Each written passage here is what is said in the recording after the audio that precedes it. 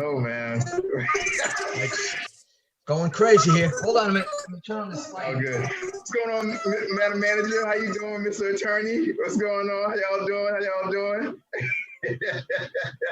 Doing good. How are you doing, Vice Mayor? I'm good. Good to see you. Good to see you. Good to see you too.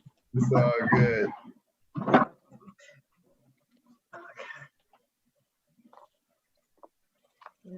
Oh, this time.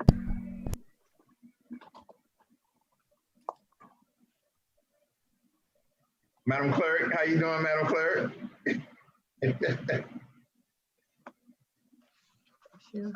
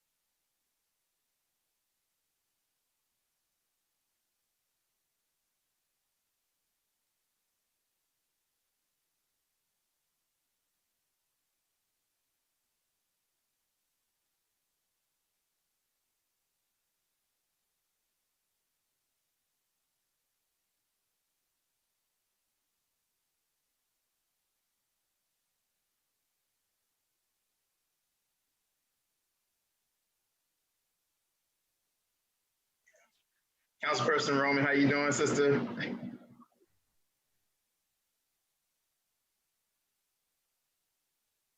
I'm good. How are you? Sorry, I was on mute. I'm good. Good to see you. Good to see you. How's not even doing? Good, thank you. Good. Tell him I said what's up. I will. Give me 1 minute. Give me 1 minute. I do apologize. You will not believe it if I told you all that I had it down for 7 o'clock. You would think after 12 years I would know, right? Give me 1 minute.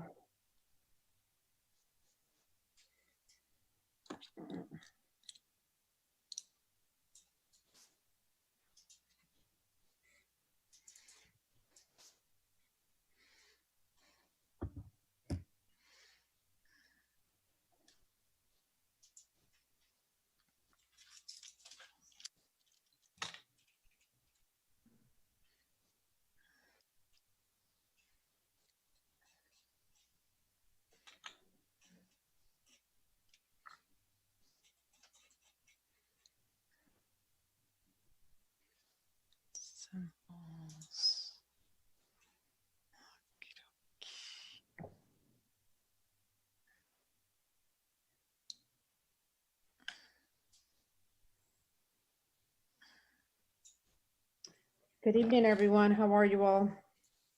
Good. How are you?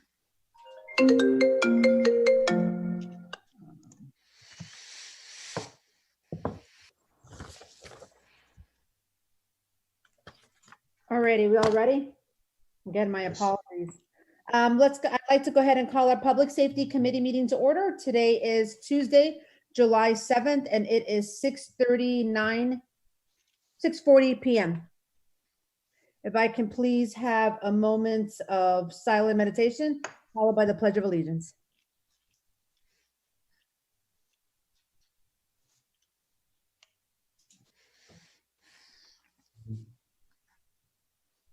I pledge allegiance to To the flag of the United States of America and to the republic for which it stands, one nation, under God, indivisible, with liberty and justice for all.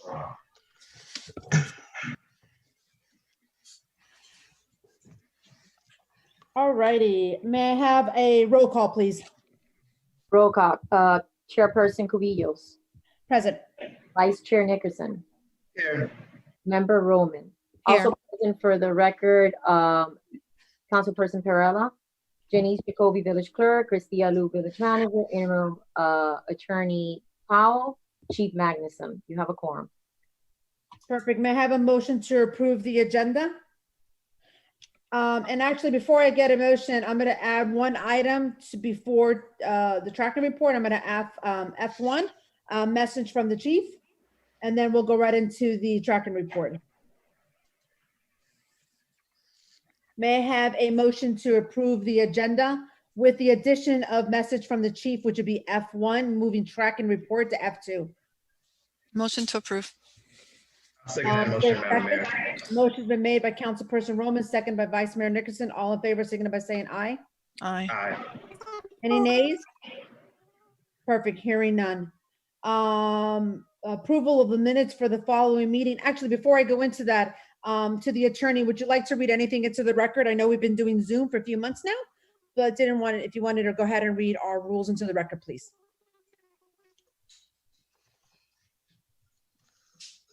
You're on mute.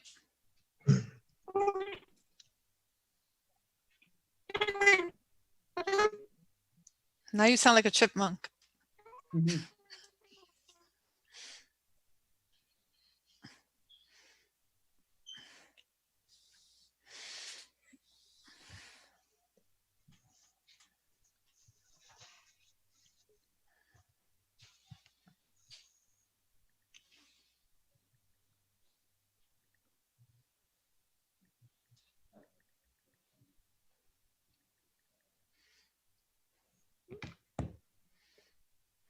How's that audio? Is that better?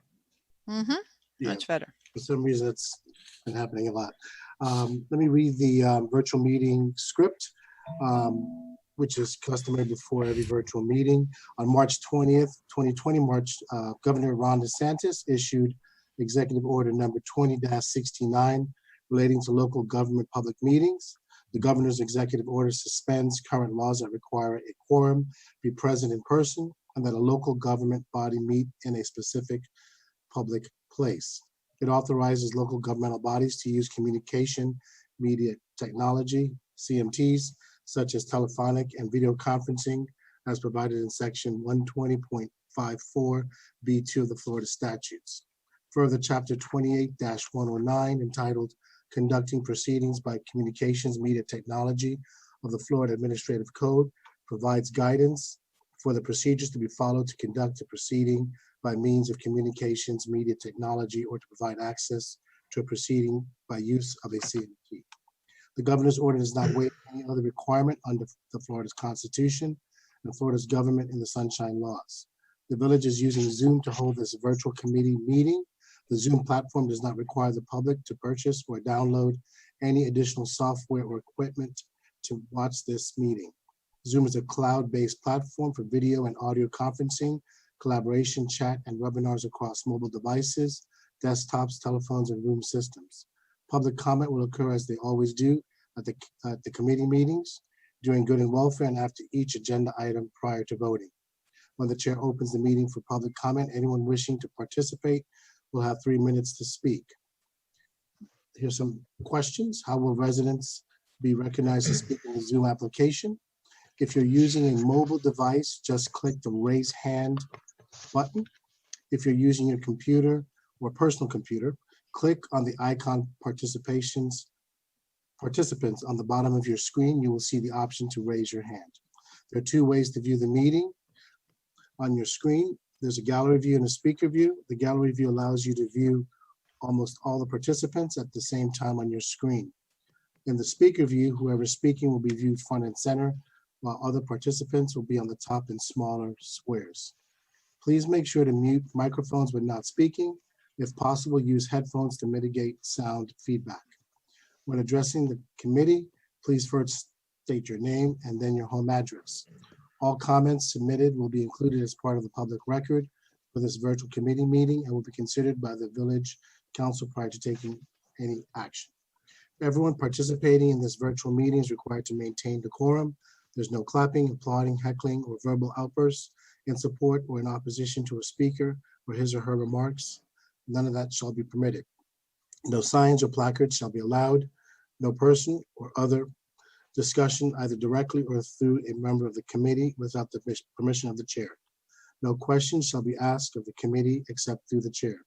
Any person making personal, impertinent, or slanderous remarks, or who shall become boisterous, rowdy, disruptive, or making personal comments while addressing the committee, shall be barred from further participation in this virtual meeting by the chair. If at any time during the virtual committee meeting, the ability of the public to listen or participate is interrupted due to a technical problem, the committee meeting shall be immediately paused during such time and will resume when the technical problem is corrected. The village has published an agenda as well as included in the notice to the public pursuant to our village code and the items and topics that will be discussed in this virtual meeting. Additionally, the public has been given the opportunity to provide public comment. Moreover, section 28.0114, subsection 4C, Florida statute specifically authorized the village to prescribe procedures or forms for an individual to use in order to inform the committee of a desire to be heard, to indicate his or her support, opposition, or neutrality on a proposition or item. The village has provided a procedure to indicate, among other things, his or her support, opposition, and neutrality on the items and topics to be discussed at this virtual council meeting. Chair and committee members, are you all comfortable with all of the notice provisions set forth and these uniform rules or procedures we have established for this virtual committee meeting? Yes. Attorney, so I appreciate the comments. I'm going to add a few comments though. This is a committee meeting, and in an effort to mitigate miscommunication to the members who are not on the committee, they are able to opine on any issue, but only during public comments. They are not in the committee, So as such, they will not opine while the committee members are discussing.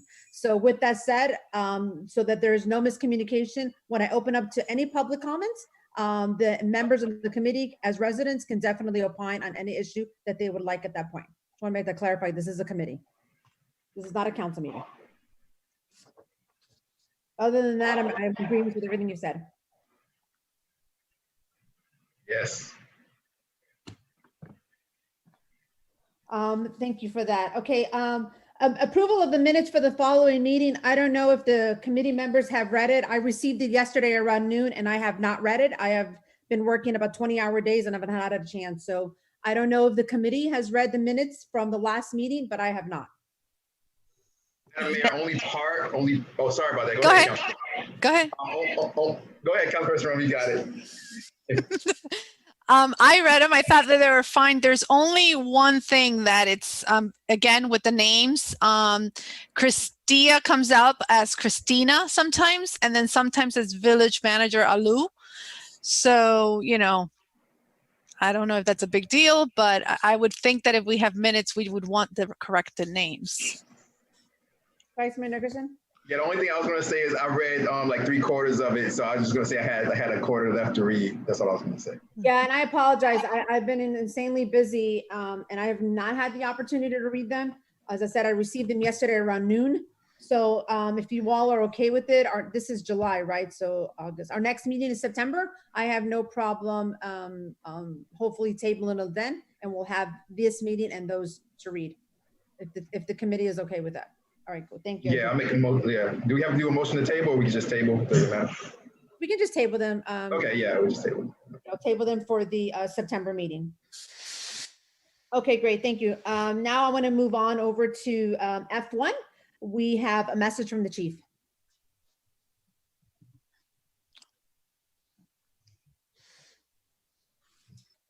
Am I to read it? Yes, please. I'm sorry. I Okay. apologize. Yeah. Okay.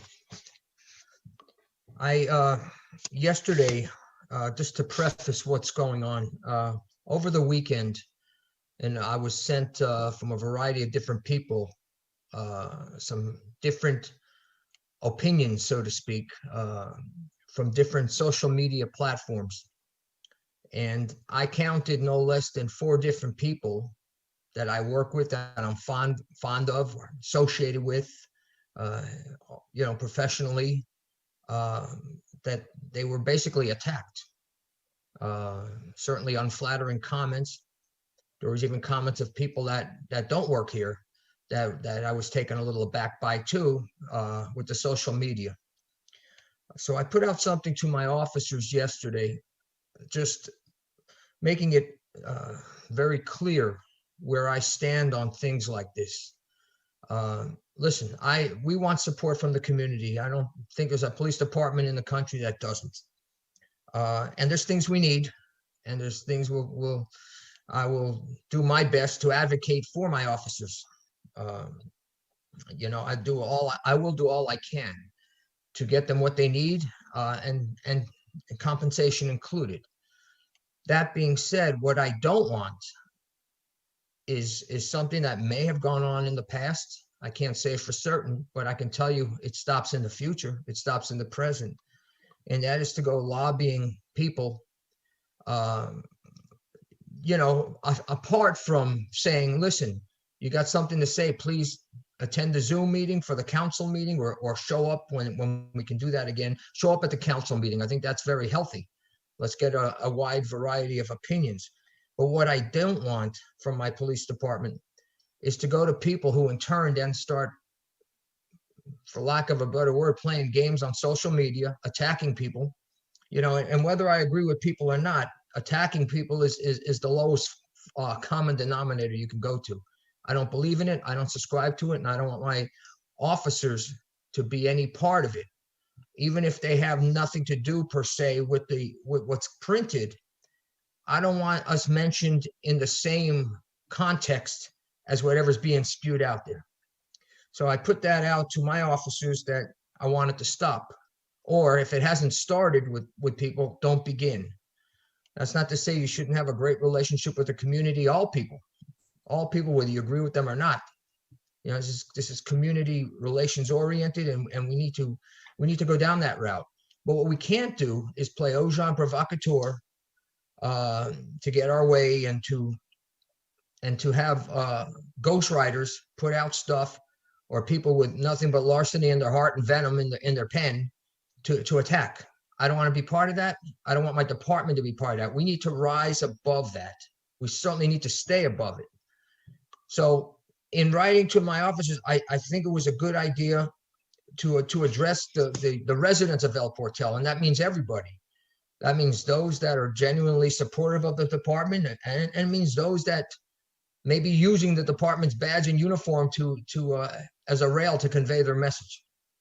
And what I wrote was the following: address letters to the residents of El Portal. Recently, I addressed the officers of the El Portal Police Department after I read something from the social media neighborhood hub next door. In the posting was a concern regarding rising crime, while it tied into our need for more cars and an opinion that part-timers don't want to come out and work with us due to the vehicle's condition.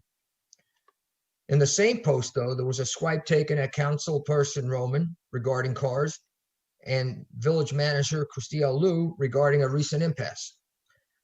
What I told my officers, I shall relay to you as well.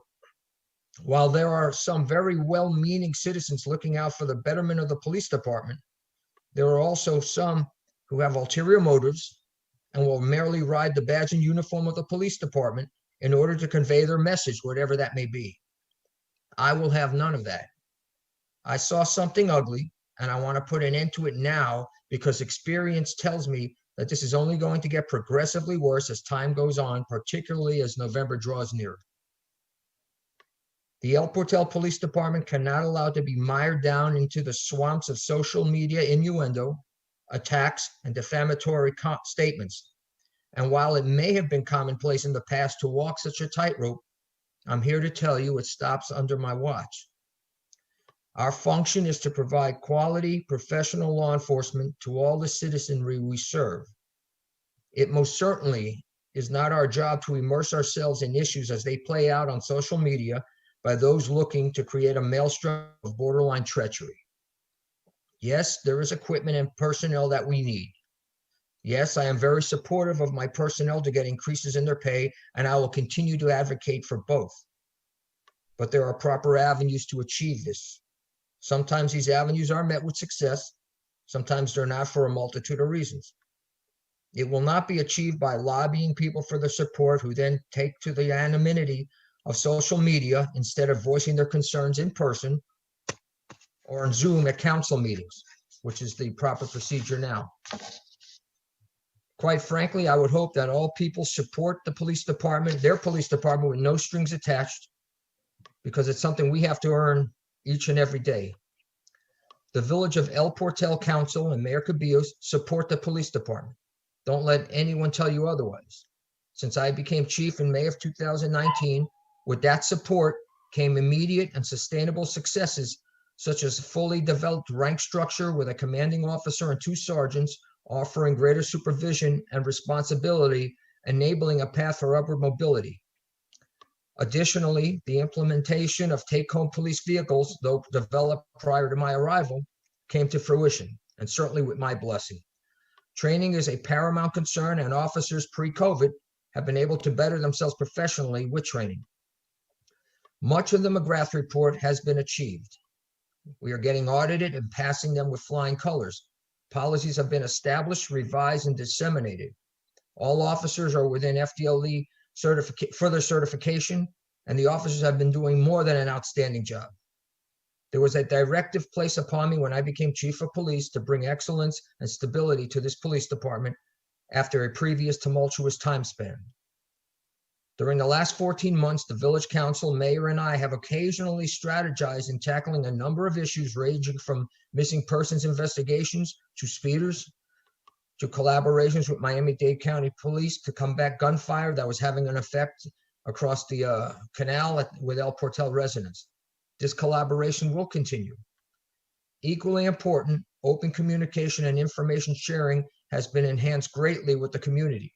Crime Watch meetings have taken place, and most recently, new blocks are looking to get on board. Block captains have been a major source of important information dissemination. During recent times of COVID and area protests, this information sharing has been invaluable.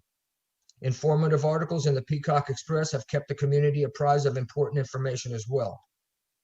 In other words, there is much to be proud of. No police department can ever rest on their laurels.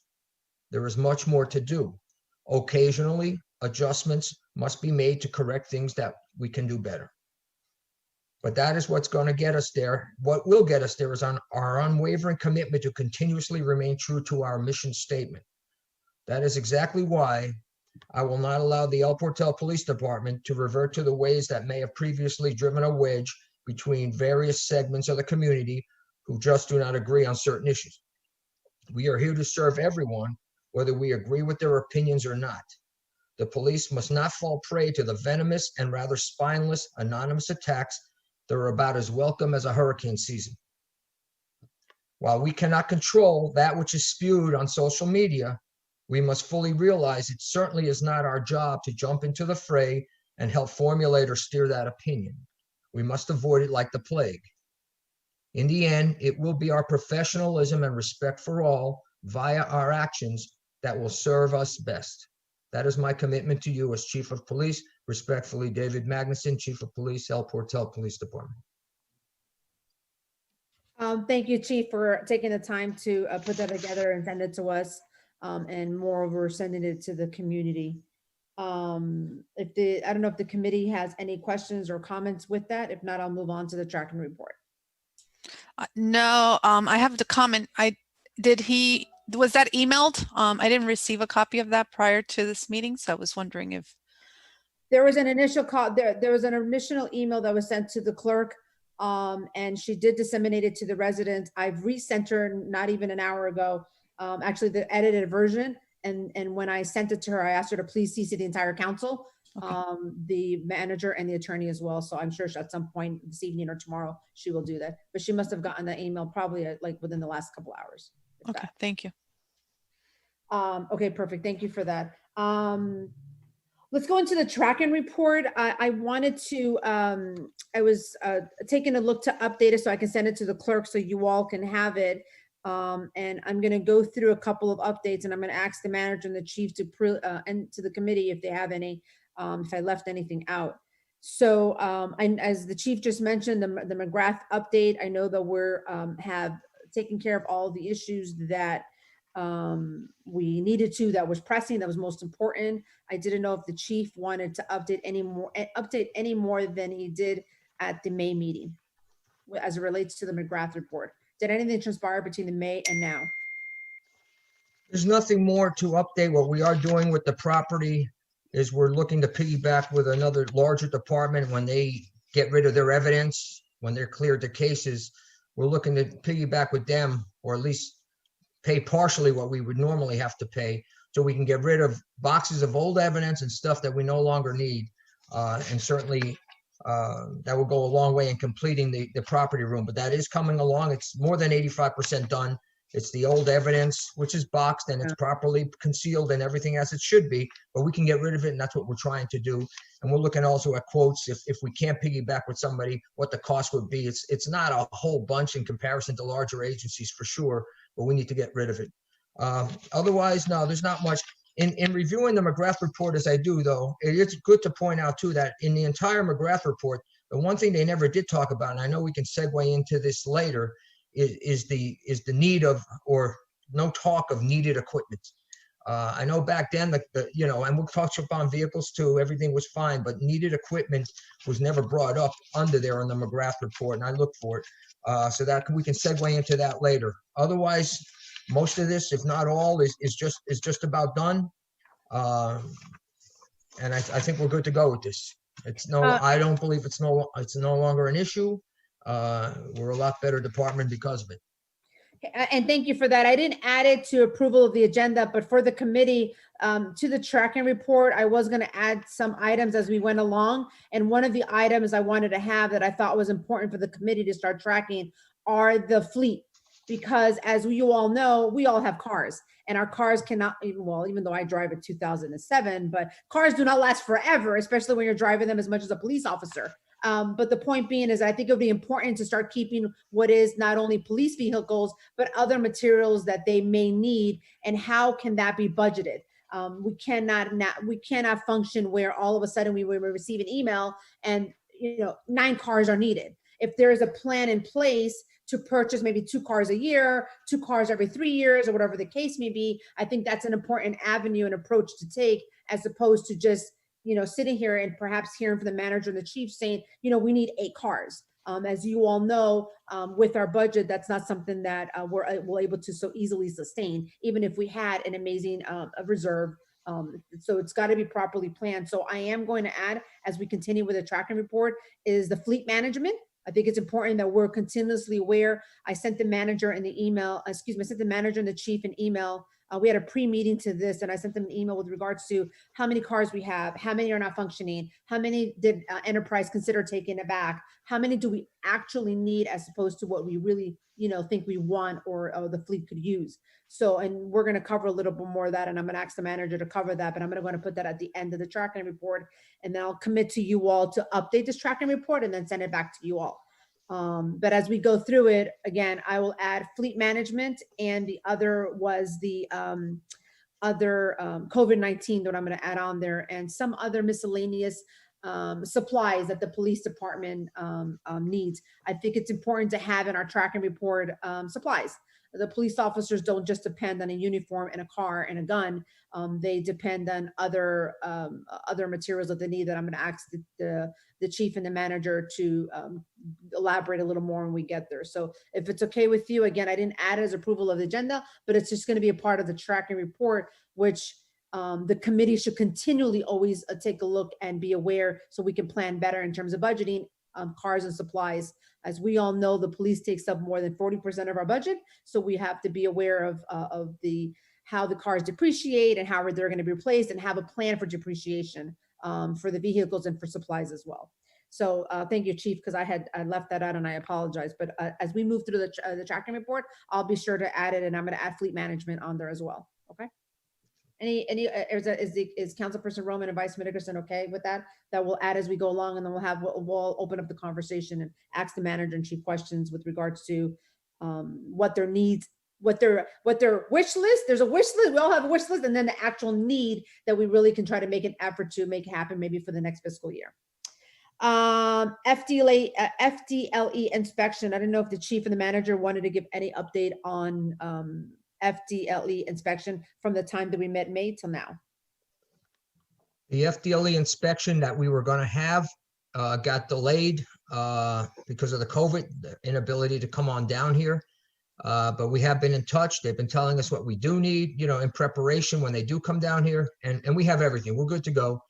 As far as the officers and their files, as a matter of fact, we had an updated inspection today on a file. It was done sending the information, via scan, but everything went well. So we're on top of that. We did the quarterly audit just now, just a couple days ago. So we're ready for that for the David, once they want to inspect that, when they start making personal visits again. If not, we can scan it and send it to them, but we're good to go with that. So since May 5th, I believe, when the last meeting was, nothing has been updated, but we are still in contact with FDLE and staying in touch to see what exactly it is they need. They have to cancel, like I said, a scheduled date because they weren't allowed to travel out to the places. When that opens up again, they'll be here, but in the meantime, we're on top of it. I have a question. As I see FDLE and in my personal business, I have to get a background check every 5 years. So to my recollection, so as long as I've been here since November 2008, I don't believe it was a policy or a procedure or a requirement for any employee to have a background check.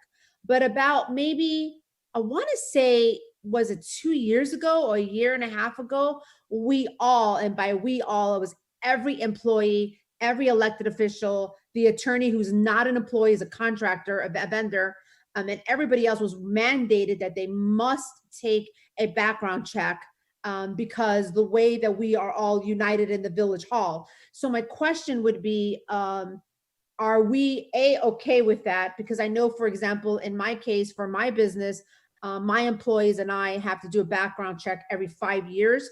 and we have a third level background check. I don't know how FDLE works here.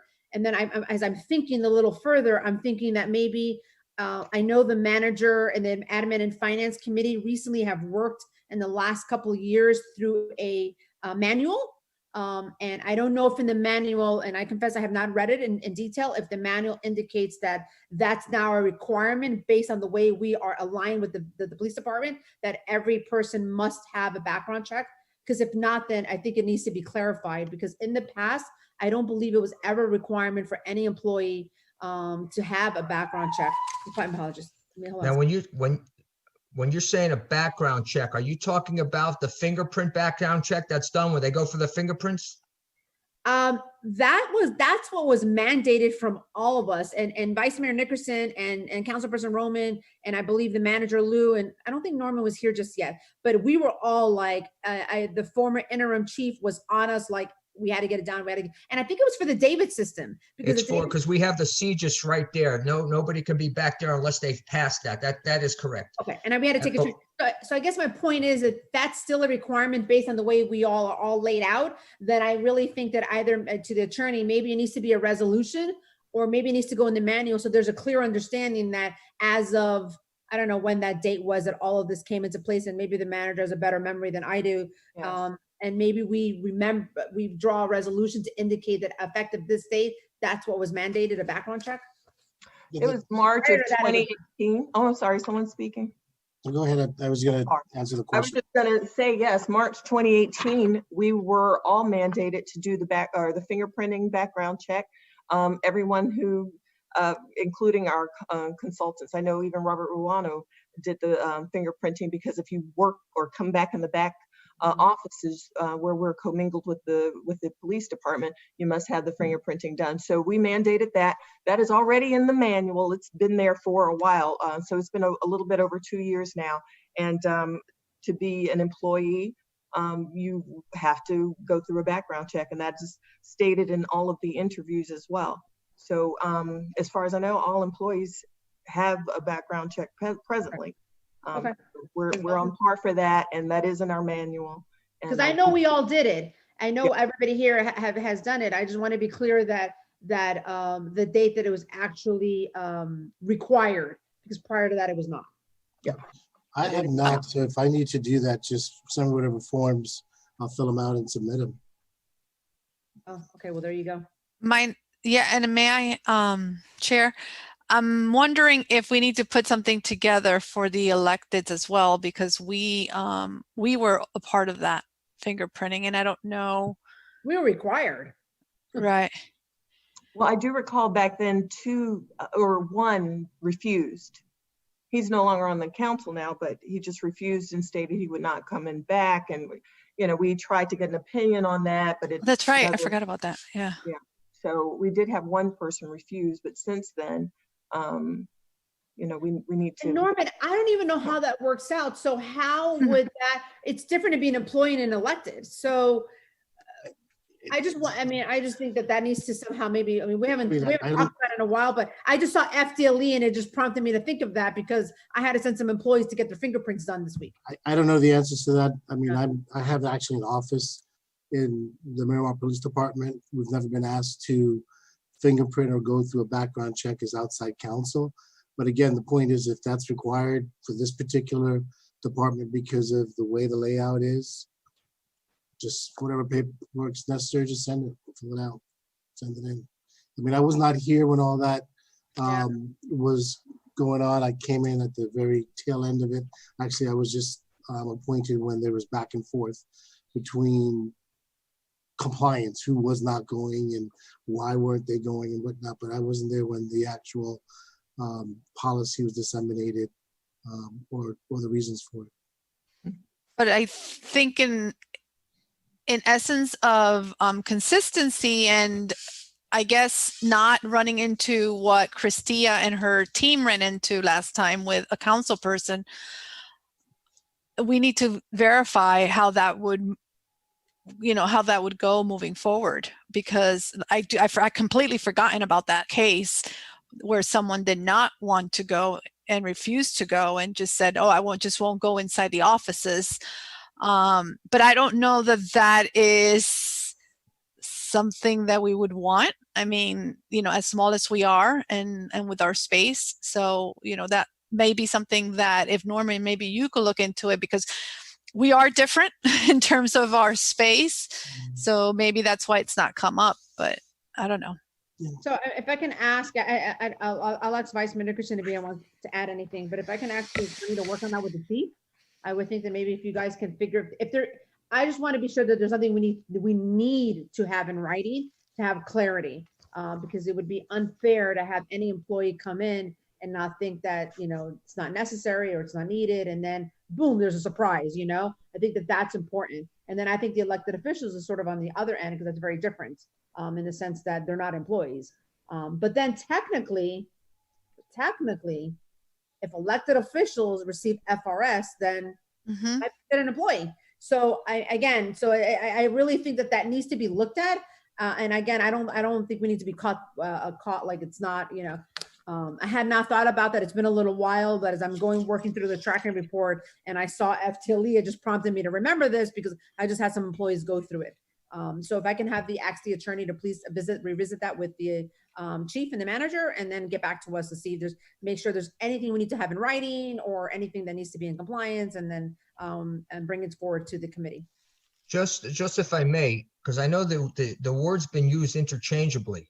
We fingerprint people that are going to come on board to be hired.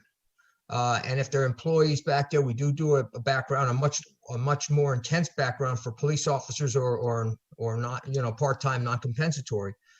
But for anybody else that's going to come back or comes back to the station, they have to go through the fingerprinting, and that gets sent to FTLE. As a matter of fact, I got a report back today on someone, everything was fine, but it comes back to me. I don't know. I have not heard of anything as far as doing a full-blown background investigation. I just want to make sure if we're using words interchangeably, if they're two separate entities or we're talking about the same thing. It's the fingerprinting, chief. That's right. Okay, that's right. Yeah. Okay. So if I don't know if you all have any more comments, but again, if I can ask the attorney and the chief and manager to please work on that together and get back to us if there's anything we need to do to be in complete compliance with that. Vice Mayor Nickerson, did you have any questions or comments? No, you guys, it was perfect the way you guys talked about everything. It was perfect. It was clear. I just want to make sure that the attorney is very important. So on one level, we have, would elected officials be considered employees because of FRS? And from that being a yes or a no, on the other level, we have, are elected officials required to have that done? Because I think that I'm with Councilperson Romer. I think that it should be done just for consistency, but we don't want to get into a situation where we're like, okay, we write it down that it should be done, and then future elected officials looks it up, and they figure out that it wasn't a requirement, and then we're in like a big little hassle then. So we really need to be clear on those two levels. That's all. Thank you, Natalie. Okay. Yes, I agree. Like I said, I wasn't here when it came down. I'd like to see exactly what was sent to us from the FTLE concerning the village and what their requirements are. I'm sure they gave us something in writing telling us what we had to do. So that would be my starting point in looking at what the requirements are. Okay, great. Thank you. I appreciate that. If you just get back to us, either the manager will get back to us after she works with the chief and the attorney on that. Next, we have Circular Rotunda. I think the manager and I can say we have disappointing news. I remember the last time we received an appropriation from Tallahassee, it was for more than $500,000. And I believe that was in 2017. And until now, that project with Orlando Rubio, who I see is on the call right now for Public Works, that project is hopefully going to be moving forward. But then we got Parkland one year, and right before the governor was going to make a decision, and a lot of the cities were vetoed. And this year we were vetoed again. As you all may know, we made an attempt, the manager and I, along with all of you, we made an attempt to achieve a rotunda, a circular rotunda that would come in the west side to calm the traffic a little bit for the kids to go to the school and for the police officers as they patrol the arrival and dismissal of the children. And there's been a continual complaints and concerns from many of our residents on the west side to have some type of traffic calming device on Northwest 91st with Northwest Fifth Avenue. And I will tell you that our lobbying team was able to achieve an actual appropriation line item for $300,000. But we just received an email within the last 7 days that from our lobbying team, Ackerman and Eli Norteles, that was vetoed along with other items that the governor is now vetoed because, as we all are aware, we're living a new reality called COVID-19. And so I don't know if the manager wants to add anything to that, but our circular rotunda, I do encourage all of you who are here and will continue to be here, that I do believe that a circular rotunda on the west side is nothing but a compliment. Not only was it the purpose of to calm traffic, but it was also to identify who we are on the west side. Exactly like Commissioner, our current county commissioner placed one right in front of the village hall. So we wanted to do one exactly the same on the west side. And in fact, we met with her, and although we had not gotten the okay, she just wanted more information on it. And I believe that if we were able to have achieved this appropriation and the information that she needed, which we had given her part of it, it would have been a collaboration with the county to be able to have a circular rotunda that would emulate the east side. So I don't know if you have any questions for either the manager or myself, but the lobbying team did tell me that that item of $300,000 was initially approved by the Senate and the House, thanks to Dottie Joseph, who does a lot of our plotting and sharing in Tallahassee with our team up there. We got that appropriation, but then it was recently vetoed. And I have nothing further to add, except that, you know, it was very exciting to go through the legislative steps to get there. We were all on par, and it looked fantastic getting through the House and then the Florida Senate, and then ultimately onto the governor's desk. But when COVID-19 struck, all bets were off, and so that is why we lost that appropriation. But I mean, it's sad. We'll keep trying, but we had some big ideas, and we were very happy to have so much support. So we'll try again.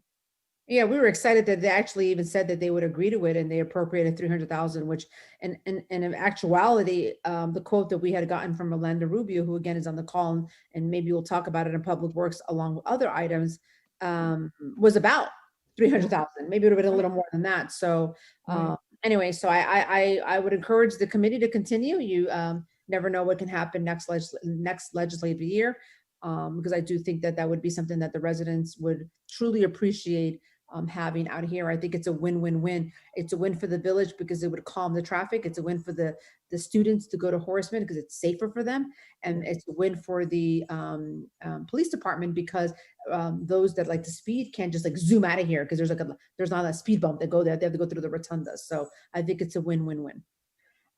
With that said, there was also the idea of having a four-way stop sign potential intersection. I would ask the manager maybe to follow through, continue with the manager of with Miami Shores, because as you all know, and if you don't, I will let you know that the west side really, we're with Northwest 91st Street, and we share the same street. So if there's a way that we can do a four-way stop sign where the rotunda was going to be, would also be another approach to be able to calm traffic a little bit.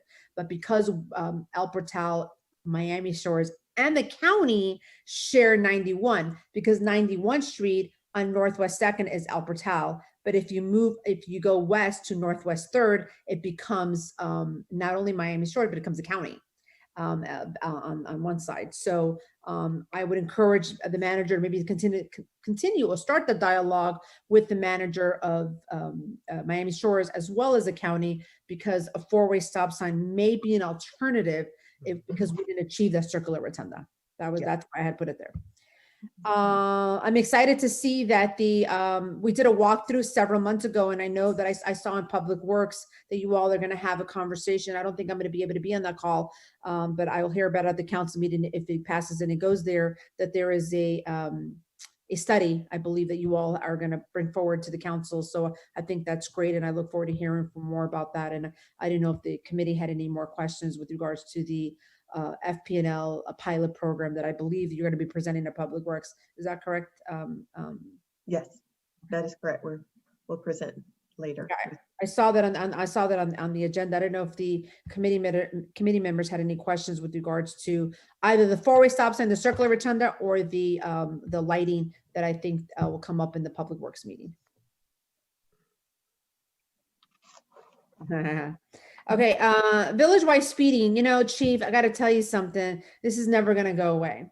I've said it once before, and I'll always say it, that I won't understand, and I really encourage the committee, I encourage the manager, and I encourage the chief to really have a sit down with Miami Shores, because, you know, to be able to better collaborate, it would really help if we were sharing the same message. Miami Shores has a village-wide, and they're also a village like we are, they have a village-wide 25 miles an hour. There has been countless times that the former manager, Adam Old, and former members that have asked for this, and the county has come to us, has had town halls, and we've always gotten a no. Mm-hmm.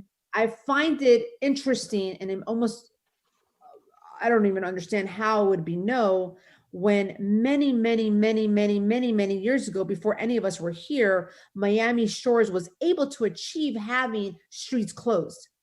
When they had their streets closed, it only impacted us.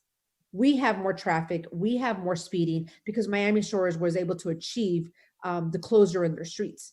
So we have we had an interim manager before David Roseman, the interim manager Basil Binns. Basil Binns met with Tom Benton, and Basil Binns asked Tom Benton, what can we do for any impact fees?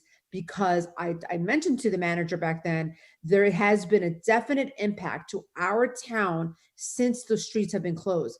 That is why, well, let me rephrase that. That's part of the reason why 90th Street is so porous. That is why 90th Street has a lot of damage on that street, because what happens is you can no longer traverse through Miami Shores. You can't go through 91. You can't go through 92 on the east side. You can't go 93, but you can go through Upper South all the way. You can literally get off I-95, come through El Portal, and hop on to go to Midtown, hop on to go to the beach, which many do. So we have had former council members on this dais that have really, Miss Brooks, which I have not seen in a long time, has used to come to these meetings regularly, and she would ask for, what are we doing to help the streets on 90th Street? Because they are so porous, they are so damaged. And I've always said, now it happens with time, I know that, but more importantly, it happens because we're impacted by that closure. So Basil Binns didn't have any success back then, but that was several years ago. I would encourage the encourage the committee as well as the manager to have conversation. I'm a believer that you know, every no is closer to a yes. But we should ask. We never know what council person, what vice mayor, what manager, what chief could potentially get that yes, that the Miami Shores would be willing to come to the table and have a conversation with us with regards to how can we make this work better. It's really hard to be a city, village next to somebody else's, and our rules and our streets are so intertwined, but yet they're exactly connected. You know, Vice Mayor Nickerson. Yes, Madam Mayor, thank you. I remember that the individual at the county level that was in charge of that was retiring. Am I mistaken on that? And no, you're correct. And there's a new individual, correct, to talk to, or has the individual that was retiring, have they left yet? I believe they have. I know what you're saying, and I want to. Yeah, I recall exactly what you're saying, and I believe she has. And I know the manager has a lot of, because we're in constant contact as it relates to those in the county, public transportation, public works. I mean, we're in constant communication with that. I don't think this has ever come up, because I don't think this is something that's going to be resolved overnight. I think this is going to be resolved over time, and I also think a little persistency is going to be necessary. But you are right. There was someone who retired and is no longer there. So it's new blood, maybe it's new conversation. But I do believe that at some point, Albertel needs to be compensated and rewarded, or this conversation needs to just continue, because when streets are closed, there's always going to be impact to the neighboring street. It just goes without saying, especially when you have Biscayne Boulevard, Publix, and all that good stuff. So I didn't know if the manager wanted to add anything to that, or any other members of the council committee. Just that we have discussed this a bit. I've tried a deeper dive other times, and then I was told no, but I think it's time we can go back. I mean, we're working on some other matters with transportation and public works, so I can ask again. And if you could remember the departments, because sadly, I mean, it's a huge department, so I do need that history just to trace back and then see who's replaced whom and get to that point, because a lot of times I will end up in the wrong department of a department. And, yeah, so I just need a little tracing back, and I can move forward with that. And I think there's two separate conversations. There's a conversation with the county, because the county comes in and does the traffic study. And I think the second conversation is either with the mayor or the manager of Miami Shores. The beauty is that we do have a new mayor in Miami Shores who's been there almost a year, and quite active and quite progressive and quite open to hearing conversation and ideas to be able to move sort of not only their municipality, but the surrounding communities more together and more forward. So I think that's a real opportunity to be able to have that conversation with the new mayor. I think she's been there, I think, a year, and I think last April, I don't recall exactly, and maybe with the new manager. And hey, it's not about getting the money. It's about having some type of a conversation to how we can help those roads that do not help the cars, do not help, our senior citizens or anything of that nature. We have a very young population now, that we have a lot of families walking with strollers. When you're pushing the stroller, it hits all the roads. When the police talk about vehicle maintenance, when you're going through those roads, it tears through the tires, so I think that's a conversation that can be a gradual one. And I think that you all could be potentially very successful if we continue that conversation. Okay. Any other comments from the committee, or recommendations or suggestions? All righty. So there you go. I put two separate lines: village-wide speeding program, because that was more something if we could talk about with Miami Shores. If they were able to achieve with the county a village-wide 25 miles an hour, how can we not? So it would be a great conversation and collaboration to have with them. It would only be to their benefit as well, to be able to have and even I would even go as far as including Biscayne Park. I mean, with 3 villages that when you put us together, what do we total? Maybe 20,000 residents, maybe if that. What a benefit it would be to all three villages to be able to have the same speed zone, 25 miles. If Miami Shores achieved it, why can we not achieve it? So, I would encourage the committee and the manager to reopen that conversation. And then the next line, I put MDC because that's the Miami-Dade County conversation. Okay, monthly police statistics. I don't know if the chief wanted to give us an update. I know there's been an uptick on burglaries. Last night, I don't know about any of you, but helicopters were going wild and crazy. The chief is great about sending messages at 12 o'clock at night and 1 o'clock in the morning. I always think it's great sometimes to be the county, because the county sends you these amazing messages. Stay at home, there's a curfew. Stay at home, it's safer at home. Amber alert. Is there a way that maybe we can let the residents know? Because, hey, if helicopters are going around, Chief Magnus, with all due respect, you don't live here, but they're loud and they're like hovering right over you and nothing for nothing, but it's kind of a little frightening. So I don't know if you can enlighten us with not only what just happened last night, but moreover, if there's a way that we can kind of like let the residents know sort of what's going on. And I think Miami Shores uses, is it called Nexus? I'll open it up to you. I'm not sure what these. But last night there was a burglary in the Shores.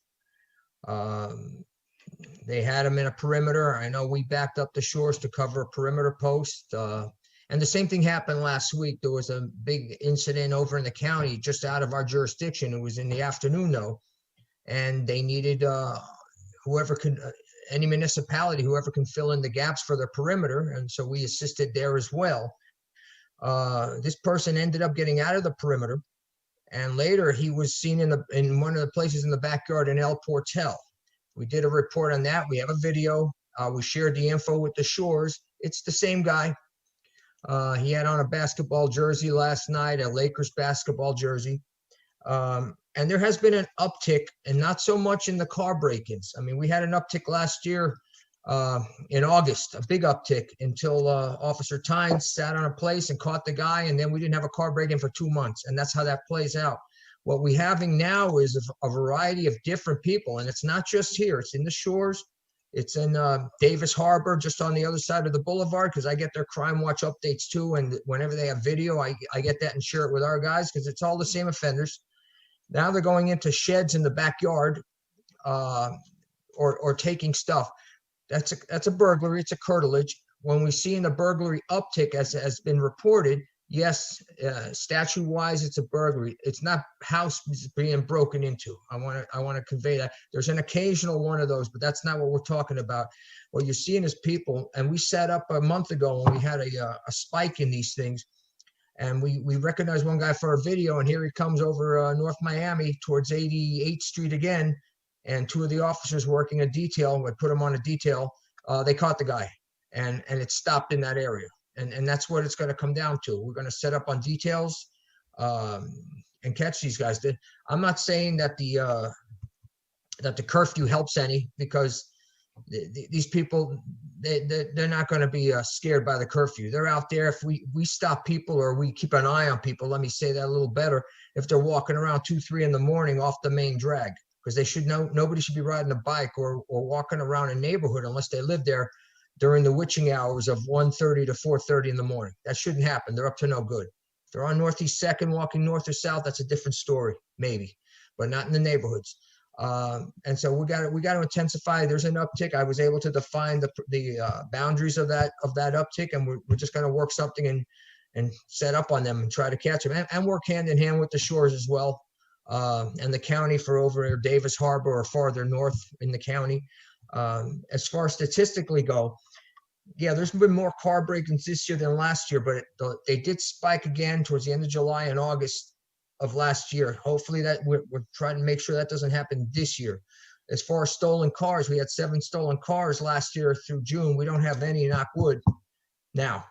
So you pick your crime. That's not to say that we're not going to have stolen cars, but there's been a big difference in that. Disturbance calls were more last year, which is surprising because more people have been in the house up to the moment. Alarm calls double last year as they are this year, maybe because more people are home. There's always explanations to these statistics by and large. The more violent crimes, thankfully, we're doing well. I will say this, though, in terms of speeding and traffic, last year at this time, we had 15 accidents that we handled up through this time. At the time of the report, with the hit and run today, we've had 5. You're talking 3 times as less accidents, which is kind of ironic, because if you're on the highway, maybe not so much in the streets in the city, but on the highway, at least at the beginning part of the COVID lockdown and all, it was like Daytona. People were just speeding. It's a little bit more traffic now. People have slowed down a little bit more. Burglaries, we're at the same as we were last year. The car break-ins, again, more this year, 12 to 4 than last year. But we did have a major uptick in August last year. And so that's where we are statistically. Suspicious persons calls or cars, there's been more last year than this year, but that's also subjective. People, you have to make sure people are calling. That's a word we want to put out when they see something suspicious to call us. So just because we have less doesn't mean there's less suspicious people. They might not be calling as much, or we're not having as much issue in those neighborhoods because more people are home most of the time now, or they're just trickling back to work. There's many more reports were written last year through June as they were through this year. And that's good for a number of reasons. It's by and large, there's less incidents because we write reports for everything. There's less incidents going around that would necessitate us up through halfway through this year to write as much as we did last year. So statistically, that's what we're doing. My focus crime-wise right now are the curtilage burglaries or the sheds, going into sheds. And again, the commonality is 1:30 to 4:30 in the morning. The officers are aware of it. We did set up a detail a month ago for a specific spike, and we caught the guy. It's time we're gonna have to do it again and see where it takes us. Everybody has the videos, they have pictures. We put out the bolos, we share it with the shores, we share it with the county and Biscayne Park. Biscayne Park helped us with a case last week. It didn't turn out to be the person, but we had somebody on a bike that ended up using the charge card. We were able to put out a photo and everything. They came up with a guy that could have been his twin. It wasn't him though. We went out there with Biscayne Park. We checked the guy out. It wasn't him. So we still have that bolo out there. So they are following up and it relates back to the McGrath report. The officers are following up with the cases. They are taking it to the next level. It's not always going to be successful. It's not, but certainly an A for effort in going down, shaking down leads, and occasionally it has paid dividends. And we're looking to catch this guy or guys that have been pulling these shed burglaries shortly.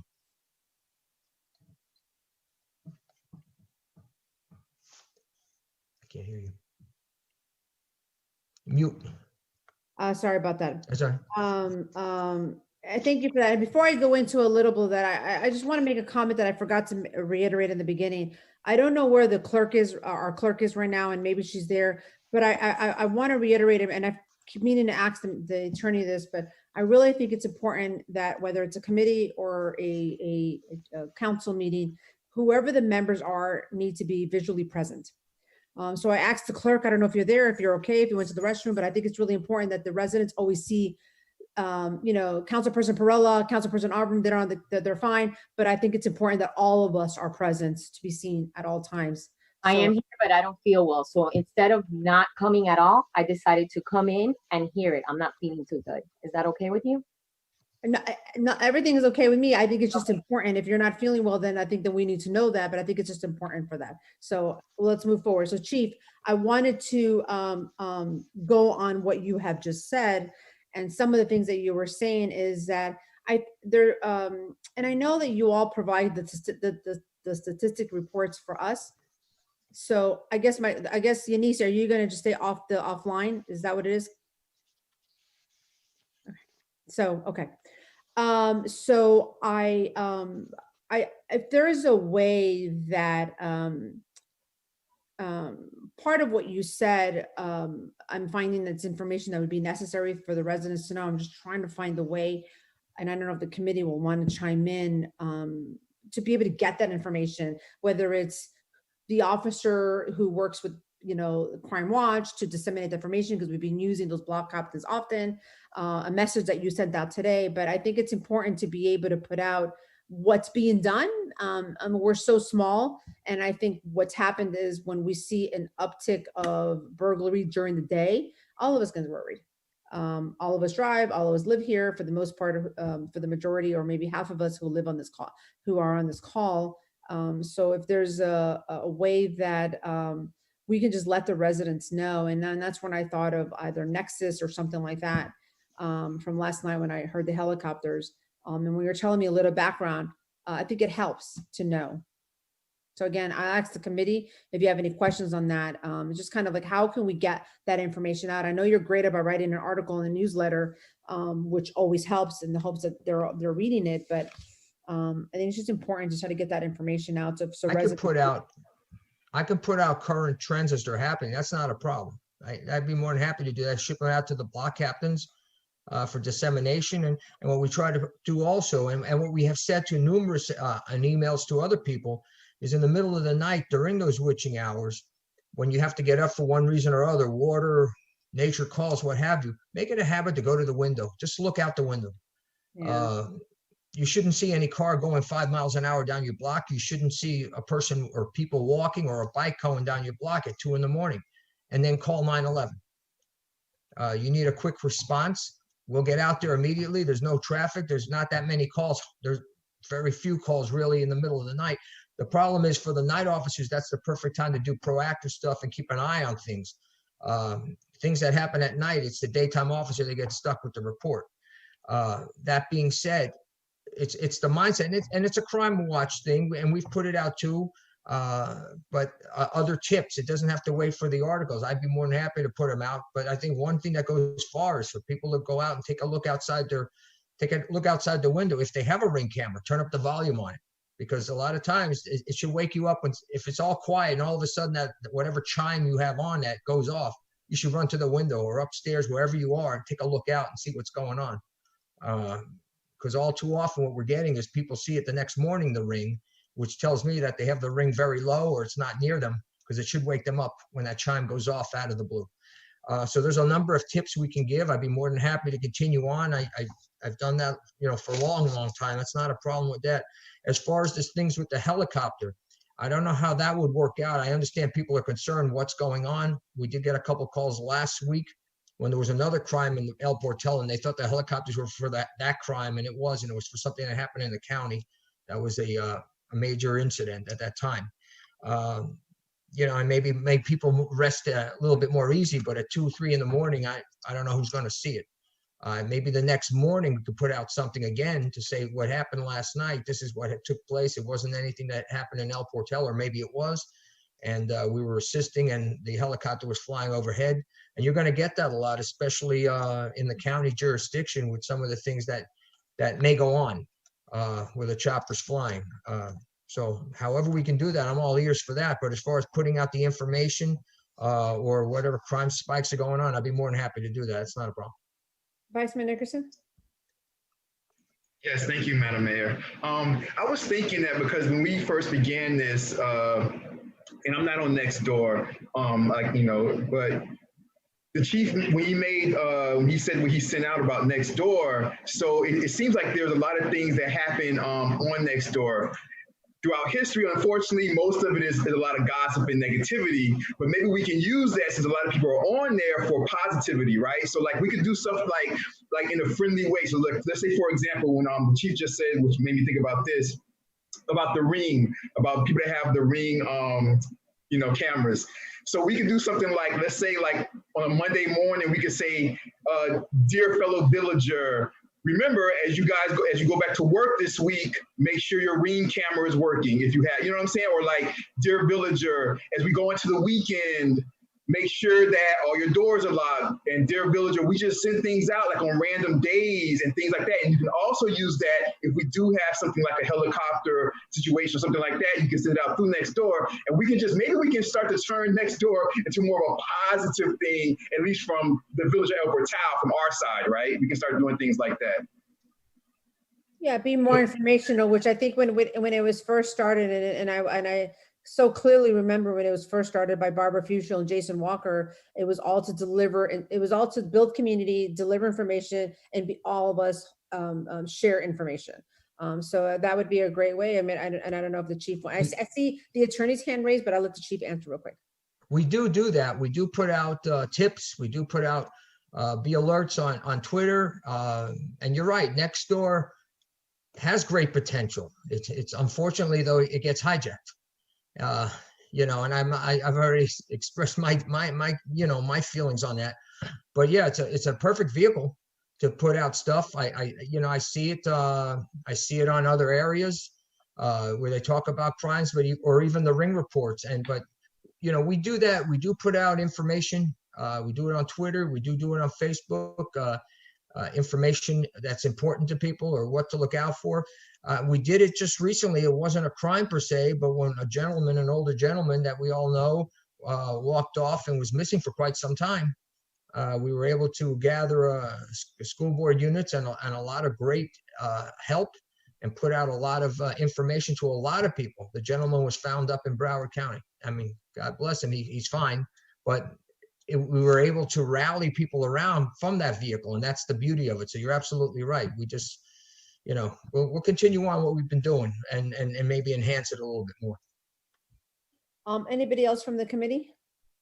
I think the attorney had his hand raised. Go ahead. I was just going to offer some input. In the past, I've worked on a couple of agreements with Everbridge and Nixle, and they're specifically designed for the police departments and fire departments to give push notifications to residents who sign up for the service. So that would enable you, Chief, to give real-time messaging about local public safety issues. And my experience with those agreements is that the cost is very nominal. So, I can put as things to do number 2 to just basically look into that with you. And That would be maybe fine. and we can present that at the next public affairs meeting. That looks good. Thank you. By the way, Miami Shores used to use Nixle. Yeah. But my recollection is that I think Nixle and Everbridge are like one company now, and it's still the same type of platform. So like if there's like a traffic accident or a break-in or something, you could just go right in and control the information and push notifications to the residents who sign up for it on their personal devices. Thank you. Yeah, perfect. That would be great. Thank you. I think we'll appreciate that. Does the committee have any other comments about that? All right, hearing none. I don't know if the manager or the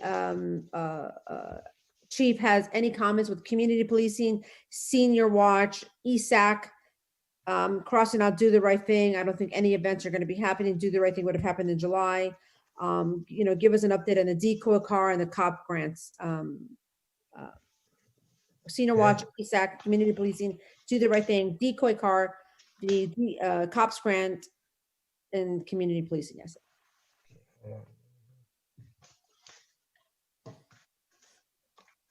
Any update that would be different from our May meeting? No, the decoy cars have to be put into use because of the fleet, which we'll again segue into. So we don't have the ability for the decoy car right now. They are being used, and one of them is down for the count. As far as a grant, as a matter of fact, today we came in, we did get approval on a small JAG grant that I'll be putting together and meeting with you and the manager later on during the week, or we'll make it work how we're going to get this done. It's time sensitive. We'll send it back, and we should get some funding, which is good. So we've been working on that. Some other grants that have popped up. It didn't pan out. But we are continuously working. I do get updates. I get emails from grant.gov. I go through them. So we're working on that. You asked me one other question, you said, beside the decoy car and the grants? Before I get into that, the grant that you all have looked at and that you may get, what would that be used for? Officer wellness was the category underneath it. It was there was a couple categories, and it was under officer wellness, officer safety and wellness.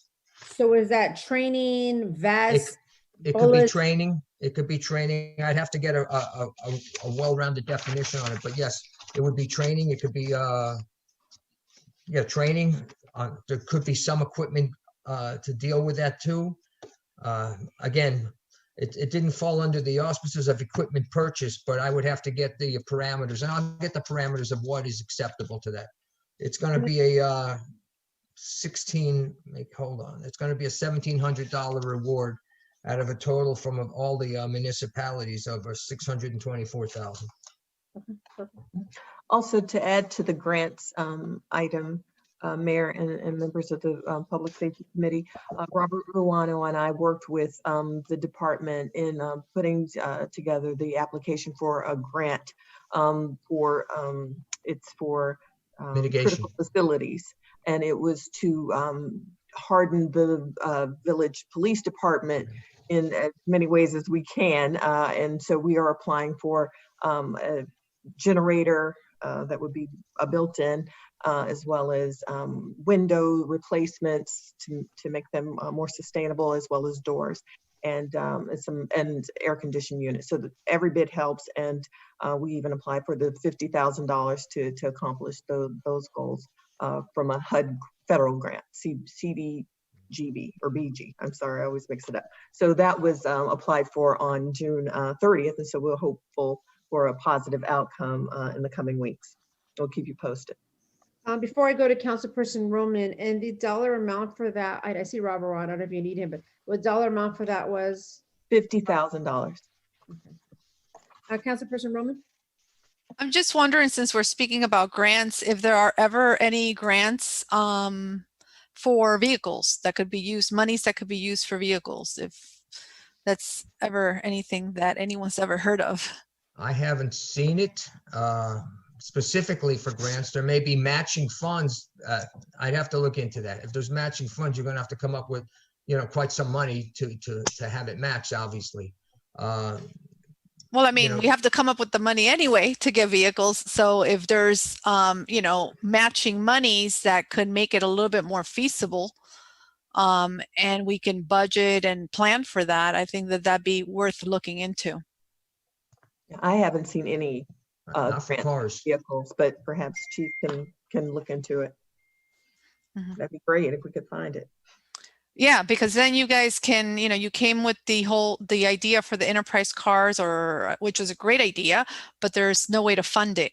So, if we can find a way to maybe get even half of that, a matching, and try to put a plan into that, I think that that'd be great. Maybe Robert Rana, who I know is on the call, maybe as he's listening, maybe something you all can take a look at. I mean, it may not exist, and if it does, I'm sure it's going to be highly targeted. But it's, anything and everything is worth looking at as we further the discussion on being able to bring in police cars annually. Or maybe something that's for like small village departments, something that's specifically for a village of our size, small cities or something like that. Now, I will tell all of you that, for those of you who are in business or who are not in business, those of you who are in business understand to make money, you've got to put out the money, right? So last year, actually during this exact time, at the opportunity that I paid for myself, I went to the U.S. Conference of Mayors. And one of the things that I learned while I was at the U.S. Conference of Mayors was that once a city is a member, you have the opportunity to apply for more grants. I don't know the exact cost of membership for a city of our size. I was, through my colleagues in Miami-Dade County that were there, who like to, as much as I think they do love us, they, kindly joked when I was there, but we were all through conversation and collaboration. I know that for larger cities, the cost is high, but I will give you an example for example, Doral. Doral a couple of years ago received a grant in the amount of, I don't recall the dollars, but I'm going to find that amount because Mayor Bermudez has specifically mentioned it to me because he knows he's pretty well versed in our city as we have a lot of conversation. And he said, hey, you really need to take a look at this. So while there's a cost to doing things like that, I think that maybe not now, that's not the right time, but something to put as part of our track plan as we put in a track plan of, how are we going to be able to purchase more cars and how are we going to be able to do all the things that we need to provide better resources to the department, maybe becoming a member of the U.S. Conference of Mayors, because the quality of grants and the amount of grants, which some of them have over $500,000. Could you imagine getting a grant for over $500,000 for our police department? And I mean, that'd be pretty spectacular. But all that takes time and takes opportunity and takes doing the homework and takes actually being a member. So I will remind the manager on that she could either call the manager there and I will ask Mayor Bermudez about that specifically, because that was a year ago. And I remember when he said that, it kind of stuck in my notes as something that, while it's not the right time right now, it's be something that I think that you all need to take a look at down the road, being a member of the U.S. Conference of Mayors. I see a hand up. Vice Mayor Nickerson. Yes, thank you, Madam Mayor. I think that I just wanted to say, I think that what you said is very important, because I think that right now things have changed, right? Because of the COVID-19, there's not a lot of public events, there's not a lot of public things to go to. But in the past, a lot of people, and I've heard, there's not a lot of people, but I've heard in the past where sometimes you might have individuals and residents that might say, well, why do they pay this money to be a part of, Miami-Dade League of Cities? Or why do they pay this money to be a part of this? Or why do they pay this money to go to like this Miami Shores event or whatever it is? But you guys have to understand that the way government works is that you have to make these connections and you have to make these relationships. And so exactly what the mayor was just talking about, these are the reasons why when you guys will see that when things go back to hopefully the old normal, that we're still a part of these organizations and we go to these events because we have to make these connections because it does yield a return that will help us in the future. I just want people to understand that kind of stuff. Thank you, Madam Mayor. Thanks, Vice Mayor Nickerson. No, collaboration, and I will say that there is a silver lining to COVID-19. And I believe the silver lining has been that the managers talk more regularly than I probably ever have. I know that the manager today was on a call because her call was at about 2 o'clock and mine was at 3 with all the mayors, and one of them was late because one of them was on the call with the executive board. So I say that there's been a silver lining where I believe that there has been a connection with all of us because we're all going through the same either pain, frustration, or just concern that our families and our constituents are all facing because we're all severely impacted by COVID-19. And this is a time that I think we all agree that if we can collaborate and share resources a little better, that we're all better because of that. And that's why we create and develop relationships. So I know that yesterday when we spoke to when I spoke to the manager and the chief in preparation for tonight's meeting, one of the things that we touched on was, how can we collaborate with the relationships the chief has with City of Miami? I've reached out to somebody in Miami Beach, because right now this is budget. And for those of you who are listening, Councilmember Perella and Councilmember Urban, who are now attending as a public, and to Councilperson Roman and Vice Mayor Nickerson, we're all in budget and government. And when you develop relationship with the cities around you, and you develop good relationships and honest relationships, they are more inclined to want to help and give back. There are other cities besides ours who are a little more fortunate with as it relates to budget and sizes and all of that. So while we may not have gotten a great return from Homestead and Doral, but we got something. We've received cars in the time that I've been here. We have received material for the police department from Miami Beach, North Bay Village, Doral, and Homestead. And that has all been about relationship driven. None of them had to do that. From golf carts to cars to that water thing that we used to use to be able to water the plants around Public Works. Granted, it was all used and is not in the best shape, and hopefully we can, Enterprise can give us a few dollars back to make up for the money that we spent for it. But again, this is the time we're in budget. So I say this is the time, if you have relationships with the City of Miami, if you have relationships and all in an ethical course of line, all cities deplete their fleet. They deplete their fleet and they purchase new equipment and they purchase new cars, and they generally give away, or we have done in the past, we've sold our really old cars for $1,000 or $500, and it goes back to the police department. But as I mentioned to the chief, this is a good time, and I tell all of you, this is a good time to contact those cities and anybody you may know. You never know. While Doral gave us 2 cars, only one works, but hey, that's one that we didn't have before. So everything helps and works together, and it makes kind of our cities a little better for it, because when there comes to be a disaster, boundaries really don't exist. They're all imaginary anyway. So as I said, we're in budget. As you all know, we have a budget workshop. As you all know, we have hearings in September. So take the opportunity to contact those that you may know. And even if nothing comes from it this year, there's always next year. There's always next year. Anything else from those items? So I want to talk a little bit, and I know I'm running a little late. It's 8 o'clock, and I want to wrap up really quick. So I'm not going to go over Ring. As far as the National Night Out, I've been in conversation with a couple of those companies who want to maybe donate to the village. I will get with the chief and with the manager with regards to what that plan is going to look like. As you all know, we've done a National Night Out for years now, and it's the first Tuesday in August.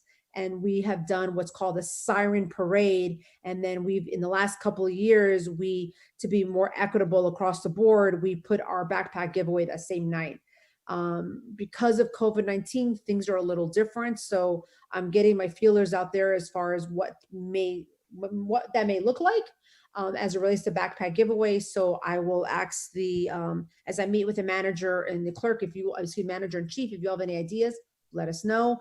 If not, when I meet with them, I'll have the clerk disseminate some information, but just keep in mind that the National Night Out is always the first Tuesday in August. Now, National Night Out is also recognized in some cities the first Tuesday in October. So my thought process was maybe not have it on National Night Out in August because it's quite hot here anyway, and there's COVID-19 is not going anywhere. So maybe it's something we potentially do for the first time in August. But again, I want to meet with the manager and the chief, and also I want to take the opportunity to, as I meet with the county regularly via Zoom meetings and medical professionals with the county, to give us updates on COVID, to get a better idea of where we're at. I mean, we're still in July.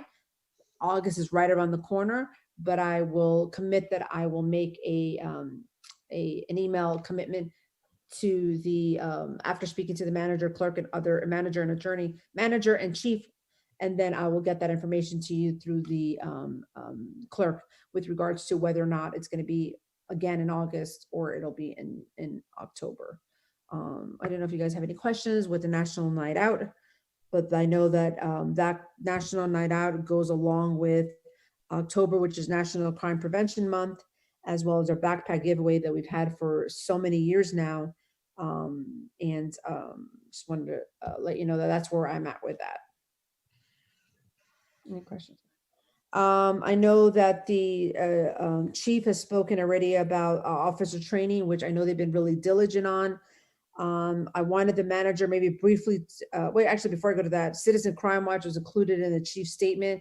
We have been really proactive to ensure that any information that gets sent out, as you all know, I sent out a mayor's report, the manager sent out the manager's report, and I use my email list that I've created in the last 12 years and I put together, I disseminate that, and then I send it to the clerk and I ask her to please disseminate it to the official email blast. Then I take it a step further and I've asked the chief to please disseminate it to our block captains, and then we ask the block captains to disseminate it to their entire block, and then the manager sends it to her staff and the clerk sends it to all of you. So I encourage you, that's pretty good communication protocol that we've been using to try to really touch as many people as we can in our village. And I say that to say that Citizen Crime Watch is essential in our village. And any member who, I mean, today precisely, there was a hit and run, and I was on a Zoom meeting with the county, and I kept getting a call and a text message from a resident who was trying to get through. I don't even know what number they were calling. They didn't specify. You still have residents that feel very comfortable calling that CP phone. When they can't, they call one of us. And the chief like immediately was out there, and it was a hit and run, I believe. So he was able to get that today. So communication is key and essential. And I thank the chief for being able to do that today. And that was just really a product and a result of Citizen Crime Watch, because the person that contacted me was a block captain. They said, hey, I need your help right away. So thank you for doing that. And that literally happened right before this meeting, partly why I was a little on the late side, because I was actually talking to that resident. I want the manager to just reiterate and reconfirm where we're at with disaster emergency preparedness plan as it relates to, I know that it was touched on a bit with regards to who we're going to use, what's going to happen in the event there potentially may be a hurricane. And I wanted this manager to give us a brief overview on the disaster plan for the village. Yes, we are connected now with the state, with the Florida Emergency Management or Division of Emergency Management to utilize any kind of mutual aid or piggyback contracts to do debris cleanup and to, you know, stabilize the village after a hurricane, if that should come our way. We are going to be doing an RFP for this month for our solid waste contract, and in that there is a request, a responsibility that will come from solid waste to do the first round to respond, to assist with whatever we can get out of the roads just to secure the roads before the debris is picked up by the subsequent contractor. So that is in that RFP as well. And we also have that included in the present contract with our solid waste contractor, Waste Management. We are continuing with our hurricane tree trimming. Our contractor has had a few issues, but they are plugging away, still working on this to prepare our trees. Our police staff has secured a number of items needed, including we had to have our generator fixed, and we had to get some equipment for police staff. So we are all geared up with our hurricane preparedness internally, and the staff is versed on what to do, and as well as our IT, because they also play a part in the way we shut down, and then how we can work from home or share information until we're able to return back to Village Hall. So we're all on course where we need to be with contracts in place, and once we have our solid waste contract determined, that will get us even further down the road on this. From the committee, any questions to the manager or to the chief? Okay. Do we have the dollar amount to where we're at? I know the last time we used the forfeiture funds, it was Councilperson Roman who asked to purchase the those signages that have been placed on some of the streets. Do we have a dollar amount of what? I have two questions. Do we have a dollar amount of where we're at with forfeiture funds? And Yes. the next question I have is, what have we done? What can we do to participate in that county department that allowed us to receive these forfeiture funds? Because in the time that I've been here, I know we haven't had the opportunity, and I don't know if it's, I want to just have a better idea. Is it because we don't have an additional officer? Do we need an additional officer? What would it take to participate in receiving forfeiture funds from the county? Well, as the first question, it's we have $12,512.42. The last time we used it was for the radar sign that was approved.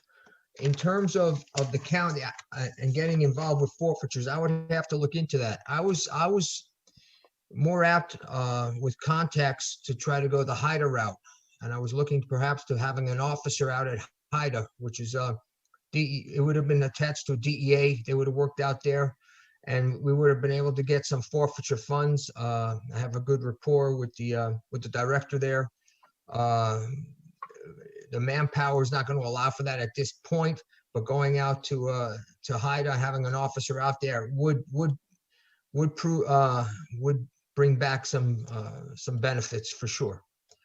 I know a lot of larger agencies do it. It would be really a feather in our cap to be able to put in a smaller agency someone out there and get them into an area that's going to bring in money. And certainly that would be my goal. And I was told something, more on the lines with DEA or something to assist. And that would be a route to go. But as you said, we don't have that manpower to do so as far as giving that up. We would have to be part of some other large operations or something with the county, with the city, what have you, that has a nexus into El Portal per se, some way or other. And then when forfeiture proceedings take place, we would get a share of that. That's happened when I was with the city, and you had other municipalities that were joined in on that, whether from a narcotics level or even investigative. So right now we're stymied as far as that goes. I thought our best bet would have been something with HIDA. Okay. Does the committee have any questions for the chief or the manager on forfeiture funds? Is there clarity as far as what we can use them for? There's a statute that defines that as well, of what can be used for forfeiture funds. If you can just email it to the committee, I'm aware. I don't know if the committee or the public is aware of that. So I think it's important to know. I know it's only $12,000, but it's still it's important to be aware of what we cannot use it for, right? So Right. as long as we all aware of that. Okay, that concludes pretty much our traffic report, because Operation Village-wide Cleanup, as we all know, with COVID-19 hitting us since the middle of March, all of our events have been canceled, postponed since then. And the cleanup would have happened during Earth Day in April, and it did not happen. And generally the next one would have been in October. So we'll see where we're at from here to October. The one thing I wanted to touch on real quickly is two more points, is fleet management and then COVID-19 and then the FAA. Now I'm going to ask the chief and the manager to give us a brief overview of the fleet management, exactly what we have, exactly what is needed, exactly what Enterprise would say they would take back, how many cars would that leave us, so that we can have exact numbers as we move into budget, which is in the next couple of weeks. We can have a real idea as to, hey, we got to really budget for 1 car, for 2 cars, for 3 cars, because I understand that public safety is not the only department that's in need. We have a public works and a code enforcement that is also in need of a vehicle to be able to fully do the job that they need for all of our residents. So if the manager or chief, either one of you can give us a brief overview to the amount of cars in the fleet, what's needed, what's not needed, and what can actually be taken in as trade-ins with Enterprise. If Enterprise is the avenue you all want to go. Right. Our Well, I'll just preface what I know the chief will describe by saying that we've been working on this matter for a few months now, and I did present to the Admin and Finance Committee some, this Enterprise deal for the village, and we have looked at procuring 8 vehicles, then 4 vehicles, and maybe doing staggered or perhaps just adding vehicles in phases. So after speaking with the mayor yesterday, we came up with a few numbers, and I know Chief will kind of give you a description of what we actually have and what we can get. So I'll let the chief discuss that. Thank you, ma'am. Right off the bat, how many vehicles do we need? About 8. I'd say 8. Is there a way we can stagger it, like the manager said, the mayor? Yes. How many cars do we have in the fleet right now? I mean, if you drive by, or what should be out there if everybody was here at the same time? 22. How many are functional? How many would we end up keeping? 7. Okay. There is a plan in place. 5 of the cars out there that I say are no good are the 5 Homestead cars. They're all out of service. 1 was assigned to code enforcement. We gave 1 off the bat. There were 2 Doral cars. 1 has been assigned to Officer Lopez, the other one to the lieutenant. The Doral cars do work. They work. The spare cars, well, first of all, the Dodge Charger we have is out. So we had the 5 that are out. We have 7 spare vehicles out of service, which includes 2 Impalas and 5 Crown Vics. They're out. And I can give you a breakdown as to why they're out and what the issue is. Right, how many would we be keeping? There would be 7 cars we're keeping out of the total 22. But keep in mind the 22, a lot of them are no good from the get-go. They really got to go. It looks like the lot from Sanford and Son, the parking lot. They need to go. Enterprise will take the cars. They will take the 13 cars that need to go. The only thing we're going to get stuck with, and they don't get involved in that, and I get it, we have to pay for the destriping and removal of the police equipment on there. That comes out to about $300 per car. It's $150 for destriping, $150 for taking out the, and that was on a quote that was a couple months ago. We have 1 full-timer whose car is a 2014. That car will turn out to be a spare, and we'll bring in a couple cars. The new cars will then fill in the gap there. As we're looking down here, do we have the North Bay Village donated vehicles? That was a question. 1 has an electrical issue, no siren and wiring issues. It's not gonna be terribly expensive to fix, but it needs fixing. The other North Bay Village has an ABS brake issue, and taking it to different mechanics, they cannot find a module for that car. So that's a safety issue with the brakes. We can't mess with that. When the new vehicles come, they would go to the 2 officers. I would get it out to the lieutenant 2 or another officer and transfer whatever cars they're using back to the spare fleet. So we have then a robust fleet again. What else? So that's basically what we have right now. Right now, though, the wish list, as you said, the 8 vehicles are needed. We can go with 3 and then trickle in for 3 or down the road for there. We can figure out a way to get that done. But as far as the full timers go, 1 car, that 2014, that's driven by Tynes, it's on the fritz. I don't know how much longer that's going to last. And our spare cars, which is what the part-time non-compensatory officers drive. I know Owen was out there today, no air conditioning. It's kind of rough in July. And the other one We just bombed it because of a roach infestation. I mean, now that's, that'll get taken care of. The car's functional, but these cars are not in good shape. The take-home cars are in good shape. And I say Tynes car, it's a mechanical issue, but all those cars obviously are in good shape as well as I thought they would be for obvious reasons. But we are having issues again with some of these cars here. The spares, the Crown Vics are out of service, high mileage on some of them, but some of them don't have that high of mileage and they're no good anymore. They're just not functional. I just want. I'm sorry. I was going to say, and I'll add to the ones that are functioning. Those are some cars that were purchased, I believe, in 2016 or 17. They're presently out of warranty. So, this is going to happen as these vehicles mature, and we are no longer in a place where we have newer cars. So I believe that the enterprise deal would be good for the village because we would never have old vehicles.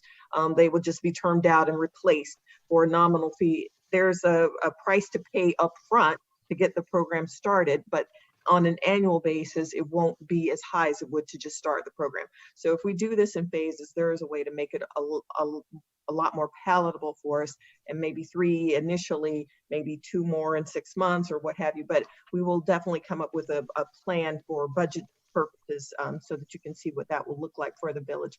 I think it's imperative our officers can't do their jobs without a vehicle. And I mean, even this weekend, I got a call, $7,000 to repair one of the, we can't pay $7,000 for an 8-year-old car to be replaced.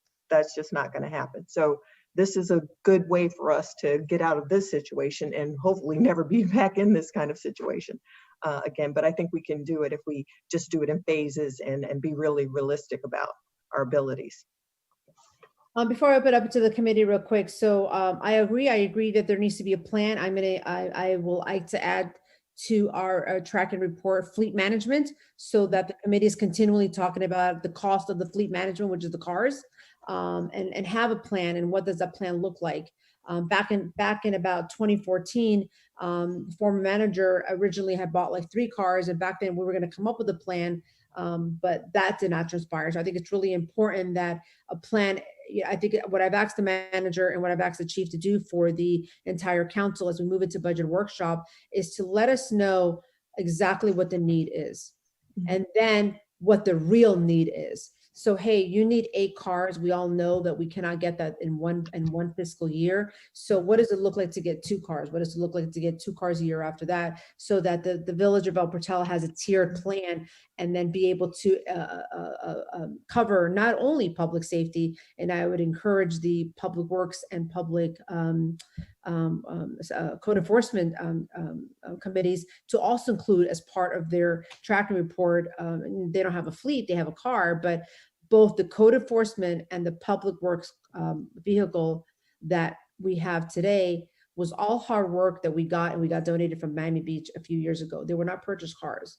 So we've been blessed with great relationships, and that has gotten us here. But I think, we need to continue with our great relationships, but also work on having a plan. And the plan is, this is what we have, this is what we need, but this is what we really need. And then, hey, let's come up with a plan with a 2, 3, 4, 5-year plan for all the departments, police, public works, and code enforcement, and have it on a tracking report. So whoever's on the committee can continue tracking what's the cost, what's the expense, and hey, we may be in 2021, but we got a plan in 2023 to get a car. So I want to add fleet management to our tracking report. And then on fleet management, it would be the idea for the committee to hopefully continue that conversation. And then I'm gonna open up to the committee, but as I said, I've asked the manager and the chief to come up with a solid and clear-cut plan. This is what we need, this is the cost, but hey, we can do it in a 5-year plan, in a 3-year plan, in a 2-year plan, in a 1-year plan, a 7-year plan, so they can present it to the full council at the budget workshop. I'm gonna open up to the committee for any questions or comments. Yes, Madam Mayor, if I may. I just have a question. So when I heard for example, the manager was just talking about the $7,000, Madam Manager, I don't know what the $7,000 was about, you know what I'm saying, or was for, or whatever, as far as mechanically. And the chief would know a lot about this also. But sometimes with government, I don't know if if we have to use a certain mechanic that like the whole county uses or something like that. I don't know like how that works. Is that the case, or do we have to find the mechanic ourselves? They have, the city has a motor pool that's hired by the city or county. We can't Okay. use theirs. So we're not large enough to have our own motor pool. Well, which is actually good, because the reason why I'm asking is this: a lot of times when you have certain companies, and Councilperson Roman is big about this also. A lot of times when you have certain companies that you use for a long period of time, they kind of get comfortable, and since they know all your cars are coming to them, they'll charge you like over the amount than because if they felt like they had to compete with your business, then something that may cost $7,000 in actuality, if it's not, because $7,000 sounds like a new motor or a new. Well, that's what it was. Is that what it is? That's what Okay, it was. I didn't know what it was, but That's we just why. might, but that seems okay. But we just might have to keep our eyes open, because in the future we may be able to find, if we find other individuals who may give us better prices, because sometimes when you're with people for so long, they get real comfortable, and we might be able to find better prices. Well, sometimes. that's exactly what happened. We were using another place not far from El Portel. Okay. I don't want to embarrass on the air, I can tell you offline, but we found out that they weren't fixing much of anything. Okay. The price wasn't bad, but they couldn't fix it. I mean, and then you you come guys back are for something ahead else. of the curve. That's all I was saying. We are going to a very reputable place now. The high amount was that engine blown. That's what that was. Okay. Thank you very much, Madam Mayor. Thank you, Chief. Thank you, Madam Manager. I will, just to add to that, we're required per the collective bargaining agreement to use certified mechanics to repair all vehicles. That's one thing. And the second is that we're using, when I came on board as village manager, we were using one auto repair. We then moved into a relationship with another one because we didn't find that that repair business to be giving us a good enough deal, and the constant repair was too much. So we went on to another company. They did a great job, great prices, but decided to retire from work. So then we went into this relationship with Goodyear. So we will always look for a good price, because I agree, as an owner of an older vehicle, I know you have to shop around a little bit, but yeah, that will always be present, but we have to have a certified mechanic. Any other comments or questions from the committee on this matter? Okay, hearing none. I wanted to touch real briefly on COVID-19. It's July 7th, and I apologize that I've not submitted a mayor's report, but I've been a little on the busy side more than usual. That's even manageable for me, but anyway. But COVID-19, as you all have been hearing in the news, there's been an uptake with cases, and so our calls with the county mayor and the manager could tell you she's been in a lot of she's in every call with the managers in the county, and that is that what's being shut down. So the county mayor has not put out a new order. There's a little back and forth right now going on, but from the last call that I had, and my last call ended today at 4:40, and that is that the gyms will not close. That the beaches will reopen tomorrow. Public restaurant dining is closed inside. It's only open outside. And there's going to be a lot more conversation that's going to happen in the next few days. I will put that as part of my report for June, as far as some of the things that have been transpiring. I just encourage you all, as you all know, the county mayor put a mandate out right before the 4th of July weekend, where masks are required indoors and outdoors for the protection of not only yourself, of those around you. That's really the one thing that we can just continue to do consistently, all of us over the age of 2, to do in the hopes that until we all wait for a vaccine to come forward, that we can comply and help every community comply and every neighbor comply, so that we can make it through this current pandemic. And if you all did not see, Governor DeSantis yesterday, if not the day before yesterday, an order went out where all public schools will reopen 5 days a week as of August 24th.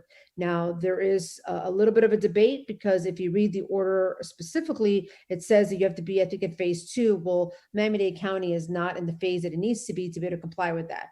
If you are a current parent and your child goes to a Miami-Dade County public school, they've given you 3 options to answer whether you want your child to attend 5 days, do you want them to attend completely online, or do you want them to attend online and attend actual class. So there's still that conversation. The school board member that was on our call today said there has been nothing decided on Miami-Dade County level as it relates to August 24th. But as we move forward, I believe that when we may or may not, as I said on the call today, this is it's completely new for all of us. Doesn't matter if you've been in office 10 years, doesn't matter if you've been in office 2 years, doesn't matter if you've been in office in probably 20 years. We're all just collectively working together, trying to figure out how we are going to be able to work through this together and keep the primary objective. And the primary objective is to keep all of the citizens in Miami-Dade County and in our respective municipalities as safe as possible. And I do believe that that's the common denominator that every mayor has in Miami-Dade County. Maybe how we get there is not cohesive, but that is the end game that we all have and we're aiming for during this pandemic. So that's COVID-19. I'm going to add actually COVID-19 to the tracking report because as we all have heard, seen, or listened to, it doesn't seem like it's really going to be going anywhere. And I do believe that it's important on so many different levels. Number 1, compliance. Number 2, preparation in terms of a village as a whole. And number 3, how can we as elected officials in public safety and all of us together really continue to deliver the same message out to every person when we're out there, whether it's walking our dog, walking our children, or hanging out with our neighbors. What message can we continually deliver that all is cohesive and consistent as that is, hey, let's all do what we're supposed to do for the betterment of our community and better for Miami-Dade County as a whole. And on that note, I just want to touch on real briefly to the clerk and to actually everybody on here. And I've done it to my staff. And if you're not feeling well, don't come in, and you should not feel afraid, scared, worried, concerned that because you're ill, you ever lose your job. I think it's important that if you're not ill, you let us know and you don't come in. And it applies for all of us. Hey, I'm guilty of thinking that I can tolerate everything and I always show up. But if you're not feeling well, whoever you are, police officer, just let whoever your boss is, your supervisor is, chief, manager, the mayor, whoever it is, applies to all of us. If you're not feeling well, just don't come in, work from home, or if you can't work, it goes back to just communication. Just let us know. I would hate to hear that anybody, I mean, public safety, public works, and code enforcement is important, but nothing's more important than the health of an employee, of a person, of a child, the husband, wife, aunt, uncle, grandmother, abuelo, it doesn't matter. Nothing supersedes the life of a human being. So I wanted to say that before I open up to public comments. I think that's really important because I think we all think that we can do everything and we can't. It's just too hard to do that. So I open it up to the committee. If not, I'll open it up to good and welfare. Does the committee have any questions? Yes, Madam Mayor, if I may. Are we still, and forgive my ignorance, but I remember I asked this last time, are we still really good with our supplies for COVID-19 supplies? I'm just asking because, you know, everybody's saying that there could be that second wave when winter comes and things like that. And I just don't want us to be lost if like there's a great snatch up, you know, nationwide of supplies and things like that. I want us to be, you know, proactive, order things in advance. Even if we got to order, like, you know, like over order in a term in advance, just so we're prepared and we're not around, you know, running around trying to find things if there is a second wave and people do start to, like, you know, hoard a lot of stuff. That's all. Thank you, Madam Mayor. Chief, did you want to answer that, or the manager? Our supply is good, but we already have it planned that within the next month or two, even before this uptick, whatever you want to call this second phase now, or the continuation of the first one, even before this, we have a plan in place to start ordering some more stuff, and we're getting to that point now. Not that we need it, but thinking ahead, as you said. That's our plan before people start jumping into it. But I'm sure everybody's thinking the same thing. So it's still going to be the same battle, but we'll get it. We're still stocked very well. We got an inventory. We're good. Thank you. Councilperson Roman? Chief, I don't know if I don't recall if I shared with you or with the manager, but either way, I'll share it to all of you is, and to really echo what the vice mayor just said, I want to add one more thing, and that is, we don't know what July and August, September, and October are going to bring us as it relates to hurricane season. So I really think it's important to plan, because I'd hate to be in the middle of a hurricane and the pandemic is at a even more concerning rate, and then you're trying to place an order, and guess what? No one's shipping. Everything's back ordered because we're dealing with a hurricane crisis. So, really work on that with the manager as it relates to having exactly what the department and all of the employees at the village hall would need. Okay. Would it be the right time now if I'm talking about one other piece of equipment that I find is very imperative that I need to bring up now? You can, absolutely. I know we talked about the cars. There's some other pieces of equipment that we need in terms of the demonstrations and protests to protect the officers. But what I'm going to jump in between that is something that is extremely important. That's our ECDs, our electronic control devices, for lack of a better word, our tasers. There needs to be a revamping of just about the whole supply. We have many of the ECDs that were bought years ago. They were not put on an extended warranty. Some are non-functional. There's no batteries. There's no cartridges. And here's the point I'm trying to make. And there is an expense to replacing every one of them. I give you that. But here's the thing. We already have them passed out to the officers. They're a great intermediate device. And I was on scene for one such incident last summer, where a guy lunged at two of my officers with a knife and he was tased. He came from a distance, so the taser was the proper thing, and it stopped him. Had they not had the taser, they would have shot him, and it would have been a good justified shooting. The fact of the matter is, being able to have to do something and having to do it are two separate things. What you wouldn't want either is a non-functioning taser or ECD at the time where you would have needed in that situation, and then you're sort of, out of luck. There should have also been with these tasers a data port download kit, which the supervisors, commanding officers, myself could see how often these tasers have been utilized aside from training, so we can keep accurate records of that. That wasn't purchased. It's not there yet. The cost, to replace everything is upwards of $20,000 for everything. For the 18 or the 16 new tasers for everybody, including the part-timers, to have on them. And I will say this, as we bring out the quotes and everything else that moves forward with this, not to have an ECD, or certainly a functioning one, but not to have an ECD as part of the officer's equipment would be a huge mistake. They need this piece of equipment. And again, it's that one last stop before having to use or resort to deadly force. And I'm having an issue. I just had one turned into me the other day, so it's just not working. And so there needs to be a whole revamping, this time with an extended warranty also, because some of the items that we can fix, they're slightly less than what it would cost to buy a new one now with a full warranty, because they've upgraded. Axon has upgraded their equipment. So I just want to bring that up moving forward. That it's an important piece of equipment for law enforcement, and it's in bad shape by and large. It needs to be fixed right away. And that was something that I could not pick up on last year that quickly before we had the budget season talking about this new fiscal year. It took a little bit longer to get settled in, and things started going little by little and doing full inventories and stuff. You come to realize that we have an issue here. So I just wanted to put that out there.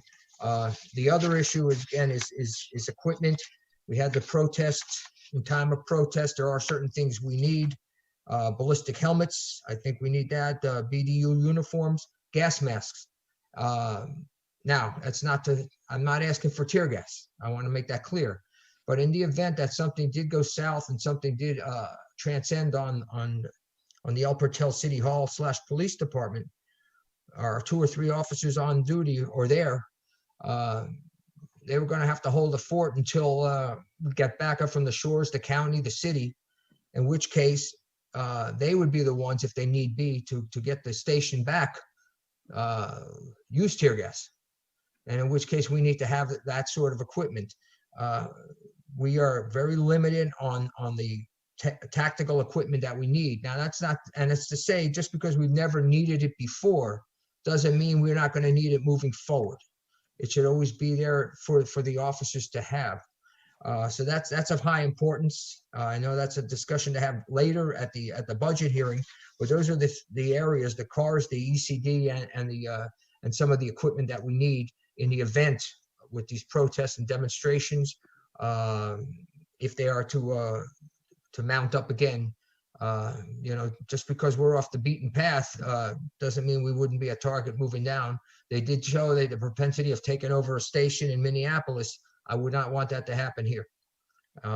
So that's it. I just wanted to put everybody on notice. These are the areas we need. And again, I look forward to a good, robust discussion in a couple of weeks with that. Thank you. Thank you, Chief. Any comments from the committee to the chief? Yes, Madam Mayor, very, very quickly. The gas mask, Chief, how much are gas masks? Got a price right here. They're expensive now. For the entire department, the gas mask would be excess for the entire one, $7,000. They're expensive. Gas masks are expensive. The helmets with the face shields are far less, oddly enough. But yes, they're $7,000, upwards over $7,000, like $7,500, depending on the size chart and verification and making sure it fits inside the helmets. So that does come with an expense. Because you guys would need those even if it didn't come down El Portal. So let's say, for example, if something happened just in the county or in the city of Miami or downtown or something, a lot of times, won't they call in extra officers from other municipalities to come in and help?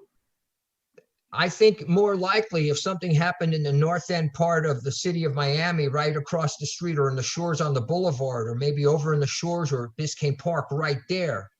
Okay. We would be, they would ask us for assistance right off the bat if it was something they couldn't handle. And we would, as many as us was there, or whoever we can call in, would go there and assist as best we can. Going downtown, I don't think they would need us or utilize, our amount of manpower down there. I think they're sufficient. And once in the city of Miami, once they had their backups come up to the let's just say 87 or 86 in the boulevard, then they would probably relieve us, just so we can assist them in holding the fort down until they get backup. But okay. Yeah, I mean, because my concern is just that if we are ever called, just in case hopefully God willing it doesn't happen in El Portal, but if any of your men are ever called to help out another department, I don't want us to be the only ones showing up without gas masks if they decide to use tear gas. You see what I mean? If they decide to use tear gas and it's like, oh, only the El Portal officers, everybody has gas masks. We're the only ones sitting there with no gas masks. I just wouldn't want that to happen. Yeah, either. right now we would have a problem if they deployed tear gas and we were there. We would have a big problem. I want the those who are causing the trouble to have to run from the tear gas, not the El Portal officers also joining those who would have to run and take cover. So I appreciate that. Thank you very much, Madam. Thank you, sir. Councilperson Roman? Can we use the forfeiture funds for any of those things mentioned? I'm going to look into that. That's a good question with gas masks. I know you can't use it for cars and other normal police equipment. I'm going to say I don't think so, but it's worth asking that question. I don't believe we can, but I'll check. Yeah. And Chief, I'm sorry, Mayor, I also, I forgot to ask you this, Chief. Perhaps are there any grants out there for these items? I can check. I'm not sure. Not specifically. I haven't specifically checked for gas mask or that type of equipment right now. I know there was one for vests, and we missed an opportunity a couple of years ago with the former police leadership. So, I don't want us to lose out if we have a chance. So just keep that in mind too when you look. Thank you. The vest grants usually, just FYI, because I was in touch with the gentleman, it's enough for I believe one vest. I mean, that's better than nothing, but it is just one vest. It's not going to be a large supply of equipment in any case, but I'll look into helps. it. That's right. Any other comments from the committee? Chief, before I continue on, real quick on the vest, does every police officer, let me start off with full timers, every full timer have a vest? Yes. Yes, Are they wearing them? yes. What about our part timers? I'm not sure if they all have vests. I'd have to check on that. Yeah, I think it's good to know. Yeah. That'd be good to know. At least one. We, Okay. we don't have a directive in place of mandatory vest wearing. Okay, I'm just, okay, No, I'm actually familiar with that. Yes, but just curious. I mean, that's okay. actually That's a good question to ask. I will. okay. Committee, any other questions? Hearing none. Anything from the manager, the attorney, or the committee? Before I move to good and welfare. Madam Chair, Yes. I can just update the committee on two events since we last met. We received the arbitrator's ruling in the arbitration grievance from former interim chief Ronnie Huffnagel. The arbitrator upheld both Ms. Huffnagel's demotion and termination from the village. The only caveat to the ruling was that the village would be responsible for her back pay during the period of November 2018 through February 2019. The second event since our last meeting was that we did conduct the Florida Public Employees Relations Commission impasse hearing concerning the PBA's step plan retention request, which we were at an impasse with. That hearing was conducted on, the evidentiary hearing, I should say, was conducted over the Zoom platform before arbitrator Jeannie Charles. The next step is that the transcript of the evidentiary hearing has to be ordered. We expect to get that in about 30 days. And then after that, the parties have to file proposed recommended findings and proposals for her to consider. So I'll just keep you all up to date as things progress. Before I open up to the committee and then public comments thereafter, any other updates, as I know that you're meeting every Friday with the League of Cities, Miami League of Cities attorneys? Yes, unfortunately, I did not make last week's meeting. The last meeting of concern was the resolution that we adopted, imploring the county mayor to disseminate funds received through the CARES Act through the municipalities. I believe we're going to have another meeting on Friday, which I will participate on, which will get an update, hopefully, on where that stands.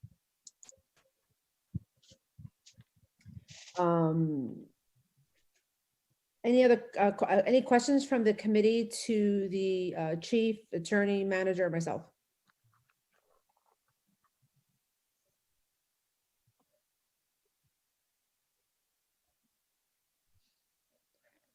Hearing none, before I open up to public comments, I just received a text message from a resident.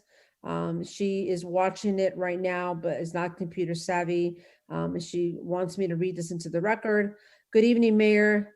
Apologies for texting, but I'm watching from TV and I'm not that computer savvy. My point is that maybe there should be some kind of pamphlet distributed among the village of how important it is to follow the coronavirus policy among our village family, because everybody isn't on Nextdoor, nor are that computer savvy like myself. And this is Lynn Purcell, who lives, I don't have her exact address. She didn't text it to me, but I believe it's on Northeast 89th Street.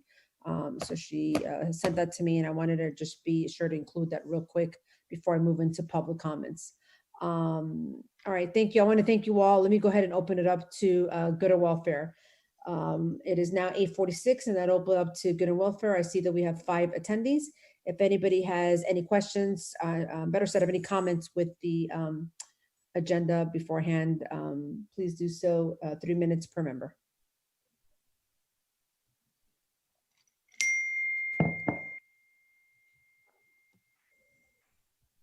All right, this is still the Public Safety Committee meeting. I see Tiffany, no, she put her hand down. I don't know if Kyle, you see anybody. I don't know if the clerk sees anybody. I keep seeing a hand come up and down. Tiffany Thorne, did you need to come in for a question?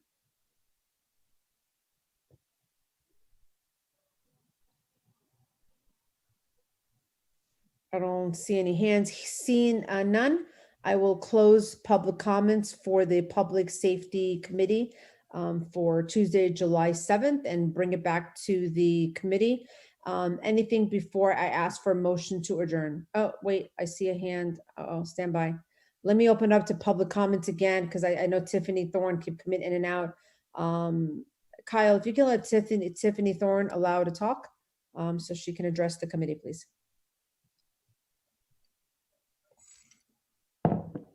There we are. Can you hear me?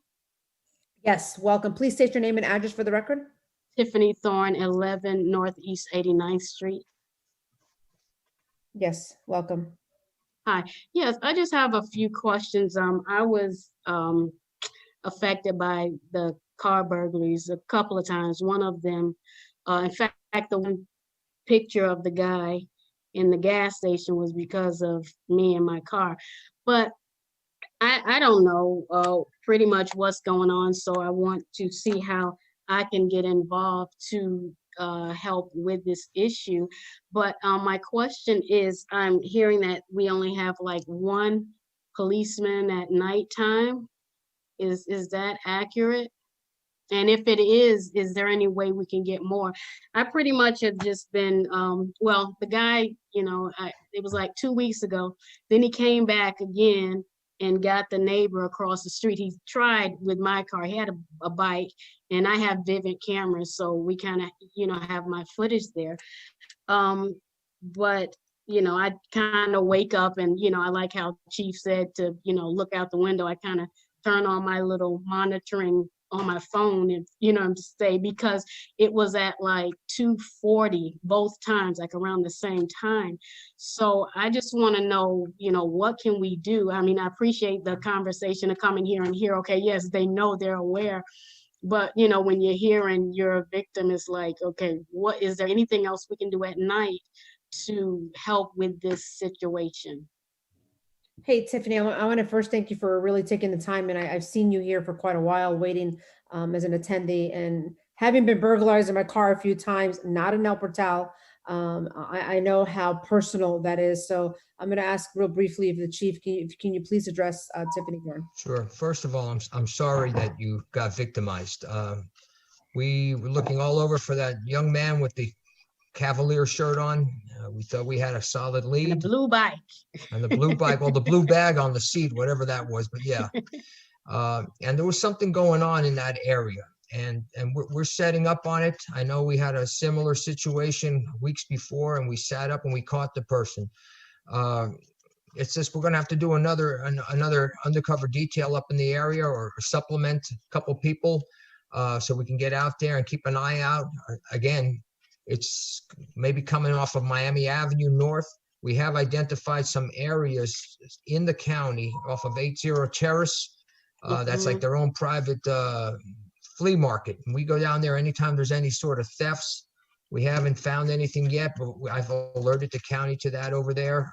They're getting these items from somewhere: coolers, lawnmowers, things like that, that you just know they don't belong there. And that's like right off of Miami Court and 80 Terrace. You know, it's our job to do something, and we just need to set up and sit there and wait for somebody to come out there. Also, we're looking into and addressing some of the abandoned houses where the squatters are. We've already got a few of them out of there. We're looking for other locations. I know there's a location right in the middle of that place that we've been addressing each and every day, where there's people legitimately staying there, but we have a little bit of a concern about what may be going on there. It's nothing we can hang our hat on now. But what can the neighborhood do in the middle of the night, aside from the lights and looking out? Really, I'd be heck bent to tell you what more you can be doing. It's for us to be out there and just catch this person or people, and that'll be my commitment. We got to get out there and catch them, and that's what we're doing. It doesn't help any to say that it's going on right now. It's been an uptick in the last month because it was relatively quiet.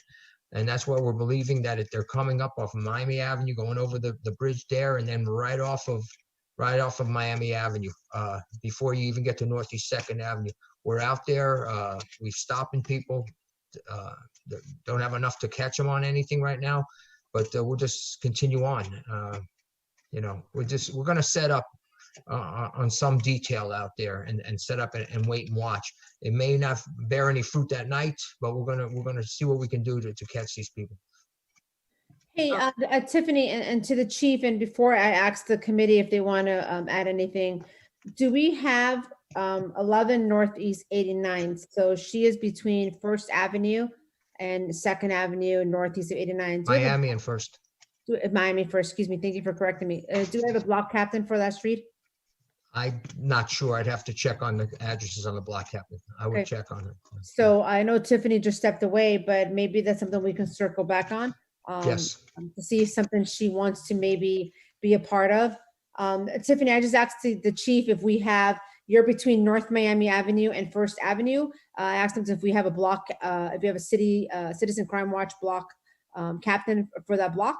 If not, then, and I believe our most recent councilperson Perella, no, I think he's between second and third, maybe on 89th. So maybe if we don't have a block captain, if there's something you want to maybe follow through with the chief, and if you want to potentially and motivate your block to be a part of the Citizen Crime Watch. I know the police chief and as well as his department and his representative are pretty active, and we really use our block captains to disseminate information. So maybe that's an opportunity to bring you on board and kind of help out and be a part of, you know, what we can do to better each block as we move along. So it's something I thought about real quick, and then I want to ask the committee if they have any questions or any comments to the chief or to Tiffany.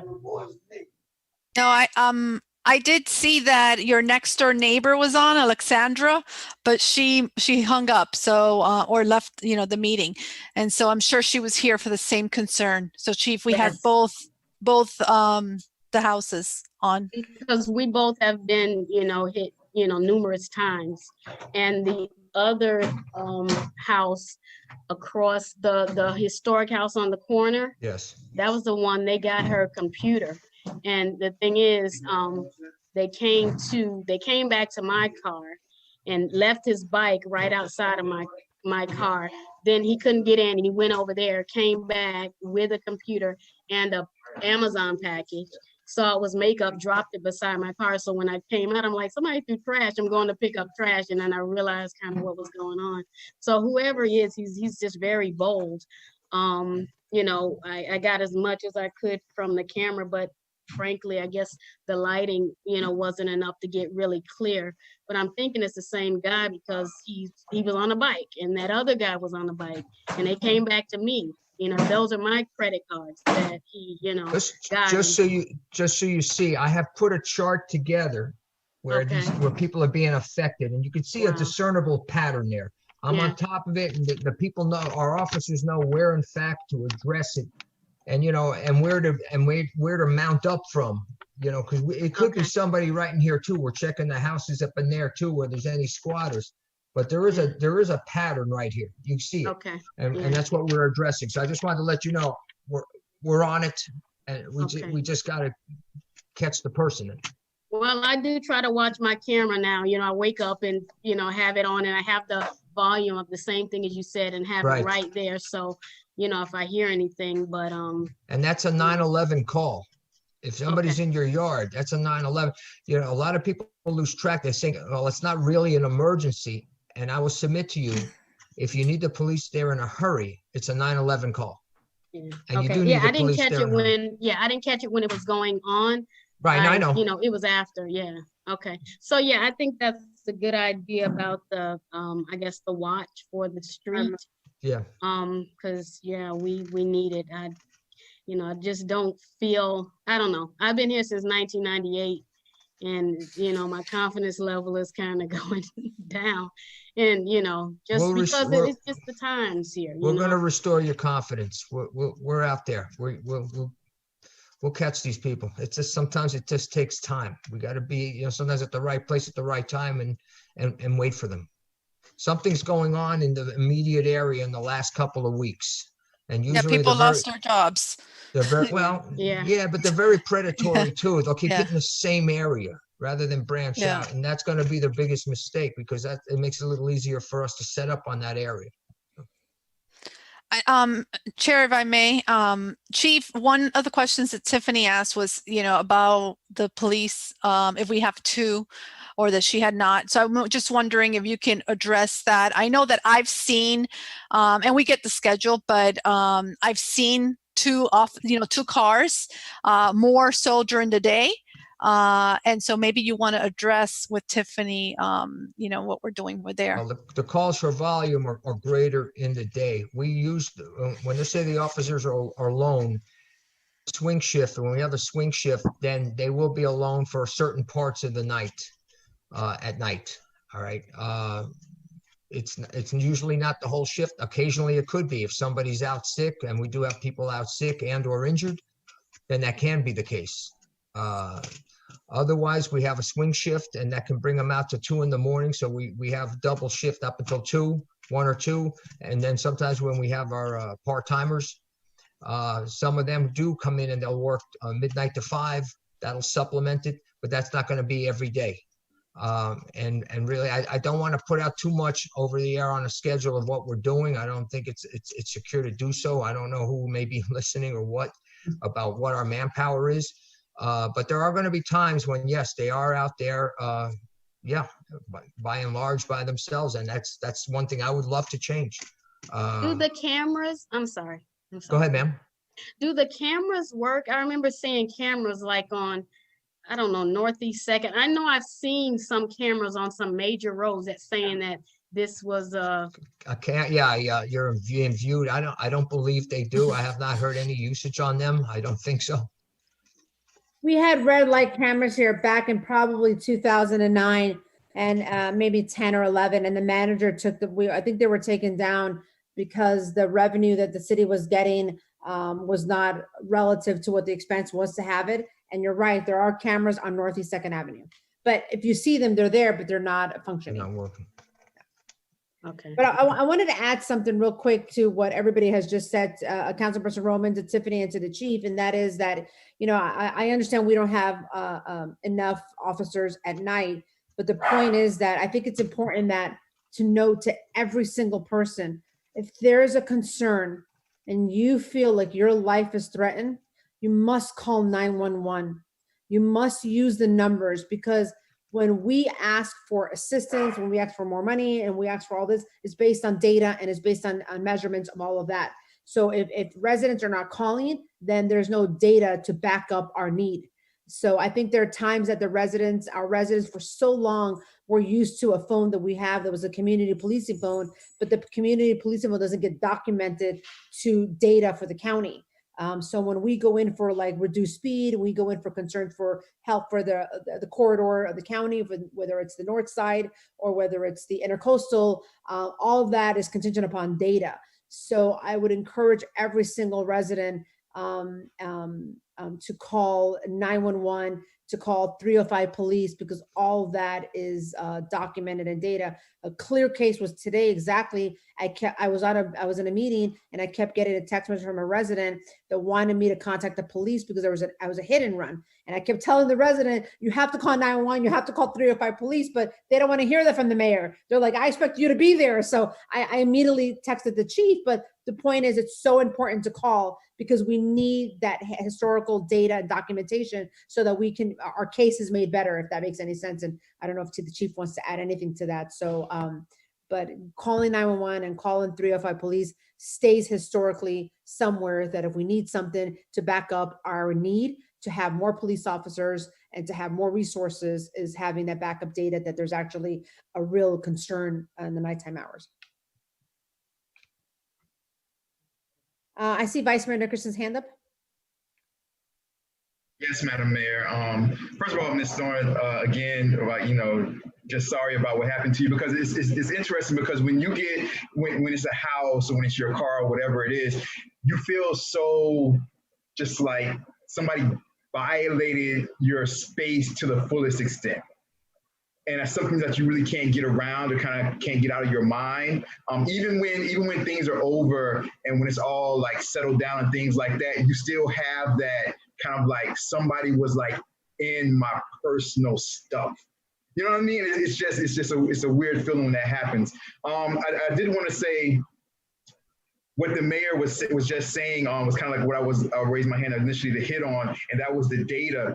I did want individuals to know that not only, first of all, should you call 911, but when the mayor was just saying the 305 for police, that is the non-emergency line, everybody who may not know that. And it's the numbers 305, the number 4, and then spell out the word police. So it's not FOR police, you guys, okay? For everybody knowing that, it's 305, the number 4, and then the word police. That's the non-emergency line. So that's the line to where if it's not an emergency, anything else that you may think, is this an emergency or is it not an emergency, call 911 just to be safe. So if you ever have to think about it in your mind, if it is or if it isn't, don't even, 911, 911. Okay, with that data piece that the mayor was talking about, I did want the chief to clarify that the reason why we have our officers staffed the way we have them staffed as far as how many people per shift is because of data that we have, correct? I just don't want people to think that we're just staffing, 2 people at a certain time because we just want to staff 2 people at that particular time, or because somebody just wanted that schedule. I want to make sure that those type of rumors aren't out there. We staff according to how many people are needed on a particular shift, according to the data of the action or of the, high capacity calls on a particular shift, correct, Chief? That is correct. Yeah.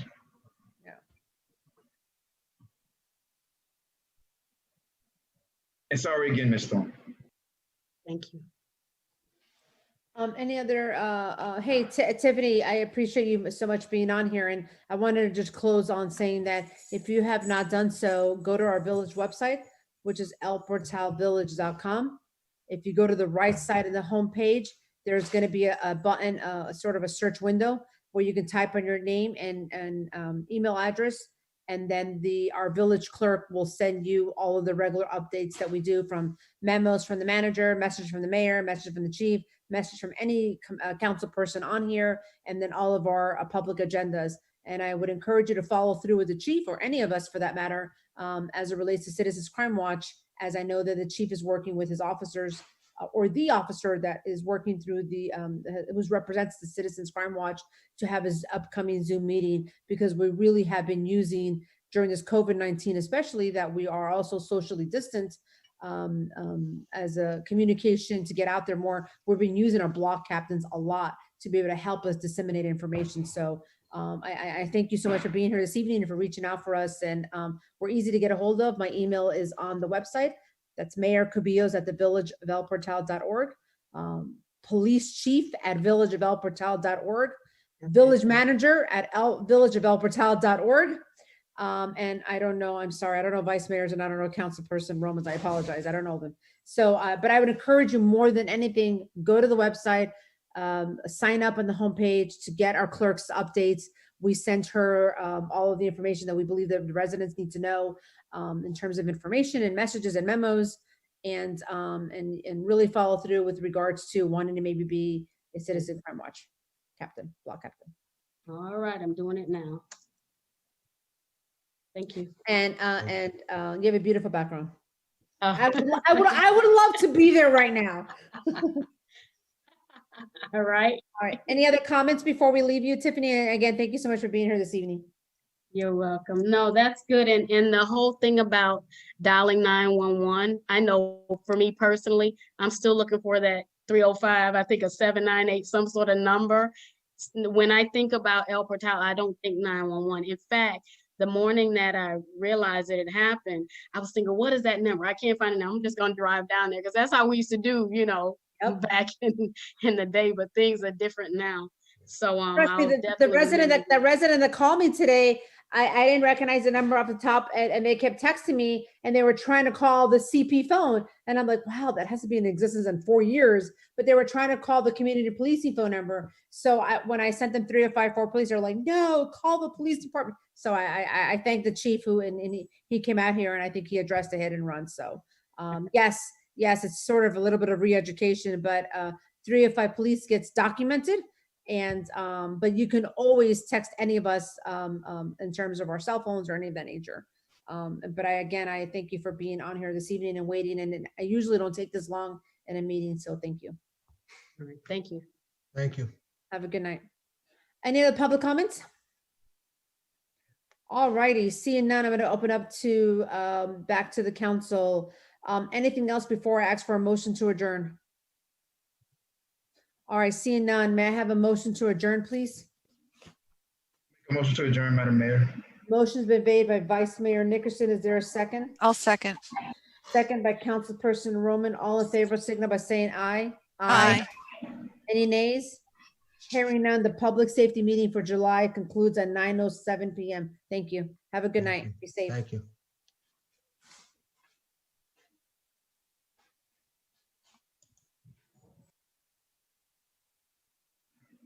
Madam Clerk, we've never had it to where we had meetings back to back. Is there like, do we have to wait? Because they have to separate. I don't know. Are you in contact with Blue Moon right now? Full Moon right now? Because I don't know if they have to stop the camera to like separate the different meetings or anything like that, or do they cut it later? Or just want to make sure that we're doing the right thing. That's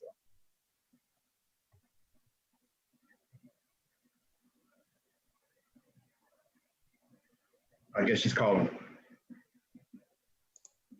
I know that these meetings go down as different meetings, so I don't want it to be one long. And it's like we get the minutes for the public safety meeting, and it's like 3 meetings in one. Yeah, then I was going to ask the other committee members if anyone needs to take a break, like a 3-minute break or something, just to stretch legs after, what was that, 2.5 hours, 2 hours, 40 minutes. So if anybody does need just a 2 or 3 minute break, please let me know. I'm happy to give it to you. We are going to continue it, and then he's just going to split it from there on. So whatever you guys like, if you want to take that break right now. No, I'm good. Because there are. I'm good. Good to go.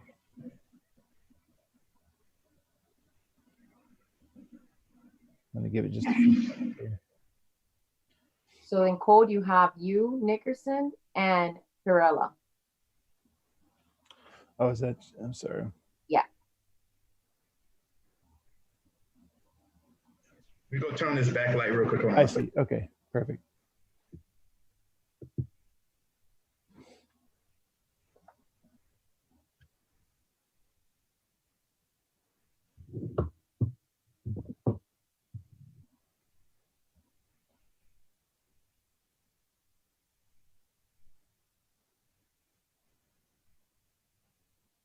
All right. I'm going to call to order the code enforcement meeting for July 2020 at 9:10 p.m. Hopefully I organized the agenda well enough that we'll be able to move through these items fairly quickly. We have, if you don't mind, just quickly entertain me, and we'll do just a quick moment of silence and pledge of allegiance, since this is a entirely separate meeting. You can do the Pledge of Allegiance on your own, and it'll just be a quick moment of silent meditation.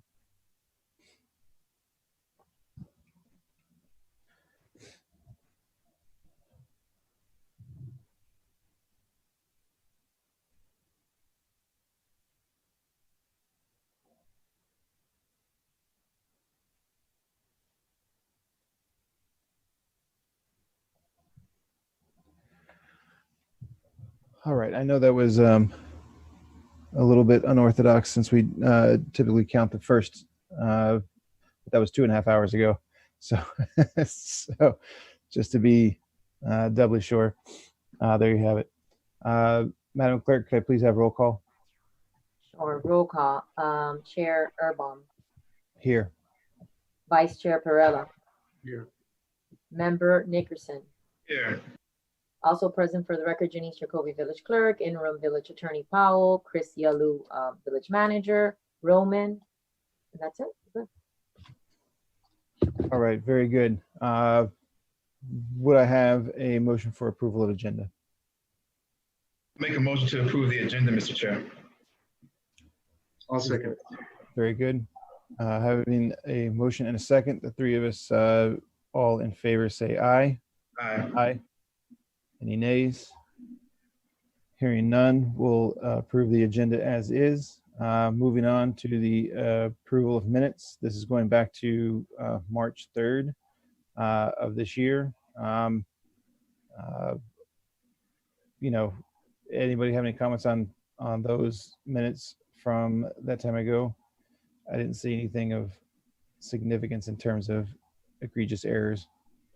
I'll make a motion to approve the minutes, Mr. Chair. Very good. Is there a second? I'll second. All right. All in favor of approving the minutes, say aye. Aye. Aye. Any nays? Hearing none, the minutes from March 3rd of this year are approved. I will open this up to good and welfare. If there are any residents in attendance who would like to speak at this time, I'll give you a chance now before we get into the weeds of this meeting. If you would like to speak at this moment, I'll give just a few minutes for everyone to figure out if they need to raise a hand or not.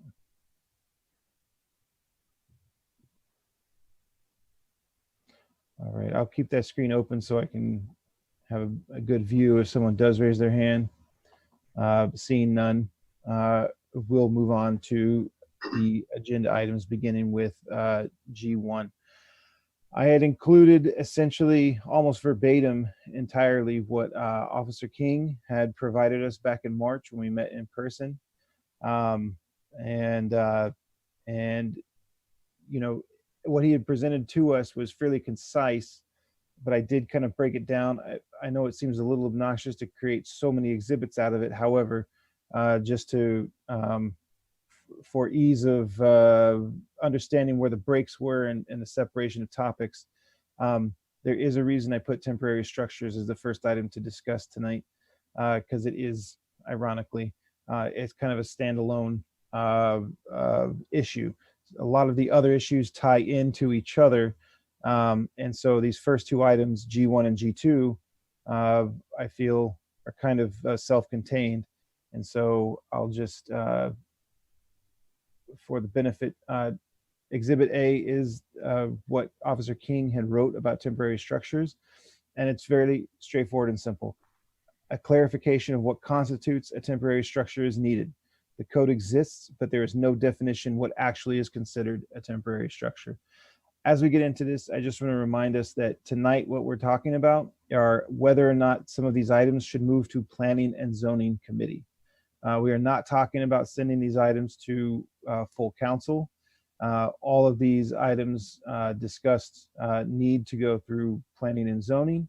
And so seeing that connection, it may be where in the future we actually roll Code Enforcement Committee into Planning and Zoning Committee, but that would be for another time and another discussion entirely. But for this evening, I'd like to just open this up quickly to the panel on what your thoughts or objections might be in terms of bringing this to Planning and Zoning Committee for, just as Officer King outlined, clarification of temporary structures in El Portal.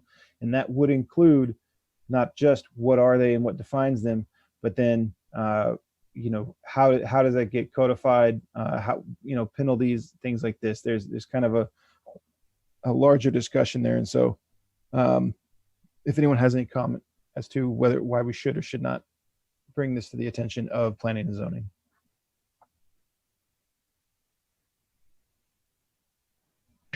I mean, I think it probably should be moved to Planning and Zoning. It's interesting because so many things in Planning and Zoning and Code Enforcement, like we already know, they intersect. But code, I don't know, kind of like in my eyes, code kind of focuses on. Code is like the police of what happens in Planning and Zoning, right? So Planning and Zoning kind of like develops these things in a way, and then code like polices it. So I think if we think about it like that, then it'll be easier to kind of decide what should move and what shouldn't. Like, are we at the point to where it's ready to be policed, or is it at the point of still like the constructing, right? Trying to figure out. So in that, I would remind the committee that all of these issues being discussed tonight are issues that were brought to us by Officer King, saying, "Hey, this has become, you know, a more often recurring issue than some other items."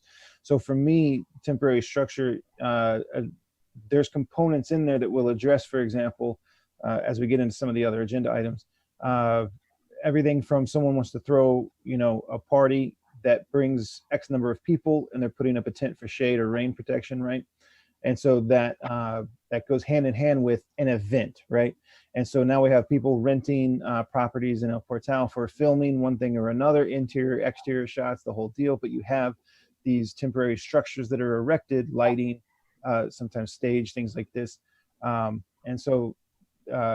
And so, you know, even It for goes myself, right into code, so right. yeah, it falls Right. right into code. And so Officer King's statement is fairly clear. It says a clarification of what constitutes a temporary structure is needed, meaning as he is attempting to police these structures, there's not enough clarification in the code for him to have a foot to really stand on to, you know, tell the resident they do or do not need to make an adjustment, pay a fee for erecting it, or perhaps pay a fine for, you know, things like this. So,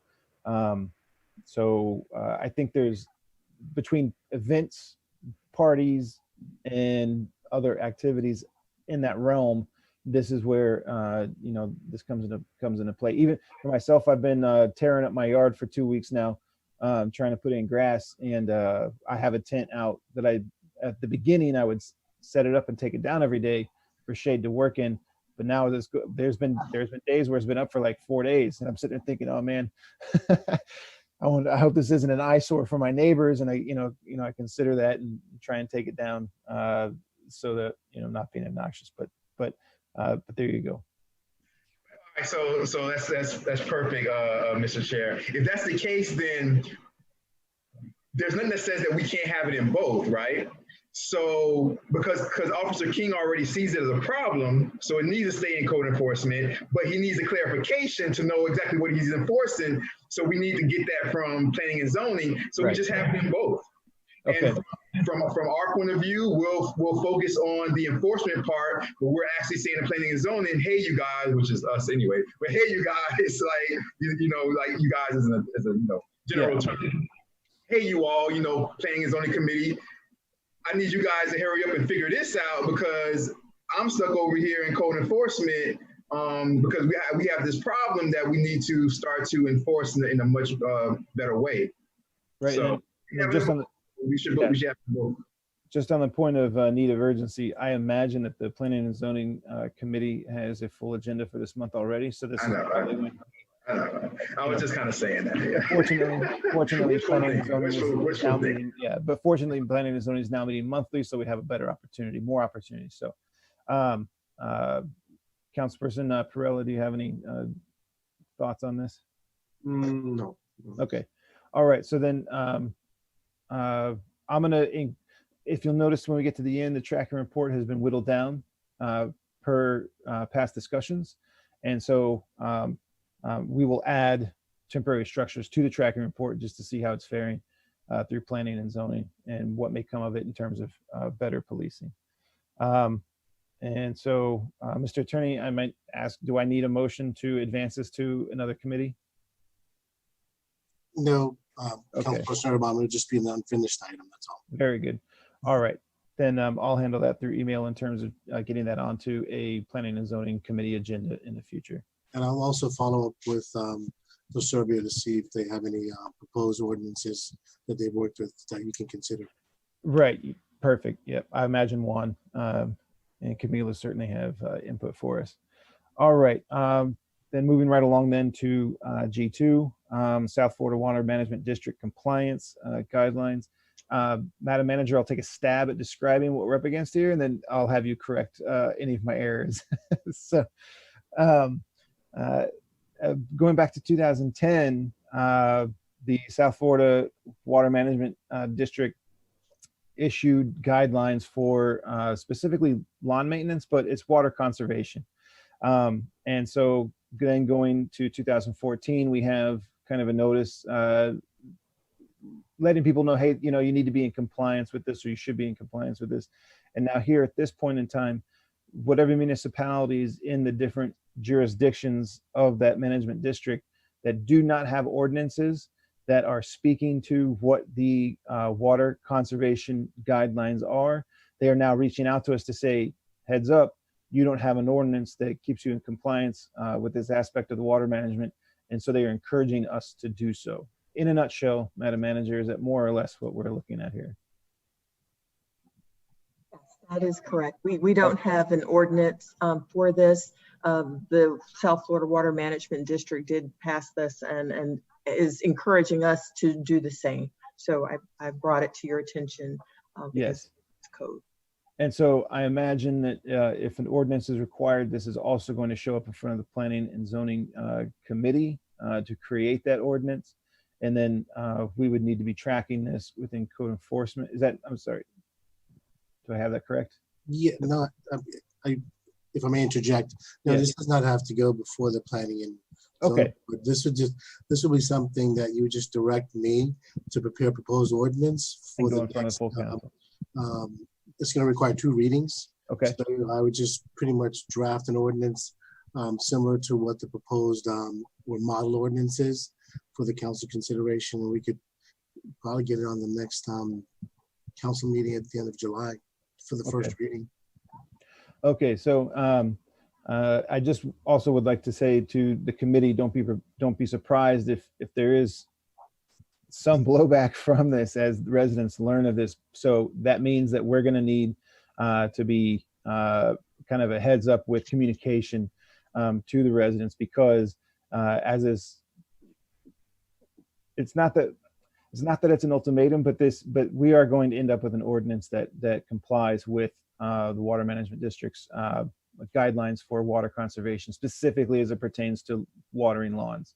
And so that could be a shock or a surprise to many of our residents when we actually start enforcing that, you know, as the ordinance comes on the book. So there should be a plan for communication to the residents, along with, you know, in congruence with the reality of an ordinance that is impending that could affect people's compliance with code enforcement. Does any, yeah, please, Madam Manager, go ahead. May I add to that? You're right, a communication strategy actually is already, not in place so far.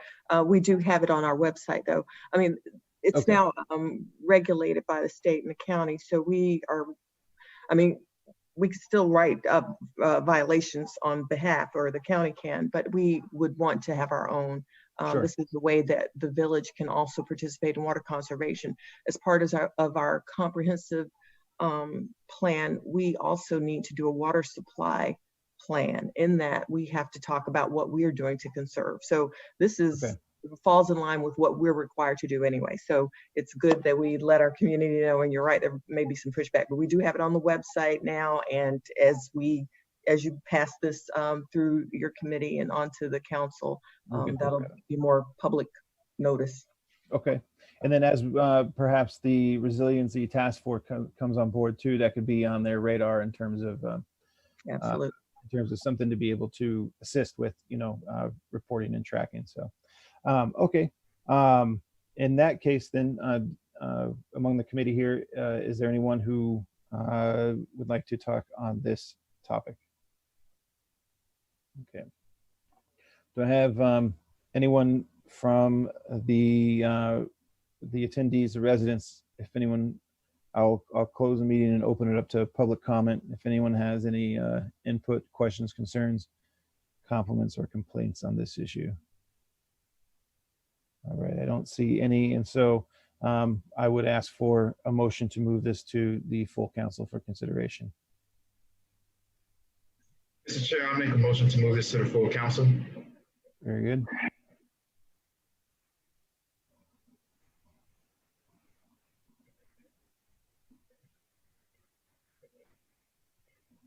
Mr. Perrella, did you want to make a second? Yes, I'll second. Sorry, that's okay. It's late. It's very late. So, all right. All in favor then of moving agenda item G2 to the full council for consideration? Mr. Chair, if I may, yes, please, yes. vote on this, Mr. Chair. I'm sorry?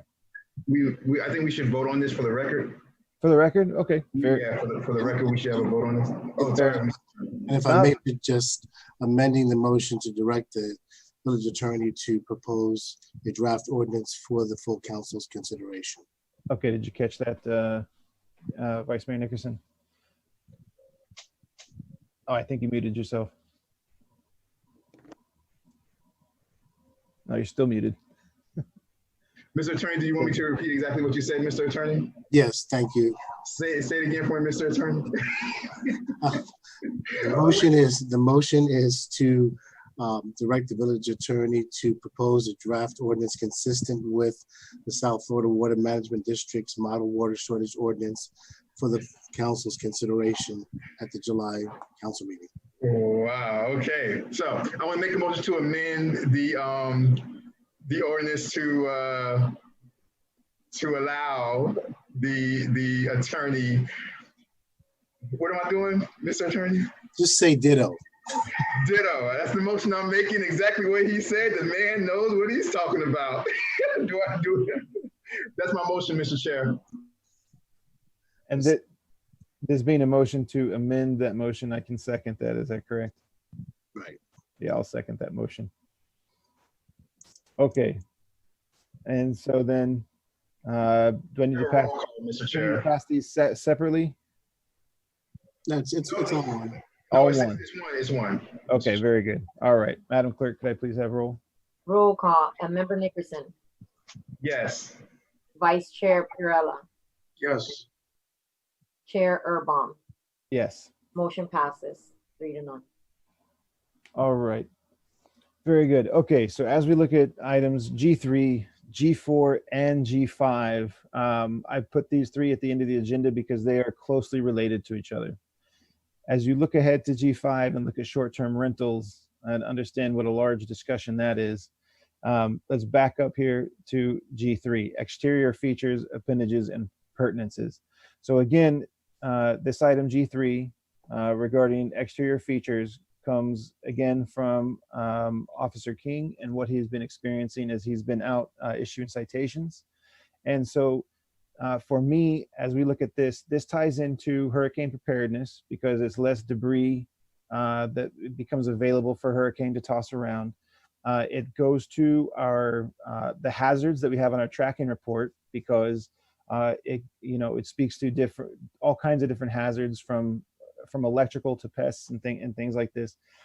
And so this is kind of an all-encompassing aspect of what he's talking about here. So this again, I believe is something that we are going to discuss as to whether or not we should pass along to planning and zoning, because there will need to be some very specific language, most of which is already contained within Exhibit D that you should have received in an email.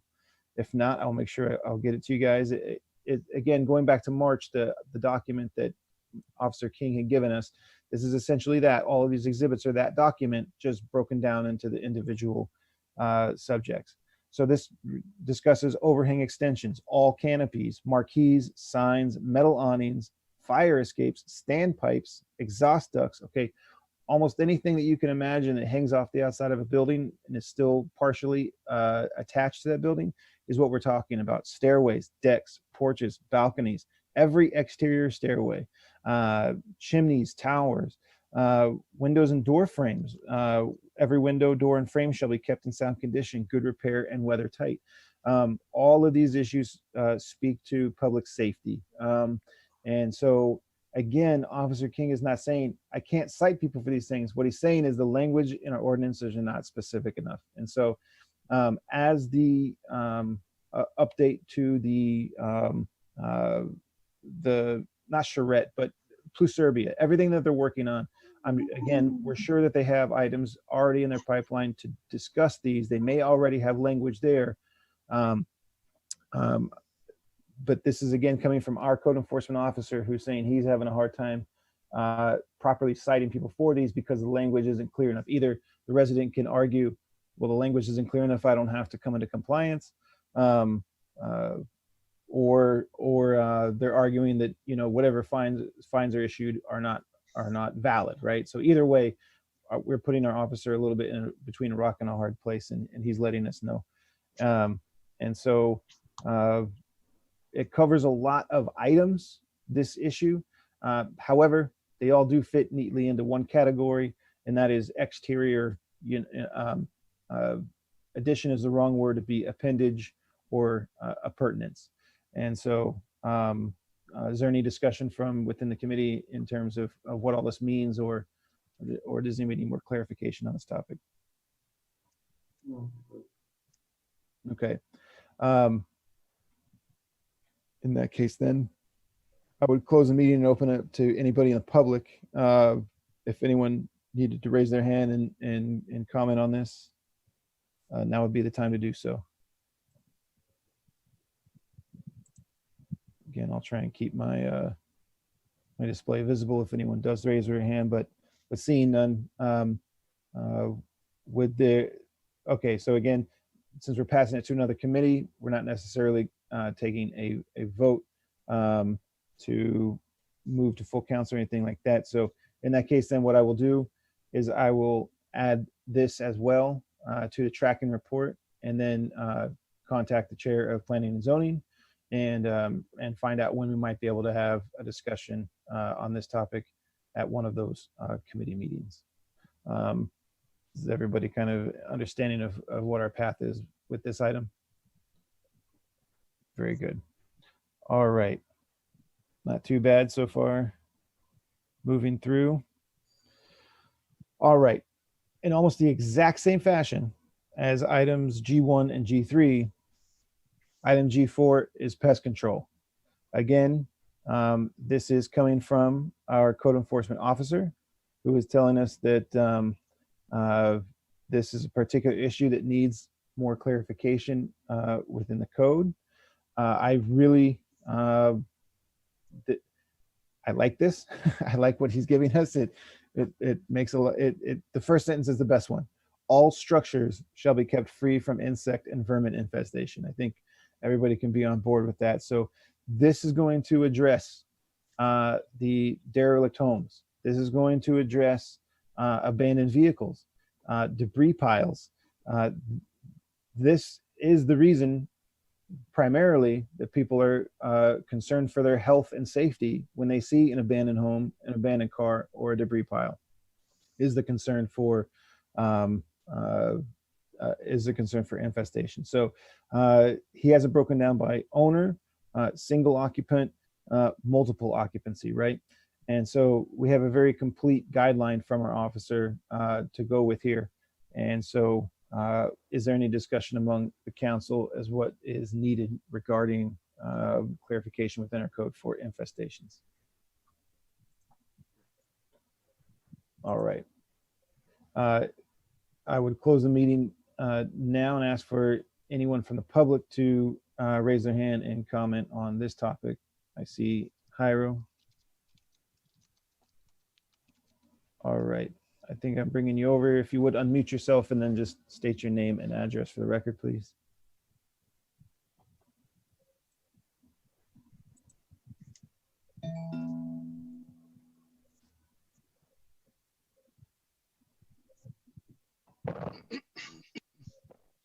Hi, can you hear me? Yes, good evening. Hi, good evening. Hi, Jay Ribeiro, 225 Northeast 86th Street. I'm reading this Exhibit E. You just mentioned about abandoned property and abandoned cars. That's not specified in here. You're talking about in what this is typed up is infestation, and exterminated, proper process, and so forth. This needs to be more clarified into speaking about abandoned property and abandoned cars. I have reported that multiple times, and it's been out there and no one has done anything. The cars or the houses get moved from one side of the parking lot to the house to the other, or the house maintains the roof in a unsafe structure. So if you're talking about that, this Exhibit E needs to be updated. Thank you. You're very welcome. Yes, I'm taking notes as you're talking here. And so just for clarification, what I'm talking about is this would give us I agree that more specific language needs to be put in, but this would give us one more tool to deal with abandoned properties, abandoned cars, and debris piles.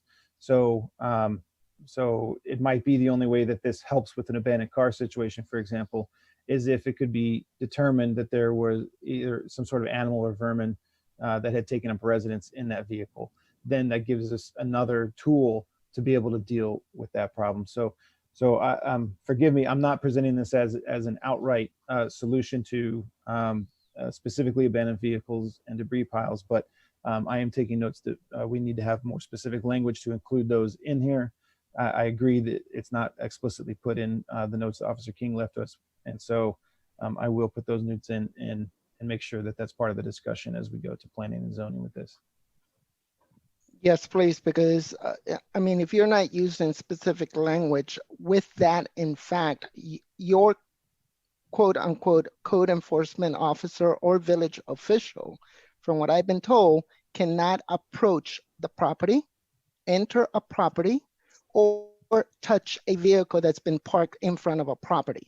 So if you do not do specific language, nobody's going to pay attention to that, and there's no way you're going to remediate this problem. Yes, I agree completely. Thank you. And yep, thank you sincerely. So, you know, a lot of these issues that are being addressed through Pluserbia urban planners, for example, have to do with lack of explicit language in our code. So we're certainly hoping to be able to address a lot of those deficiencies in terms of specificity as we upgrade or update the code with the urban planners. And I do have that in my notes. Thank you very much. All right, thanks. All right. Is there anybody else who wish to speak on this topic? All right, I'll leave my panel open in case I see a hand go up, but seeing none. Back to the committee here. I'm sorry, I'm just switching screens so I can see where I'm at. Okay, there we have it. All right, so this would be the same procedure essentially for item G1 and G3. And so that would be to include this in our tracking report among code enforcement so we can see the progress on this. And then I will be bringing this to the chair of planning and zoning to try and get this included in short order with many of the things that we're trying to prioritize in terms of updates through Pluserbia and our urban planners.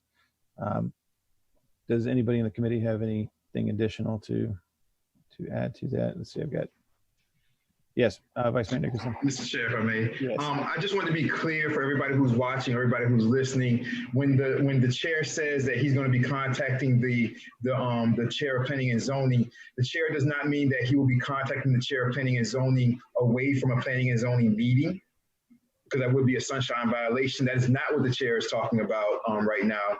Mr. Chair is saying that what he will do is he will go through the clerk to add those things to the planning and zoning agenda or tracking report. And then when we get the planning and zoning agenda and tracking report, as a planning and zoning committee, we will all then discuss what we're going to do with that item, if it should remain on the tracking report or what we're going to do there. That is what the chair is talking about, just for clarification for anybody who's watching. This is true. As a novice to politics, I'm realizing that I do use implied language more than I should. So thank you, Vice Mayor, for clarifying that. That is in fact the case. All right, very good. All right, now moving on to the topic that we might end up spending a little more time on here is short-term rentals. And so regarding this, the reason I put all of the other agenda items before this is because they all tie into this. So just quickly to understand that this issue of short-term rentals has been brought to our attention, not just by Code Enforcement Officer King, but as well by our village manager and others. Residents have brought this up as well. So, so what Officer King has told us is that since the last code update, there has been an increase in short-term rental properties. Mainly companies like Airbnb have come into existence, which under our current code is not regulated by any ordinance. et cetera, et cetera. So as we look at regulating short-term rentals, you know, we say Airbnb because people have a clear picture in their mind of what that is, and that is a very good example of what a short-term rental is.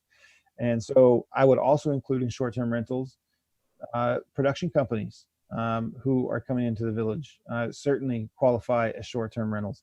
And so in that discussion, there's going to need to be language in the ordinances regarding temporary structures, exterior features in terms of, you know, the safety of the building that you're bringing, you know, in terms of liability. So now you're bringing an outside entity into this property within the village. And if things like, you know, the exterior features are not in good working order or otherwise deteriorated, now you have a situation where someone's going to get sued. And they're going to say, well, why was there nothing that required them to have their property up to code, for example, right? So temporary structures, exterior features, and then, you know, pest control, these all tie into, are we in a position to be able to regulate short-term rentals? It's not just a matter of, are we going to get a fee from the rental? It's not going to be that simple for short-term rentals. We, as a village, we need to make sure that we have different angles of liability examined and considered, and then addressed, meaning we have all of our ducks in a row to be able to then regulate, enforce short-term rentals. And so this is a potential opportunity for the village to gain additional revenue as well. You know, it may not sound good to put it that way to residents, but the bottom line, that is. So in terms, like Miami Beach, for example, has a 2% hotel tax. Well, we're not in a tourist zone that allows us to do something like that, but we are in a position where we would be able to raise revenues off of people who are running businesses within this village in terms of short-term rentals. And then, for example, I've noticed more and more production companies around the village because there's no fees for them to operate here yet. It's incredible. It's whatever deal they work out with the owner is all they have to pay. There's nothing else for them to consider. I don't think the owners within the village are fully aware of the liability that they're putting themselves in, the risk of liability that they're putting themselves in to do that, to rent a property out to a production company and just kind of cross your fingers and hope nothing goes wrong. And so, I don't want us to just say, yes, we short-term rentals, let's put a fine on there, you know, sign up, that's it, we're done. I think we seriously need to understand, you know, how our ordinances are already structured. Are they already in a place where we can then effectively, you know, police and regulate short-term rentals through code enforcement? So I'll open up to the committee here for additional comments. Oh yeah, there's there's definitely something that we have to do about short-term rentals. And as you said, also about the production companies, there's a particular here on 89,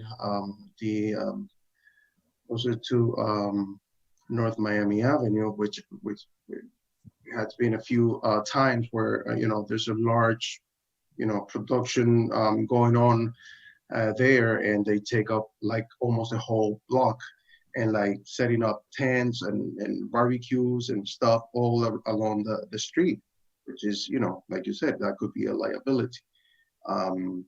As far as short-term rentals, it is becoming a problem, and to me, it's some sort of like unsafe environment, if you call it that way, if you can call it that way, because you don't know who actually is coming to the village. This is a residential community. We're very small. We're only like what, 800 residents in El Portal in total, 800 houses, something like that. So having that many rentals, more than 30, it's a little bit alarming, and not having regulation, and like you said, not having at least an income like Miami Shores does. The licensing just to get a permit is $750 for the first year, and then $500 sequentially to renovate. Like I'm not, you know, it's and the problem is that we have investors buying houses and renting the whole house, which that could become a problem. I mean, we're in a very strategic location where we're very close to the beach, we're very close to Midtown, Wynwood, and all of the good stuff stuff that's happening here in Miami. So we have to do something about it, because a lot of the investors, more than residents, are actually getting a good, you know, grab of this. You know, we definitely need to do something about it. And there's, I checked many municipalities and they all have regulations for it. There's a few that they don't allow short-term rental at all. And there's some that has to be minimum of 6 months. And like I said, there's another municipality that charge $1,500 for the first licensing, and they have to be, you know, registered with a, you know, tax collector and having licensing, because it's people making money out of it. So they're running a business within their residence. So it's a residential, you know, community. So, and also, which it brings me also to like code enforcement, as far as, are those units all up to code? Because I've seen so many units with full kitchens. Right, that's one of my concerns, is that And something happens on the yes, do property. they have anyone pull out a permit for all those? Because if you look at many pictures, it looks like everything has been renovated, brand new bathrooms and kitchens, and do, you know, to have any of these property owners have pull up permits to fix their properties? Is it legal to have a second kitchen or 3 kitchens within the same dwelling or same, you know, property? I don't think that is allowed, other than a wet bar, you know. So, and when you look at all these, you know, Airbnb rentals, it's kind of like overwhelming, the amount of like, yeah. I share your concerns. Attorney Powell, I think you had your hand up to let us know something. Well, I was just going to speak generally, because this is one of those areas that's really evolving all the time. But when we use the term regulate, the legislature, there's like a point in time where things got divided. And this was back in 2011. And I didn't really have an opportunity to sit with you, Councilperson Urban, to go over this in detail, but I'm sure this evolves, we'll be able to do that. But before 2011, municipalities across the board were free to regulate short-term vacation rentals, like Miami Beach and others. The legislature passed a statute that after 2011, unless you had adopted an ordinance that regulated short-term vacation rentals, you were preempted from doing that. They softened that a couple of years later. I believe that was maybe 2014 or 15, where they now, the statutes now allow municipalities to pass ordinances that go to some of the things we're talking about, where you can charge a fee for permitting. But most of those regulations, if we're going to use that word, or requirements that the municipalities still have the ability to deal with short-term vacation rentals, involves noise, parking, trash, life safety issues, noise ordinances and the like. And the ordinances I've worked on and dealt with that have passed muster do include penalties for violation. So as Councilperson Perella was discussing before, if you have one of these facilities, they obviously have to have passed the building department. They obviously have to have drawn the proper permits. And if you didn't, obviously that goes towards the areas where municipalities still maintain the ability to make sure that these types of structures or these types of ventures are complying with the health, safety, and regulatory issues that the municipality is concerned about. So, I'll send you some of the information, and as we move further, some of the ordinances that have passed muster. Some of the things that, works is you look at the reasonableness of the fines. I mean, one of the things you don't want to do is, propose fines that are exorbitant and then somebody challenges it and you're back to square one. So a lot of times municipalities that are looking to delve into this area will look at what's going on around in the locality. What's the average fines that other municipalities have had on their books for a while, that they've been tested. So in that way, you don't really, pass something that's going to be immediately challenged by like an Airbnb or some type of outfit like that that's looking to profit from the fact that a locality does not have regulatory framework for short-term vacation rentals. Okay, so this has to do with like the home rule legislations and things. Well, not. I mean, I guess you can liken it to that, but okay. Like I mentioned before, it's like, these things got popular really quickly. Folks that had condos Right. and houses as investments. They were already they the weren't third, selling fourth them. They one, just said, yeah. okay, we'll just rent them out for days or weekends or whatever. And then, the problem with these things is, villages have found out in municipalities is that you've got hotels next door, and every week you've got people coming in from all over the place, creating all kinds of habits. And I mean, you could just go to any Google search and you'll see what kinds of craziness goes on with these short-term vacation rentals. But having said that, there still is just a very defined pathway that's continues to evolve at the legislative level, where the municipalities who were not grandfathered in because they didn't have ordinances on the books prior to 2011 can regulate. And so that's the area where we'll be looking to make sure that we can step in to propose permitting requirements, making sure you're complying with noise ordinance, trash, parking. I mean, obviously, if you have one of these short-term vacation rentals, you don't want folks parking all over the place and the like. So what you're saying is we may not be able to license such things, but in terms of regulation, whatever ordinances we have in place will determine what our recourse could be in terms of correcting either correcting behavior or collecting fees or fines. Is that right? We certainly can license them. Okay. We certainly can pass an ordinance that says, if 1,000 that ordinance just needs to be, and then we can certainly part of that licensing can ensure that obviously you pay the fee, that our code enforcement goes by and inspects to make sure that whatever framework we create, that particular owner and that particular site is complying with it. And if you don't, then we can also have penalties for not complying with those conditions that we adopt.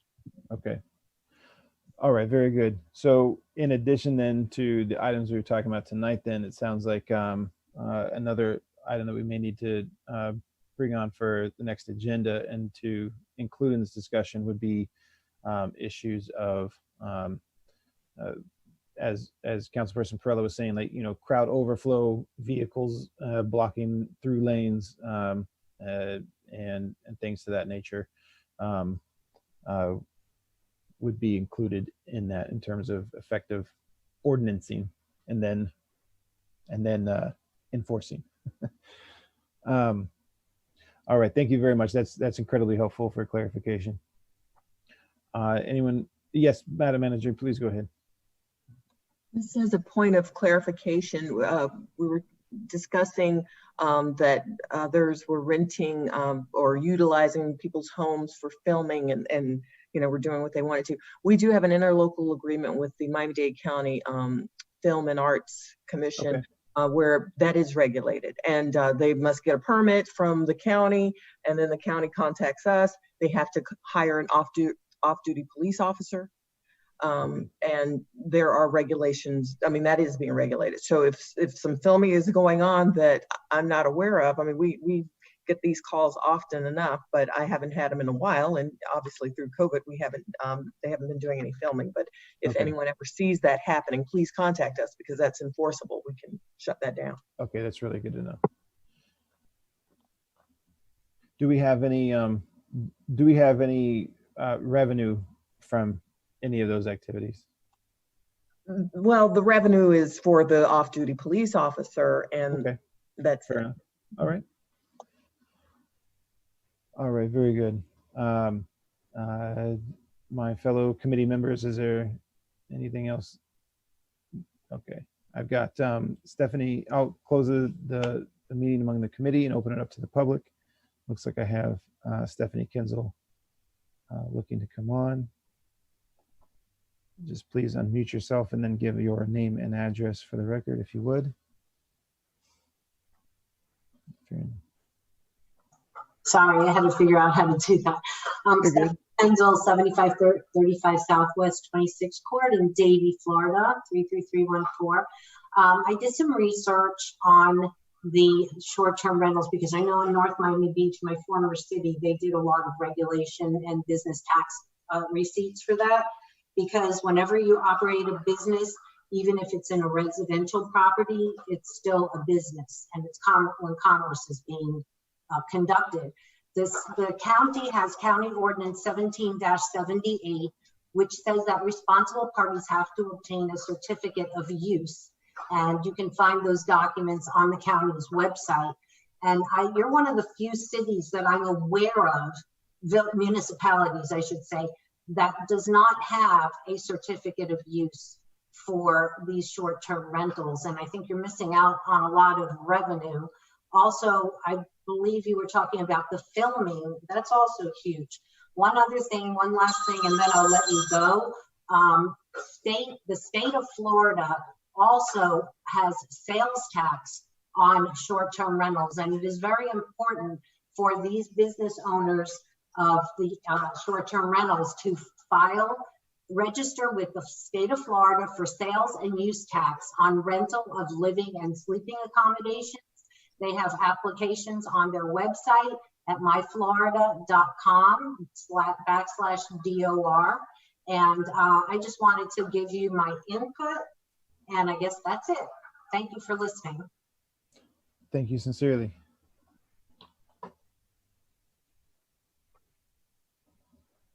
All right.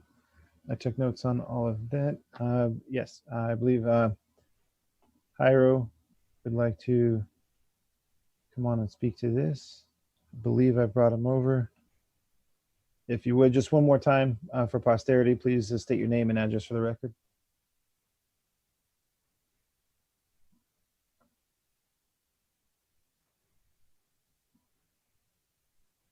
You're not unmuted yet. Okay. There we Can you hear go. me? Yes. Yes, this is Jay Ribeiro, 225 Northeast 86th Street. It has been 3 years that I have made concerns about the short-term Airbnb that is next to my property. 6/22/20, I had to write an email to our chief of police. I had to call the police 3 times, Saturday, Sunday, and Monday. I had to waste our village resources because of the ineptitude of this code enforcement passing whatever necessary laws or regulations. You need to implement something now, and you need to implement it immediately, because this property on 6/22 were firing fireworks that sounded like bombs, and it had fire, which could have landed in one of the trees in the back, an old oak tree. We could have had a major fire. I had concerns. Those fireworks were very loud. I have soundproof windows and I could still hear it inside my house.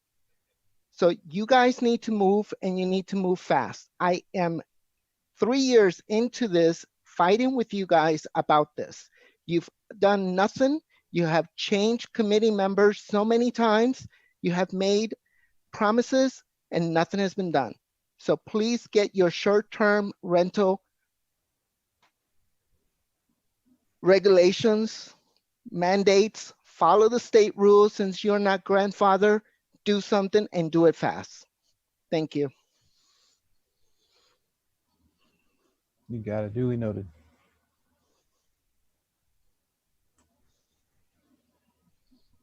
All right. Is there anyone else who would like to speak to this topic? All right, I'll leave my window open here in case I see a hand go up. Coming back to closing public comment and coming back to committee. My concern with moving this straight to council right now is that we don't have our other ducks in a row in terms of other ordinances that need, in my opinion, to be in place to make this effective. So the question for me, and I'm happy to have comment to help me through this, is do we send this to Planning and Zoning Committee, or do we just bring this to the council and bring this discussion straight to the full council? Comments from the committee, please. I think it should be brought to a full council. It's not gonna, because then everybody will be able to voice their opinion as a council member. Sure. Vice Mayor Nickerson.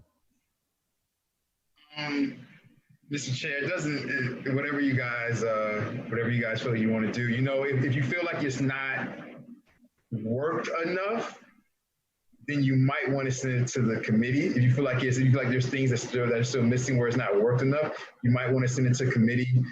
Just so that, you know, because usually the way we try to do it is that, you know, when it goes to council, all the kinks and it's been worked enough to where when it gets to council, then it's like,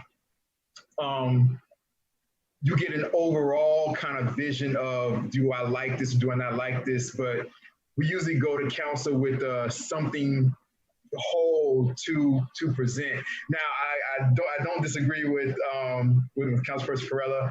I think it's a good idea. What I will say to Councilperson Perrella is that for all of us, because you said you wanted to go to full council, for all of us to be able to have our input and work it, but we're all on the Planning and Zoning Committee, so. Oh, okay. You know what I mean? So we're all on the zoning committee. So if we want to work it as far as keeping it in a committee, and you want, it's kind of like the in-between area, right? Enforcement, yeah. You know, and we want everybody to be involved, so we can just send it to committee, and we'll do both of those things if you guys want to. So my concern with sending it to Planning and Zoning Committee is that because that agenda docket, however you put it, the load is so great on Planning and Zoning already, that I feel that if we did bring this to the full council, that we have a good chance of coming up with a well-rounded ordinance that addresses many of the things we talked about tonight. Go ahead, Vice Mayor Nickerson. Sorry about that, Mr. Chair. So what I would suggest is there something that the attorney can come up with that satisfies us, and then we can send it to the full council. That could be good. Mr. Attorney, go ahead and address it if you like. I mean, I think we're talking about the steps to get to the eventual adoption of some ordinance that deals with short-term vacation rentals. So I would think that you all can task me with the duty to prepare a proposed short-term vacation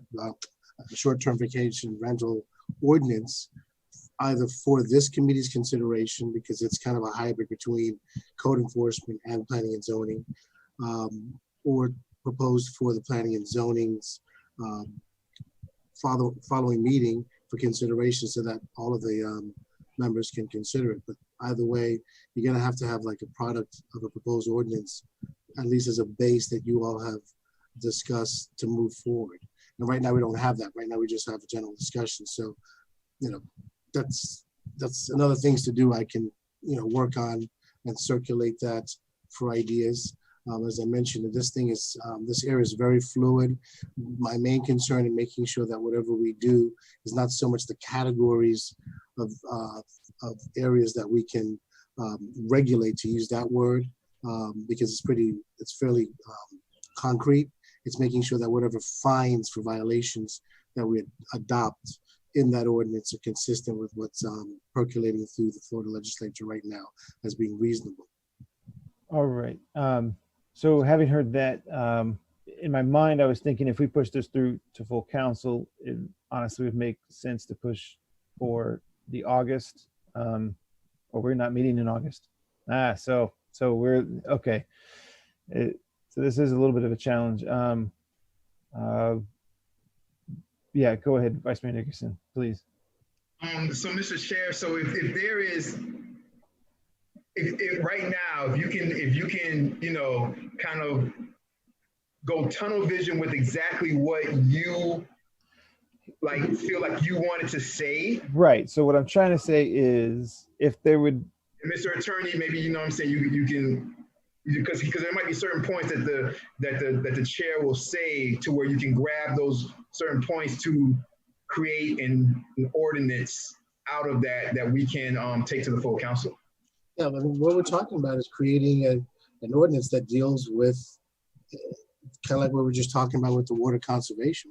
We're talking about creating an ordinance to be included in the village's code that regulates this particular area. And so that's going to have, you know, areas that either this committee or the Planning and Zoning Committee is going to want to at least discuss or workshop. You know, there'll be 2 readings, but I'll draft something either for this committee or the Planning and Zoning Committee. Just tell me which one, you know, you want it for, and I'll propose that. Since we're here, go ahead, Madam Mr. Chair. I was going to say with the August break that perhaps our best chance at having a complete, well-rounded ordinance in a timely manner might be to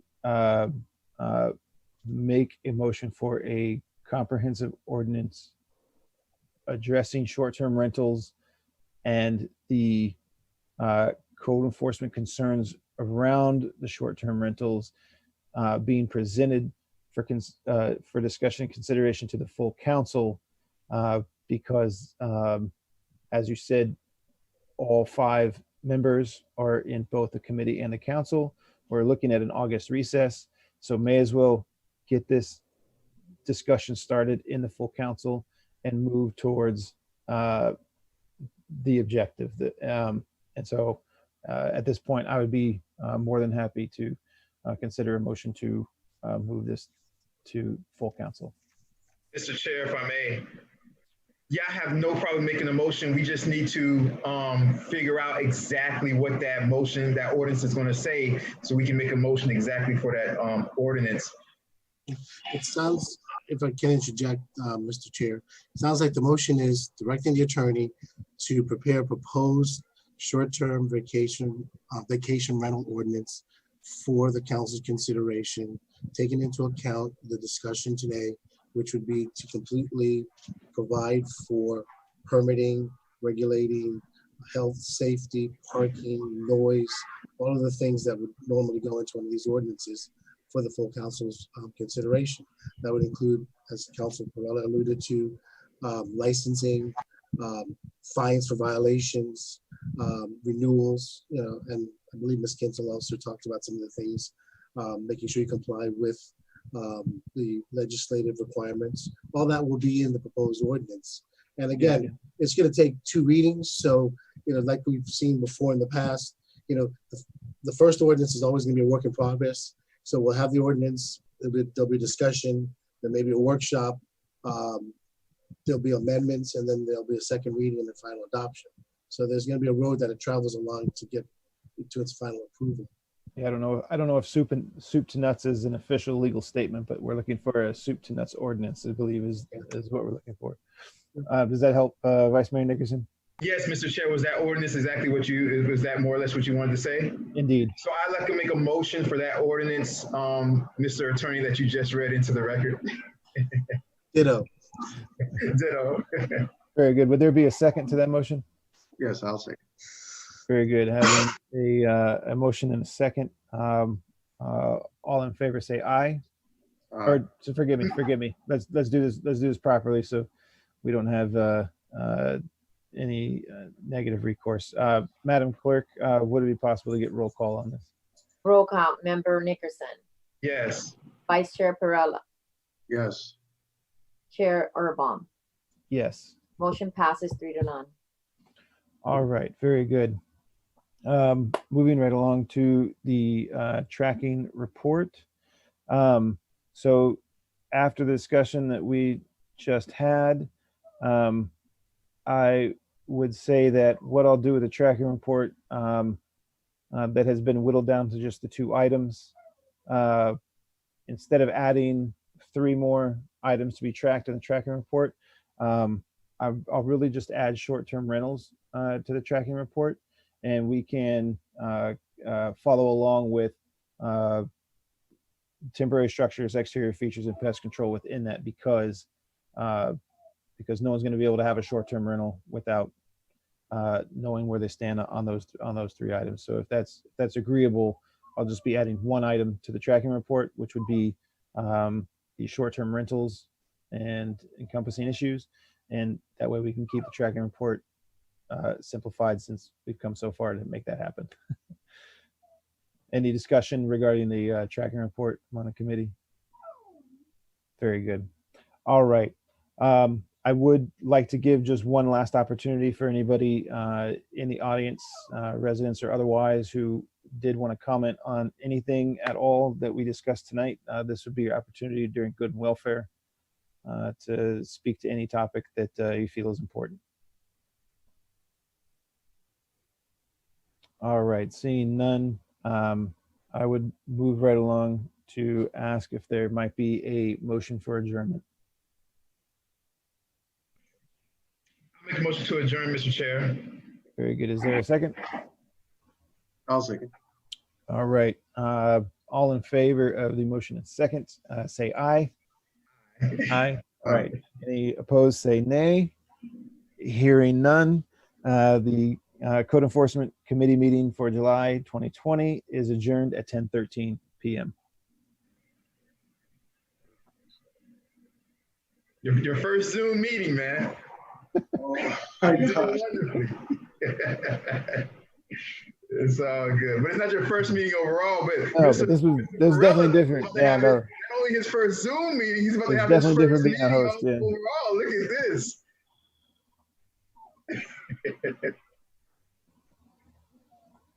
Councilperson Urban's first meeting, I was able to be there in person and shake his hand to, say, hey, man, you did a great job. But unfortunately, Mr. Perella, COVID-19 has taken us away from each other, but it's all good. Yes. I send you love telepathically, my brother. I'm here with you. It's all good. If we're in phase 3, it's going to be a wild Christmas party this year. Wow. So now, going to follow by the Public Works Committee meeting, right? So, Mr. Chair, I believe, is Councilperson Roman on this or no? yes, she's a vice chair. So We may taking a break or give her a second to come in if she can. And I'll be listening in with you guys. It's all good. I don't know if she hears us. We do have a quorum, so we can begin. And she can jump in when she gets back. It's up to you. You're the chair, my brother. It's up to you. Whatever you want. it's 10:15. Should we proceed? Okay. It's a little late, and we still have our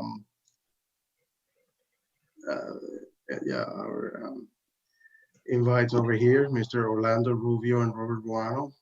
Thank you very much for standing. It's my first ever meeting, so let's see. Let's officially start this.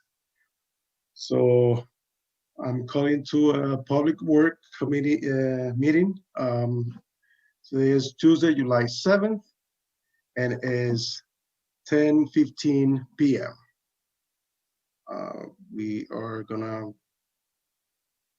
forego the Pledge of Allegiance and minute of silence, since we had 2 already, right? So I'm gonna go ahead and call for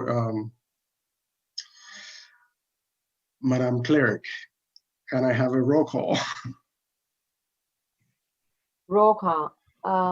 Chairperson Perella, Here. Vice Chair Roman,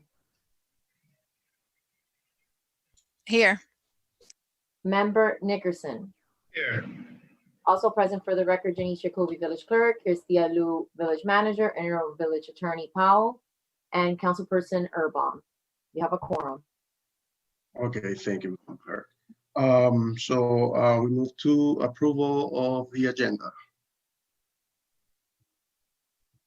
I'll move Right? approval. Second the motion, Mr. Chair.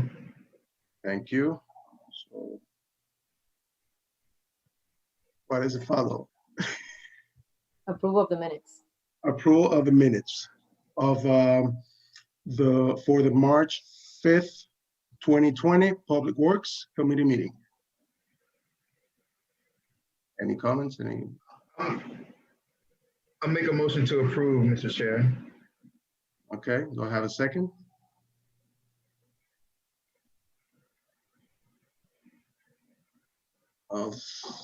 I guess it was second by Council. Sorry, I'll second. I thought I was unmuted.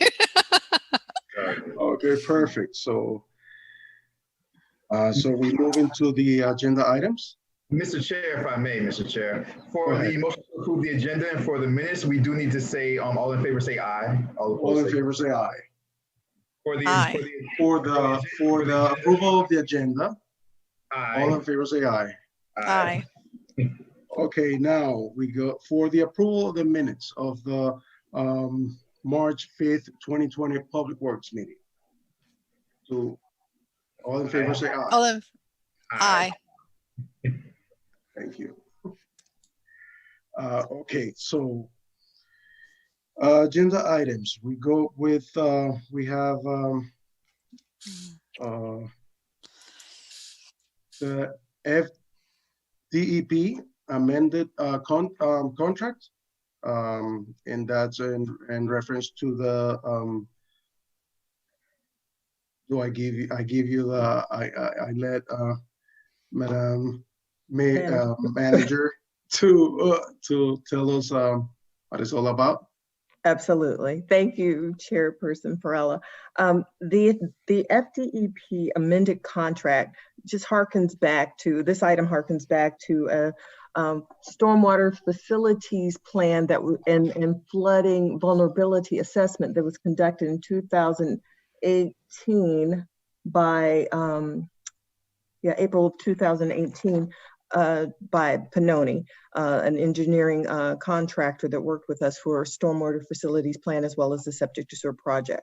The purpose was to amend a 2002 stormwater plan for the village. We're looking to really have a responsible way of forecasting and attending to the stormwater issues in the village based on flooding and water supply issues in the village. So the Environmental Protection Agency and the Florida Department of Environmental Protection created a partnership to provide communities with low-cost financing for a variety of water quality infrastructure projects. So we took advantage of that opportunity by taking on this extremely low rate loan to pay for this stormwater facilities plan that was completed. So we're now at the point where it's time to pay that low interest loan back. And the amended agreement before you was actually before council last November and would have, it had gone through committee and would have passed through, but there was an issue with the amount. We had paid early and that amount had to be reduced from the contract. So we're bringing it back. We've made the corrections and bringing it back to you as an amended contract that needs to come through your committee so that we can move forward with this. In the documentation, it spells out the biennial payments that the village will make for this stormwater master plan. And I also have with me a consultant who worked with us on this matter with us, Robert Ruano. So if you have any questions, we're here to answer. Okay, I see Mr. Ruano has his hands up. So I will bring him to the panel. I have no idea. It's first. So did I?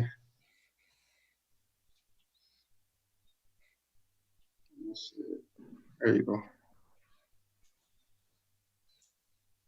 Okay.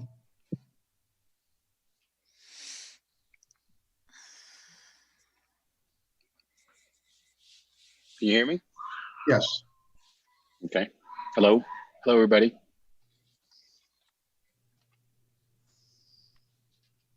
You ready? We're Yes. ready.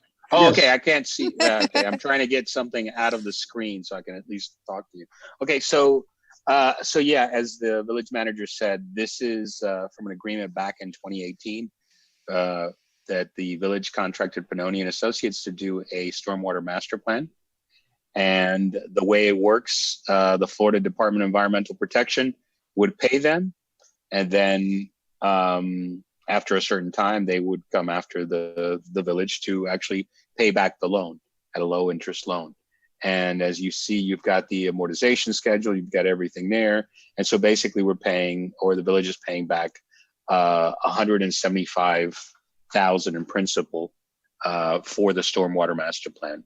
And the stormwater master plan is very, very important to the village for everything from complying with South Florida Water Management District, county regulations, going after funds, any sort of grant funding that you're going to do. This sets the stage for you and what you're going to do in the future. And so now it's just an approval to start paying the loan back little by little. Okay, perfect. So any questions from the committee? Is this something that's already been kind of waiting for the approval, and it's been revised and correct based on what we had prematurely paid, right, for the loan? And so do I have the lawyer to read the resolution of the loan? Yes, I can read the resolution if you want me to read it into the record. Let me put, it's at the end of my PDF. Let me pull it up for you.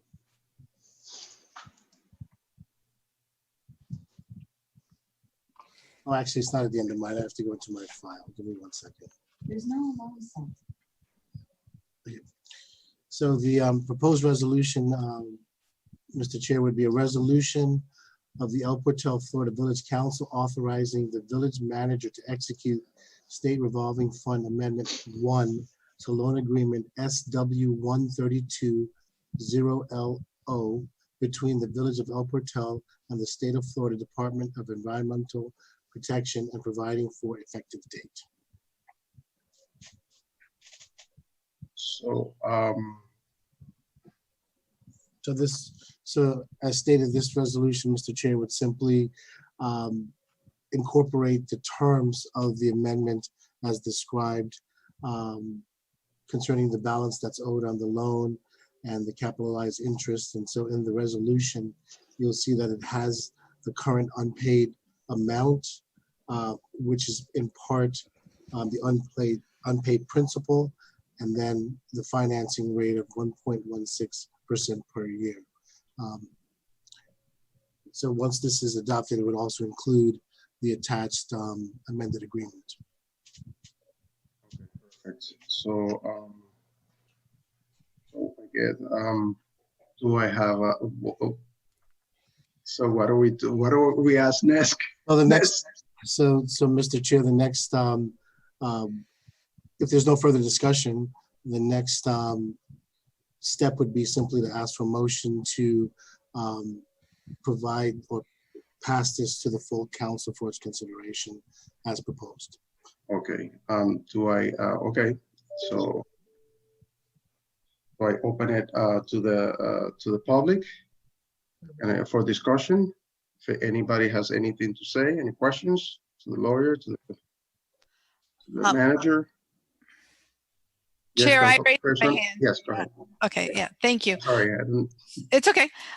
So my question is, since we're talking about this, where are we with Pannoni before we move forward? Well, this is separate. So this is No, for yeah, I understand that, but it's sort of the same it all works together. So Well, yeah, okay. I thought you should have more clearly of what's going on with Panoni, since you've been sitting on this committee for longer than I have. So I had just a little, you know, I haven't been able to actually be only briefed on many things, but this is actually separate to the whole, you know, Panoni project, which is the septic to sewer. That's something totally separate than what we're discussing here.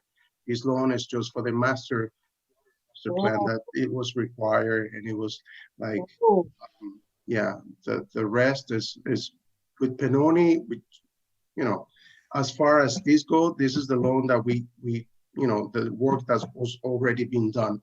So we just been asked to pay the loan, as our CFO had already paid last year, I think it was, right, Mrs. Alou? Yeah, yes, it was just to pay, since we had to rework our amount, the total amount. But in terms of where we stand with Panoni, I know that our village attorney, you know, was the last person who you know, reviewed their remaining work for the whatever remaining work, I'm sorry, yeah, whatever remaining work we have is it's totally separate. It's another subject, which is the septic sewer. But what we're discussing here is for this amount that's already due, that you know, being done. The village has the plan, right? The master plan for the water, okay, stormwater master plan, and just have to pay it. it's unfortunate, yeah. Yeah. Well, it's not unfortunate, mean that this is a separate subject. So it was delivered. You know, the water, for my understanding, the stormwater master plan. So this is, you know, even though it's related to Panoni, I don't think it has nothing to do with whatever is pending from them, because that's another subject. Right, but the project is the same. It's still the same project. Yeah, the water is the stormwater drainage, the stormwater master plan, and the septic to sewer project is all kind of tied in all together. But yeah, they already did whatever it needed to be done for this particular project, and now we're stuck. Okay. Yeah, yeah. All right. I mean, not stuck. It's already been done. So it just, now we have the opportunity to go back to, you know, the state or whatever, because we already have a master plan that Robert Juan said, and I think he will be a little bit more, you know, to answer any of those questions, because he was involved with that.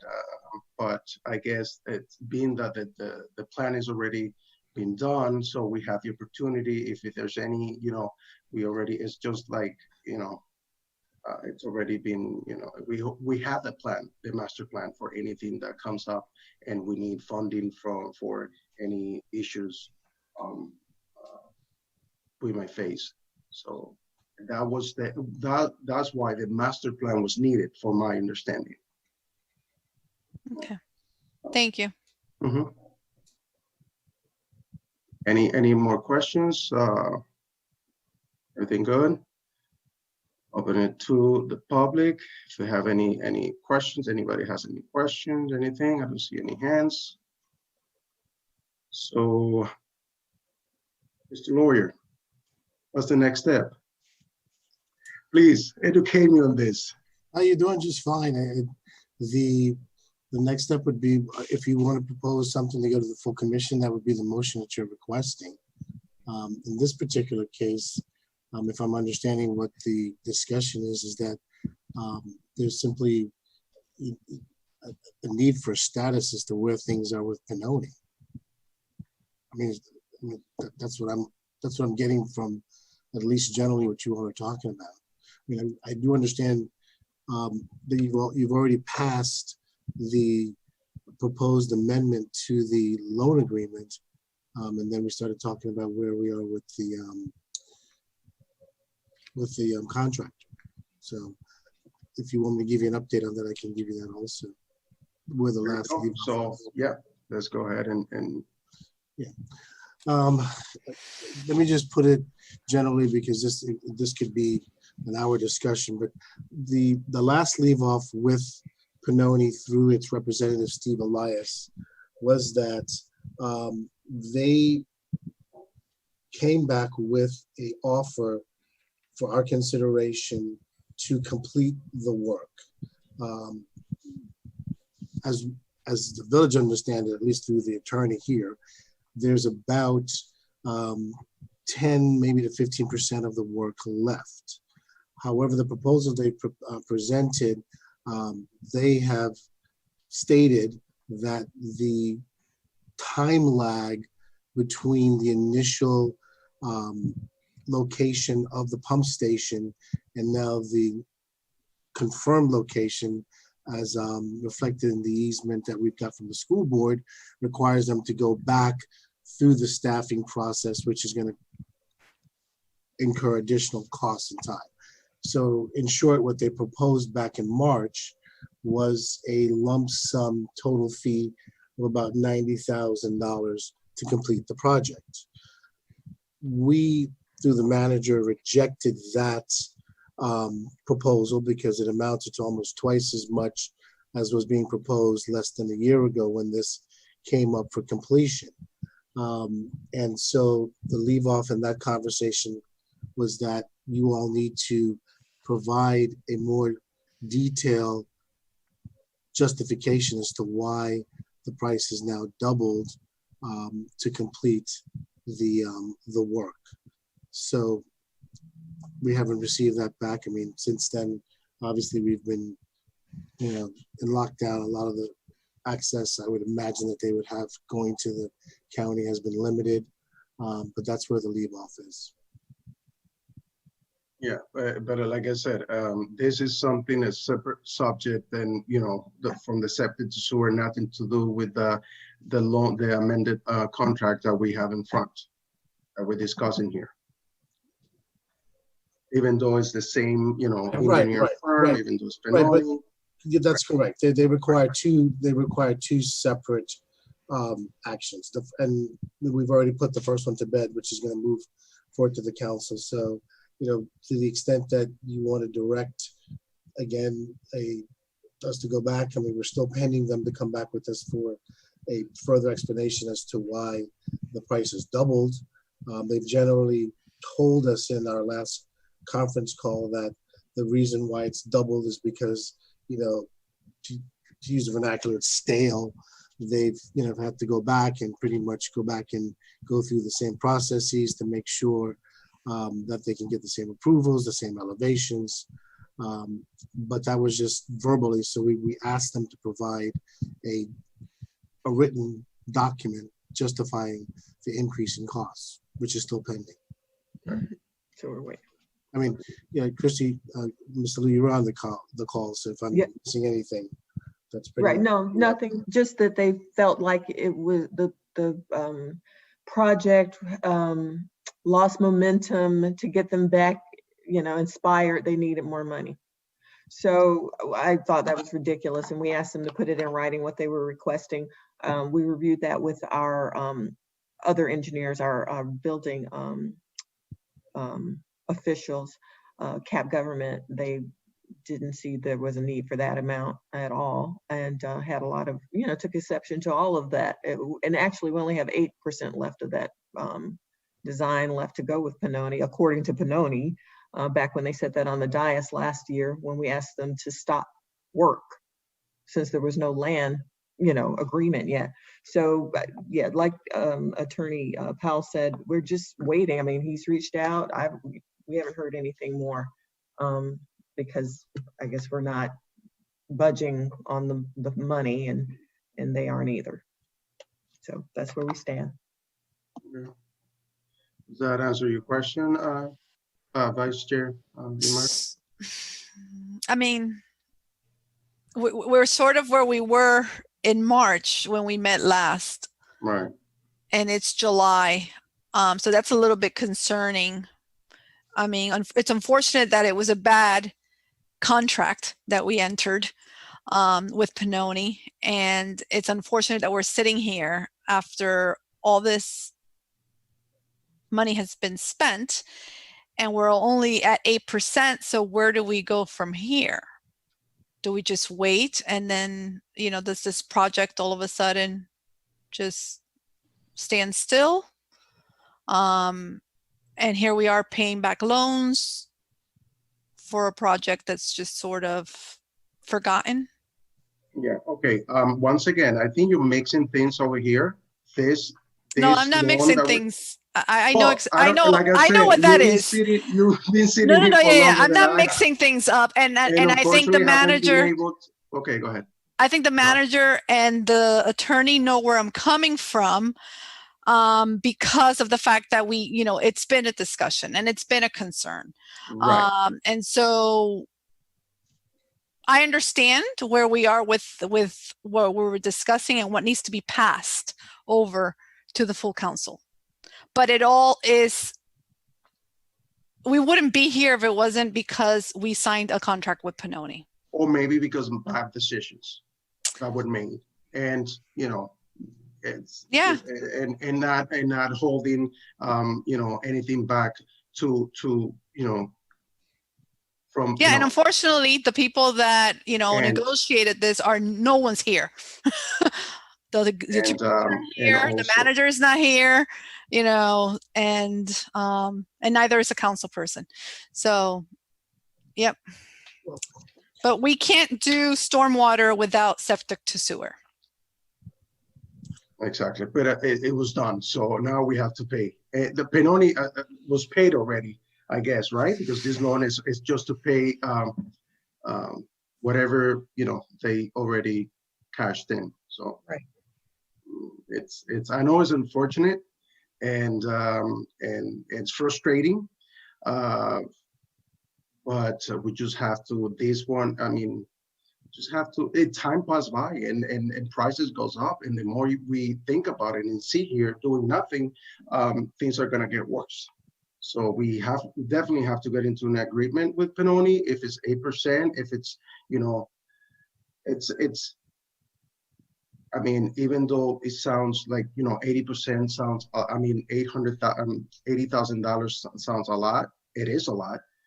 If it's what's holding us to have the full project developed, or like the deliverables, like the plans or the drawings, we already paid almost 400,000 for my understanding, right?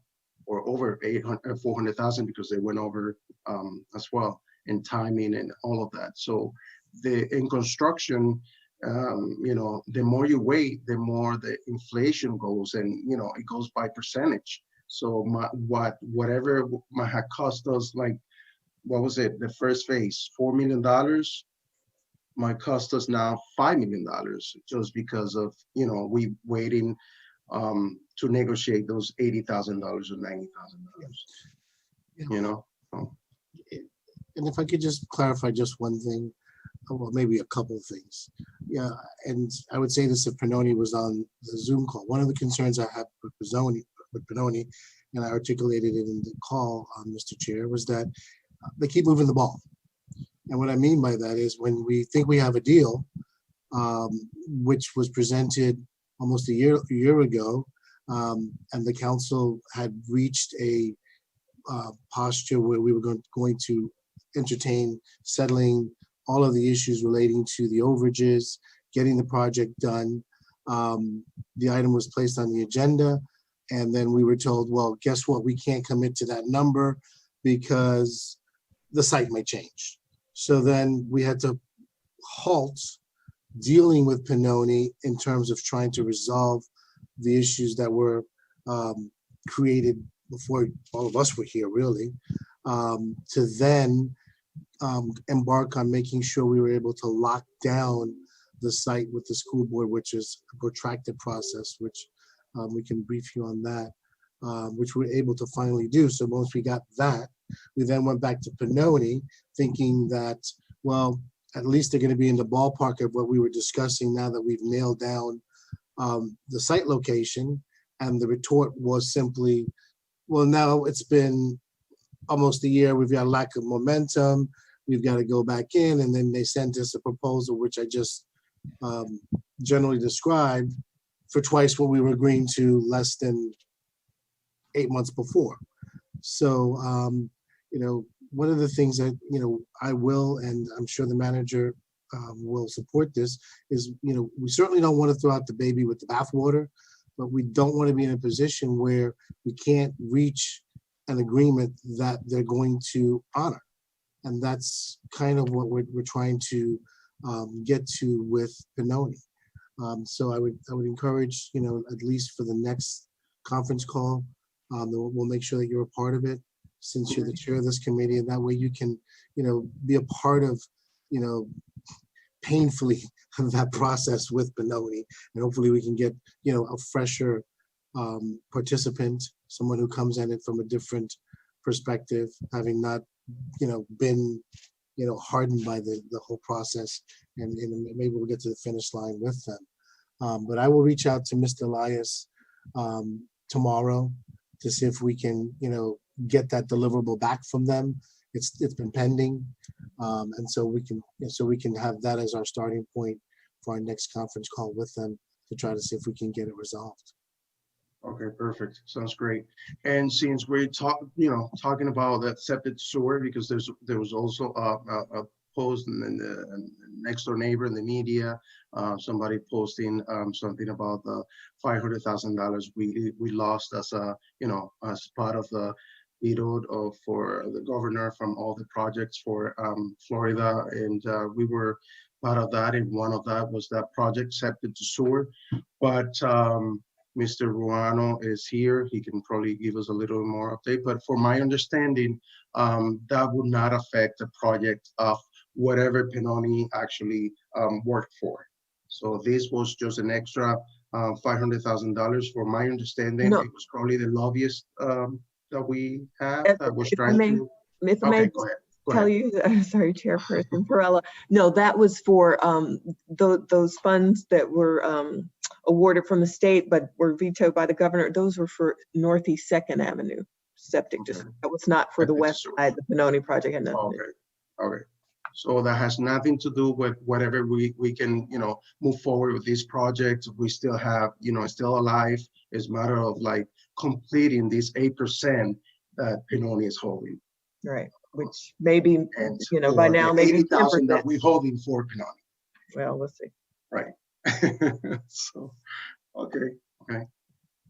Any more questions? Or Mr. Ruano, I think. Oh, go ahead, Vice Mayor. Yeah, I did have something to say, but I know Mr. Ruano, his hand was up for a while, so I think we should probably bring him in. But the only thing I wanted to say was, I just want everybody to understand that, like, Benoni were the first ones to kind of like default on the contract. And I know Councilperson Roman will probably remember this, but in the contract, they had said that before they start any additional work, they would come back to the council. But then they came with a bill that was like, look at all the additional work. And we're like, hold up, how you guys your own contract? You guys said before you do any additional work, you'll come back to the council. So I just want anybody watching this or anything like that to understand that they defaulted on their own contract from the very beginning, and it's just been exactly. So that's what they were calling the CSA, right? Like contract for they were mentioning the CSA is a contract for service approval.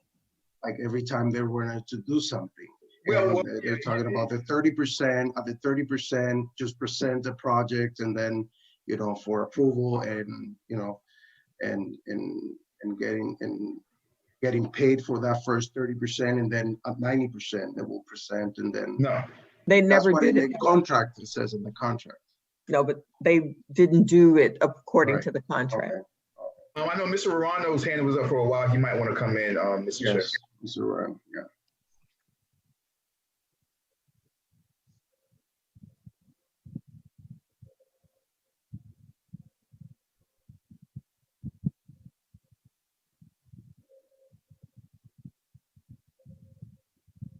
Oops. All right. Can you hear me okay?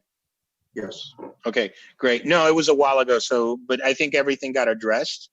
But yeah, I would say two quick things on that. The item before you today is just to pay it's to pay back the state for work that's already been done for a stormwater master plan that we received, was verified and was vetted by other contractors, so it was good product.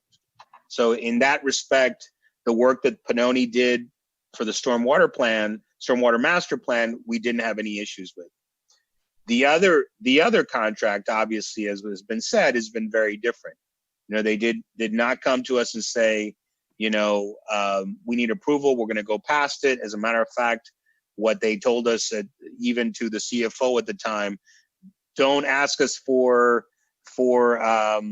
timesheets, because don't worry about it, because this is a fixed contract. So you don't need timesheets. And Christia remembers that, and the CFO at the time, I'm sure, remembers that. And then they've come up with this. I mean, I think that the Pannoni issue is a bigger issue, and I think at some point you all might need to discuss it privately together. That's all I'll say about that. Okay, thank you.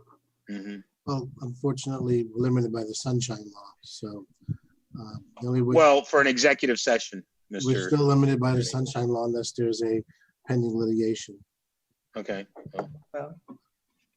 Well, you might at some point. Well, that's kind of why we've been going back and forth, Mr. Chair, with trying to avoid the nuclear option. You know, there's been a lot of work. You know, I think, you know, if we, like I said, at least approach it with one fresher perspective, maybe we might be able to get to some resolution that's acceptable to both sides. Okay. Like I said, I will reach out tomorrow and make sure I copy you on the correspondence to Mr. Elias, and same with you, Robert, to see if we can get moving on getting more clarity on what they sent us back in March. Yes.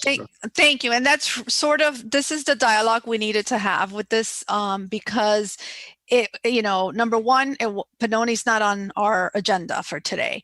And so this is still very important and very pending, and they're all coming together. So yes, the work that they did, thank you, Robert, for clarifying that. It's great work. We understand all of that. But what's pending, you know, they didn't hold up their end of the bargain when it came to their contract. And so the fact that we're still here doesn't show good faith on their part. And so it's a discussion that we need to have, because this is the only place we could have it. And we need to continue to have it, and we need to elevate what we're doing and where we're going next with it.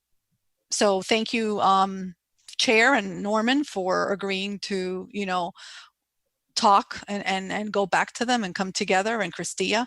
You know, it's been a painful process for all of us. And yes, I'm aware, I've been here through it, but it's important to continue to discuss it and have these discussions so that it's not forgotten. So thank you. Thank you. So, yes. So now, let's, are we? I can make a motion to bring this Make a to full motion council. to bring this to full council. Okay. I have a motion. Second that motion, Mr. Chair. And second by, a motion was made by Councilperson Roman. Do I have a second? Second that motion, Mr. Chair. Perfect, thank you. So. Need a roll call, Mr. Chair. If there's no further discussion. No further discussion, go ahead. Roll call. Roll call. Member Nickerson, Yes.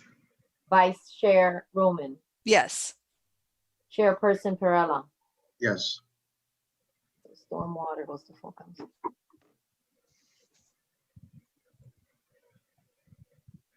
Okay. Okay.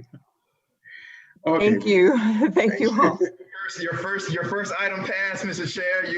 You're in the game now. Perfect, thank you. So now we move to F2, stormwater drain maintenance discussion, right? And we have Mr. Orlando Rubio. Yes. Okay. And so if you can, I'm gonna bring him in so he can give us a little update. Or Ms. Zalou, you have something to say about? I can just start it while he's getting queued up.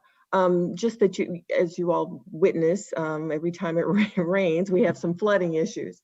We are slowly plodding through the effort of stormwater improvements throughout the village, but we have the El Jardín plan that's happening now that Mr. Rubio is assisting us with. He's with Craig A. Smith. He's our engineer that's worked on our stormwater improvement plans. And so the flooding that happened recently at the end of May, we had some issues, but our storm drains were in good condition. Mr. Rubio's company has done inspections of them, and we've had them cleaned in the past. But it's time for us to consider a contractor to come out to do them. And I would like to have a regular maintenance of them instead of always looking at the last minute trying to find someone to do it, because 2 years ago, right after Hurricane Irma, I couldn't find a person to come out to do our drains because they were working on bigger projects. So I would like to have something in place in case, that should happen. And I know that Mr. Rubio can kind of speak about the condition of our storm drains and about the proposals that we received and the one that's before you, which is Shenandoah. So, Orlando. Sure. Good evening, committee. Well, we 2018, we were tasked to do the drainage inspections for the stormwater improvements we've done for the village going back as far as 2003 or 4. And we compiled a list of all the structures that we inspected per project phase. We quantified the amount of siltation in each structure that showed up on our inspection, and that is a procedure that is used to comply with the MPDES program that the village is part of. Yes. The one thing that hasn't been done is the maintenance. That was something that was supposed to be handled by many managers ago. But it turns out that as we got more involved with the MPDES permit from the village, the feedback from DEP was that they've never seen maintenance records from the village for the stormwater improvements that have been designed for the village. So we did the inspection. We quantified the amount of siltation that we can observe in each drainage structure. And we have that list. For other municipal clients in our past, we have worked with a contractor called Shenandoah. So I gave Christia their contact information to solicit some unit prices to do maintenance. We are familiar with their work, but she also obtained prices from other vendors to make sure the prices were competitive. I believe we got about 2 or 3 prices, and in the end, Shenandoah seemed to have a better price from the Flowtech. Is it Flowtech? Flowtech. They were given an opportunity to revise their proposal based on the inspection report that we had. I don't believe they saw or used that inspection report, but once they did that, their prices came down from 44,000 to almost 16,000, but nonetheless, they were still higher than Shenandoah. Right. And we're familiar with Shenandoah's work. I mean, they worked with us in Golden Beach. They worked with us in in Delray Beach, and I believe in Lake Worth as well. So it's a good outfit.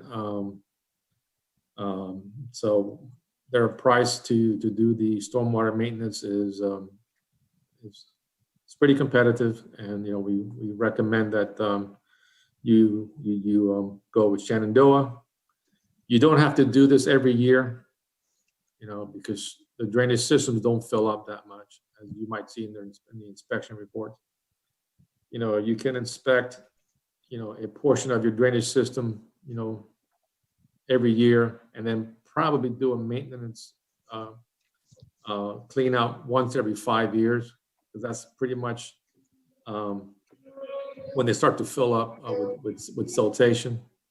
But other than that, for this first round of cleaning, you're going to be cleaning a good amount of structures. It's been 2 years since we did that inspection. So typically we recommend any structures that have more than 3 inches of silt in their structures to be vacuumed out. So at the time, I counted about 33 structures. 2 years later, there may be more, but still it's Shenandoah has a price to do, was it 43, Christian? 43, yes. So I think that's pretty good deal. So we recommend you go with that. They will provide, I've asked them to make sure they provide the tickets when they dispose of the gallons of water to the facilities that are authorized to accept this material. You have a record of where that material went. That's very important for reporting purposes with the NPDES permit program that the village has. So with that, I'll just leave it for any questions or comments or. And any questions for Mr. Rubio? Yes. Vice Chair. So when are we proposing to get this done? Okay, so if the committee approves it tonight, it'll go to the next village council meeting. Yeah. And that's when you vote to approve Shenandoah to start the work. Once that's approved, you sign their proposal, and they'll schedule a time to come out. We probably want to see how they do their work so we'd like to have an inspector out to make sure that they're cleaning what they said they're cleaning. But again, we've seen their work a lot, so it's a good outfit. But so by the next council meeting, if you approve their price proposal, I can probably before the council meeting contact them to see when can they start, and following the approval of their contract, so that you can have that before you vote. And then my other question is, Christia, we just had Miami-Dade County out here do some of this, or did something. Yeah. So does it make sense to do this right away, or being that Miami-Dade just did whatever they did, or did Miami-Dade just put a Band-Aid on it and then? No, Miami-Dade County cleaned their storm drains. They didn't clean ours. Oh. We have some too.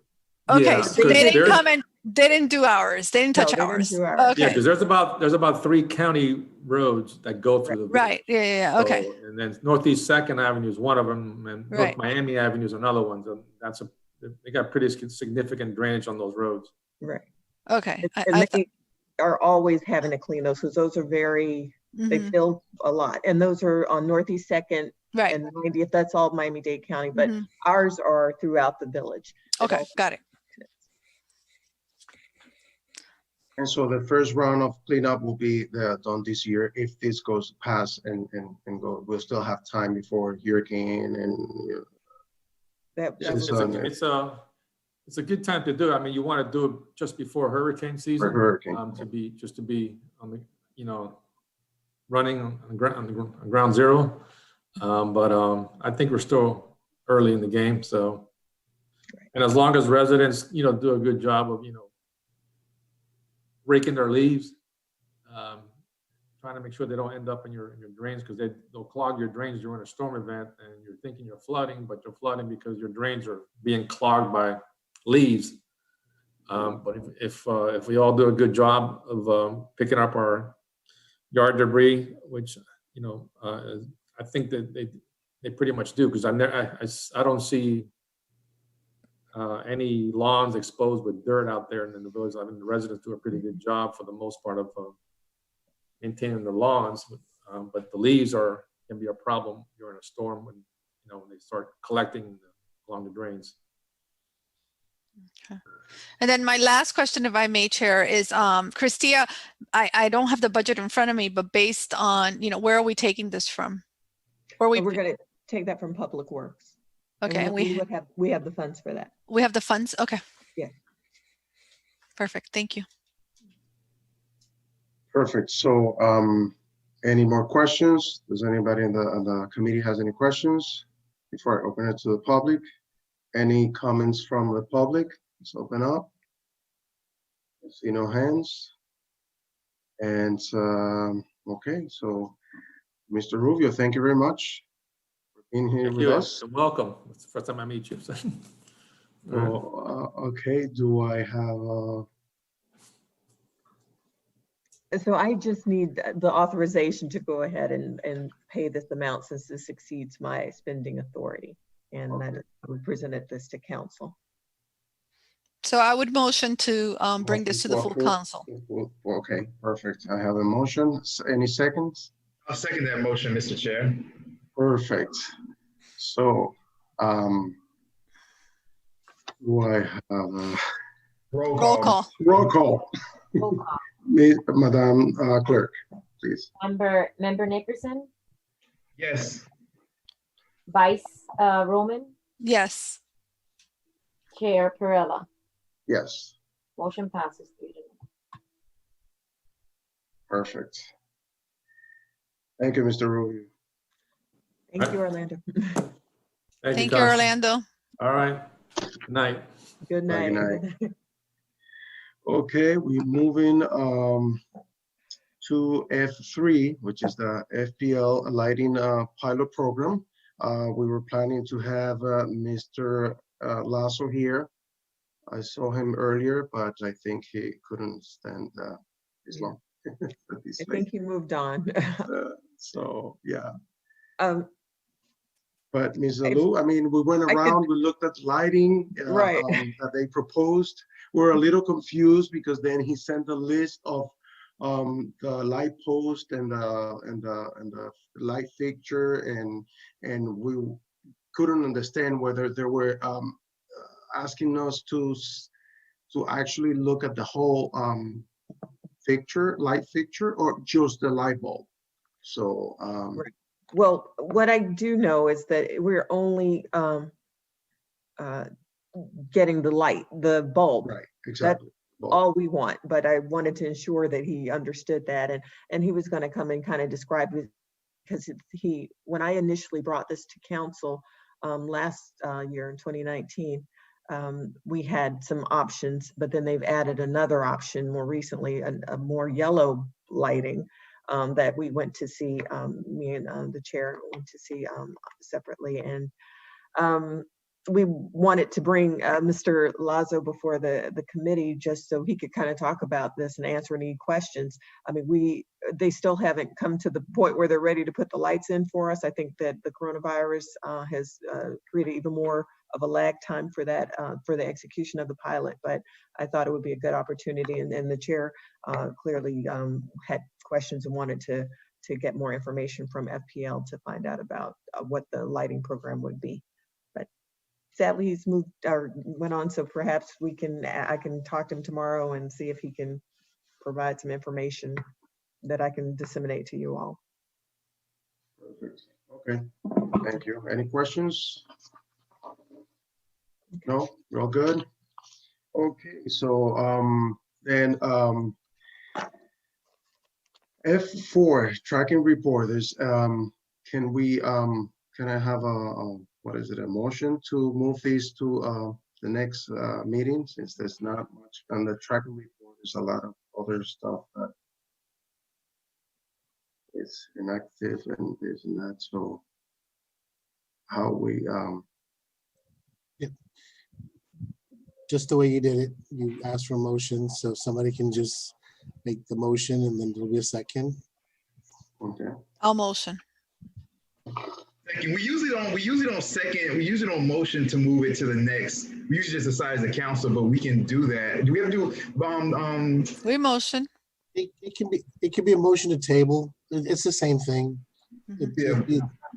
Vice Chair, do we all in favor say aye? We don't roll call this though. I mean, we typically we'll table the, but we agree upon it. Yeah, we agree. We come into agreement. Yeah. I'll second that motion to table until the next meeting. Perfect. Do we want to do it all in favor say aye, Mr. Chair? Just to. All in favor say aye. Aye. Aye. Okay, hearing any no's? No. We're good. So now let's talk about parks. And because we have went around with NEAT Miami for the beautification project of our parks. And I have a quick question. Was that on the tracking report? No. Okay, because it's not on the agenda. I mean, I think it's great that we should, Right. but it's not on the agenda. Right. Oh, so yeah, we should just motion that when we did the agenda. It's not so it's okay. It's okay. We can I'll motion it. But so when we do approval of the agenda, Mr. Chair, at that point in time, before we approve the agenda, you want to say, okay, I want to make an addition to the agenda, and then add it. The agenda with the added addition. Right now, I'd like to make a motion to add to the agenda a discussion on parks. Perfect. I'll second. Okay. You want to do all in favor? All in favor say aye. Aye. Perfect. Thank you. And yes, if Mrs. Alou can, she did a very little report of capture every single thing that the people from NEAT said. Mhm. So if you can, I tell don't us. mind giving a synopsis. Yes, with Chairperson Perella, I met with Miami-Dade County Parks and NEAT Streets, which is a tree organization in Miami. We walked through all of the village's parks properties and did an assessment, a review of existing landscape, footprints and patterns, and talked about the renovation and refreshing of those parks. They said we had some pretty good layout, but we needed some work. So they made some recommendations. I put all of those recommendations into a memo. I reviewed it with the group as well as Councilperson Perella, and then I presented it to you all. But it was a great start. This group will assist us with the architectural design for those parks. They encourage us to have a community meeting first before they start, and they would attend before they start making plans though, just because we want to ensure that everybody who is interested and has a stake has an opportunity to have their input.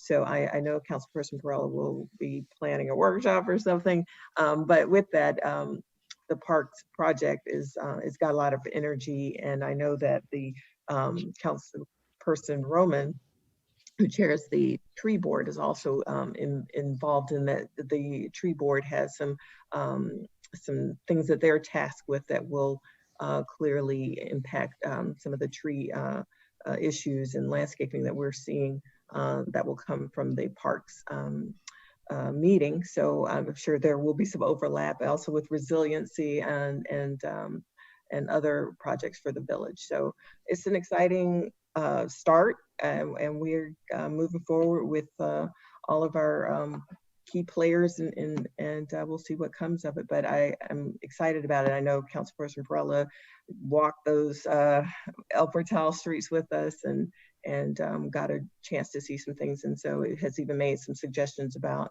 some trees as well. So it's a good start, and I'll keep you apprised of everything that comes from these next steps. But I know that a community meeting is next. Yes, and they also, go ahead, Mrs. Roma.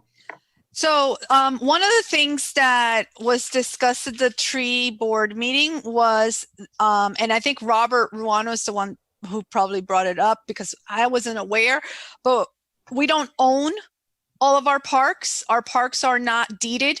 So for instance, the nature trail, we don't have a deed for that.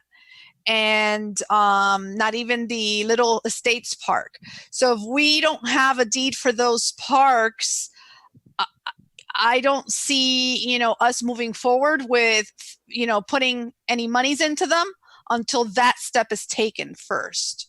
So my suggestion is that we try to get deeds from the county so they can vacate the right of way and they give us the deed to those parks so that we can own the parks. There's some, Mr. Lawyer, there's some procedure, anything we have to do when it comes to that the village? Because we just found out on the last I'm not board sure. meeting. I'm not sure I understand. I mean, if I'm understanding what Councilperson Roman is saying is that the village has park space that the public has access to purely because of an easement, but the village doesn't have actual title to the property. Exactly. Correct. So I mean, I would have to look at the instruments, but what is the question that you want me to address? So we're looking at, I guess and I'm sorry, Chair, were you asking what is the procedure for us the next step for us to take over the deeds? Take over the park, Okay. the deeds of the parks, Well, I mean, May I also say something about that? We're also part of the Miami-Dade County Parks Master Plan. So we need to look at that. Because they're going to do this work for free. These are their parks. Yeah, the short answer is I don't know sitting here right now. I mean, I'd have to look at the individual instruments to see, to see how these instruments are recorded and why is it that the village under what a particular easement has access to it. That's not what I'm accustomed to. Usually the public property that's currently owned by the public is either surplus property that's acquired or somebody dies or bequeaths the property or donates the property to the municipality with a strict covenant that it's going to remain public park purpose. I'm not used to seeing deeds where the owner still retains ownership of the property, but simply allows the public an easement to use the spaces as a park. So I'd have to look at the instruments. So he said if they're all, go ahead. Okay, so to look further, because I think, when I looked at the parks for El Portal through Neat Streets and through the county, and this was quite a few months ago when I first joined the board, for Neat Streets board, El Portal didn't have the amount of parks that I thought we had. And so when we had the discussion with Robert Ruano at the board meeting, it just all made sense as to why it is that the county did not have that, those as parks, designated as parks. Again, I mean, there are parks, but it's just that we don't have the hold the deed for them, and it's something to recognize as like, I don't know if it's getting grants or getting anything for parks. That's the only thing that would affect us not holding a deed. Yep. So the only reason we received the deed for the nature trail is because that was through the community foundation, and they don't care that we didn't own the park or that we don't have the deed to the park. But if we wanted to get monies from Dade County or, from the state, we will not be able to get monies for these parks unless we own the parks. We have the deeds to the parks. We also can't name them So right now, you know, I think we had a discussion in March about naming the parks and giving them names. Well, we can't name them if they're not ours. Well, I guess the things to do, which I'm adding to the list, would simply be to look at what we believe is in the inventory of the village, and then just simply do a quick title search on the ownership. It's just simply looking at either the folio or the legal description and see what transfer history is there, and if there's an easement, I can look at it to see what it says. But like I said, I've not come across a situation where there is a private owner or even a corporate owner for that matter, and then they just simply grant a municipality or a county. No, they're not privately owned. It's Miami-Dade who has that land. Oh, okay, so now it's Dade County land. Okay, so I completely misunderstood what you No, it's not privately owned. Okay, so basically, it's still governmental property. Correct. Yes. Okay, I got you. But it's not.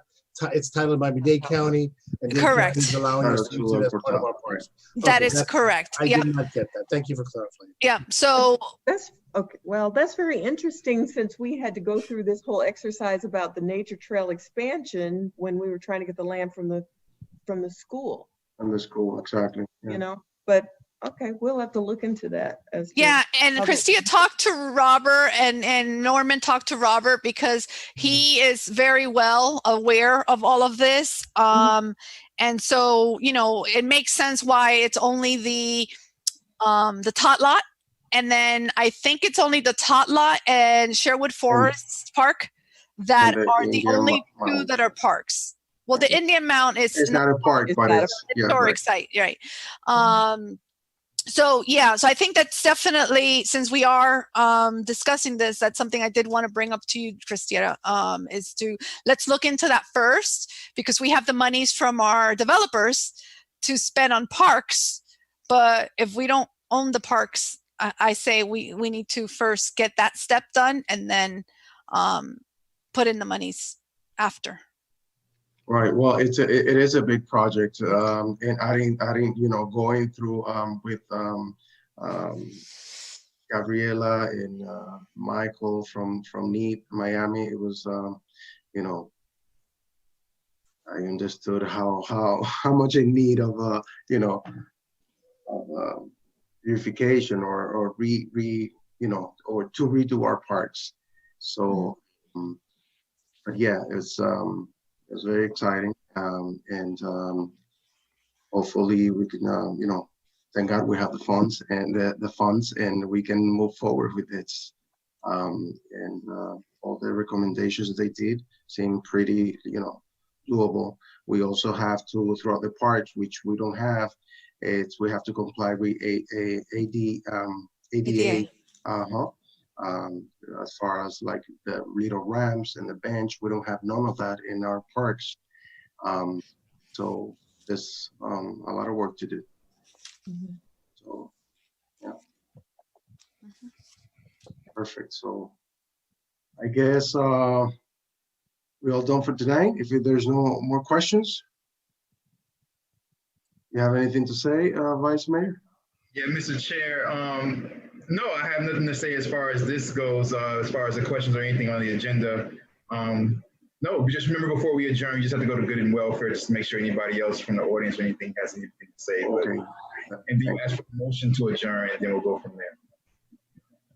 Okay, perfect. So, so we go to Good and Welfare. Anybody in the audience? Nobody's there.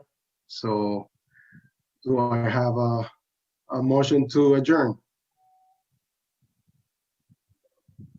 I make a motion to adjourn, Mr. Chair.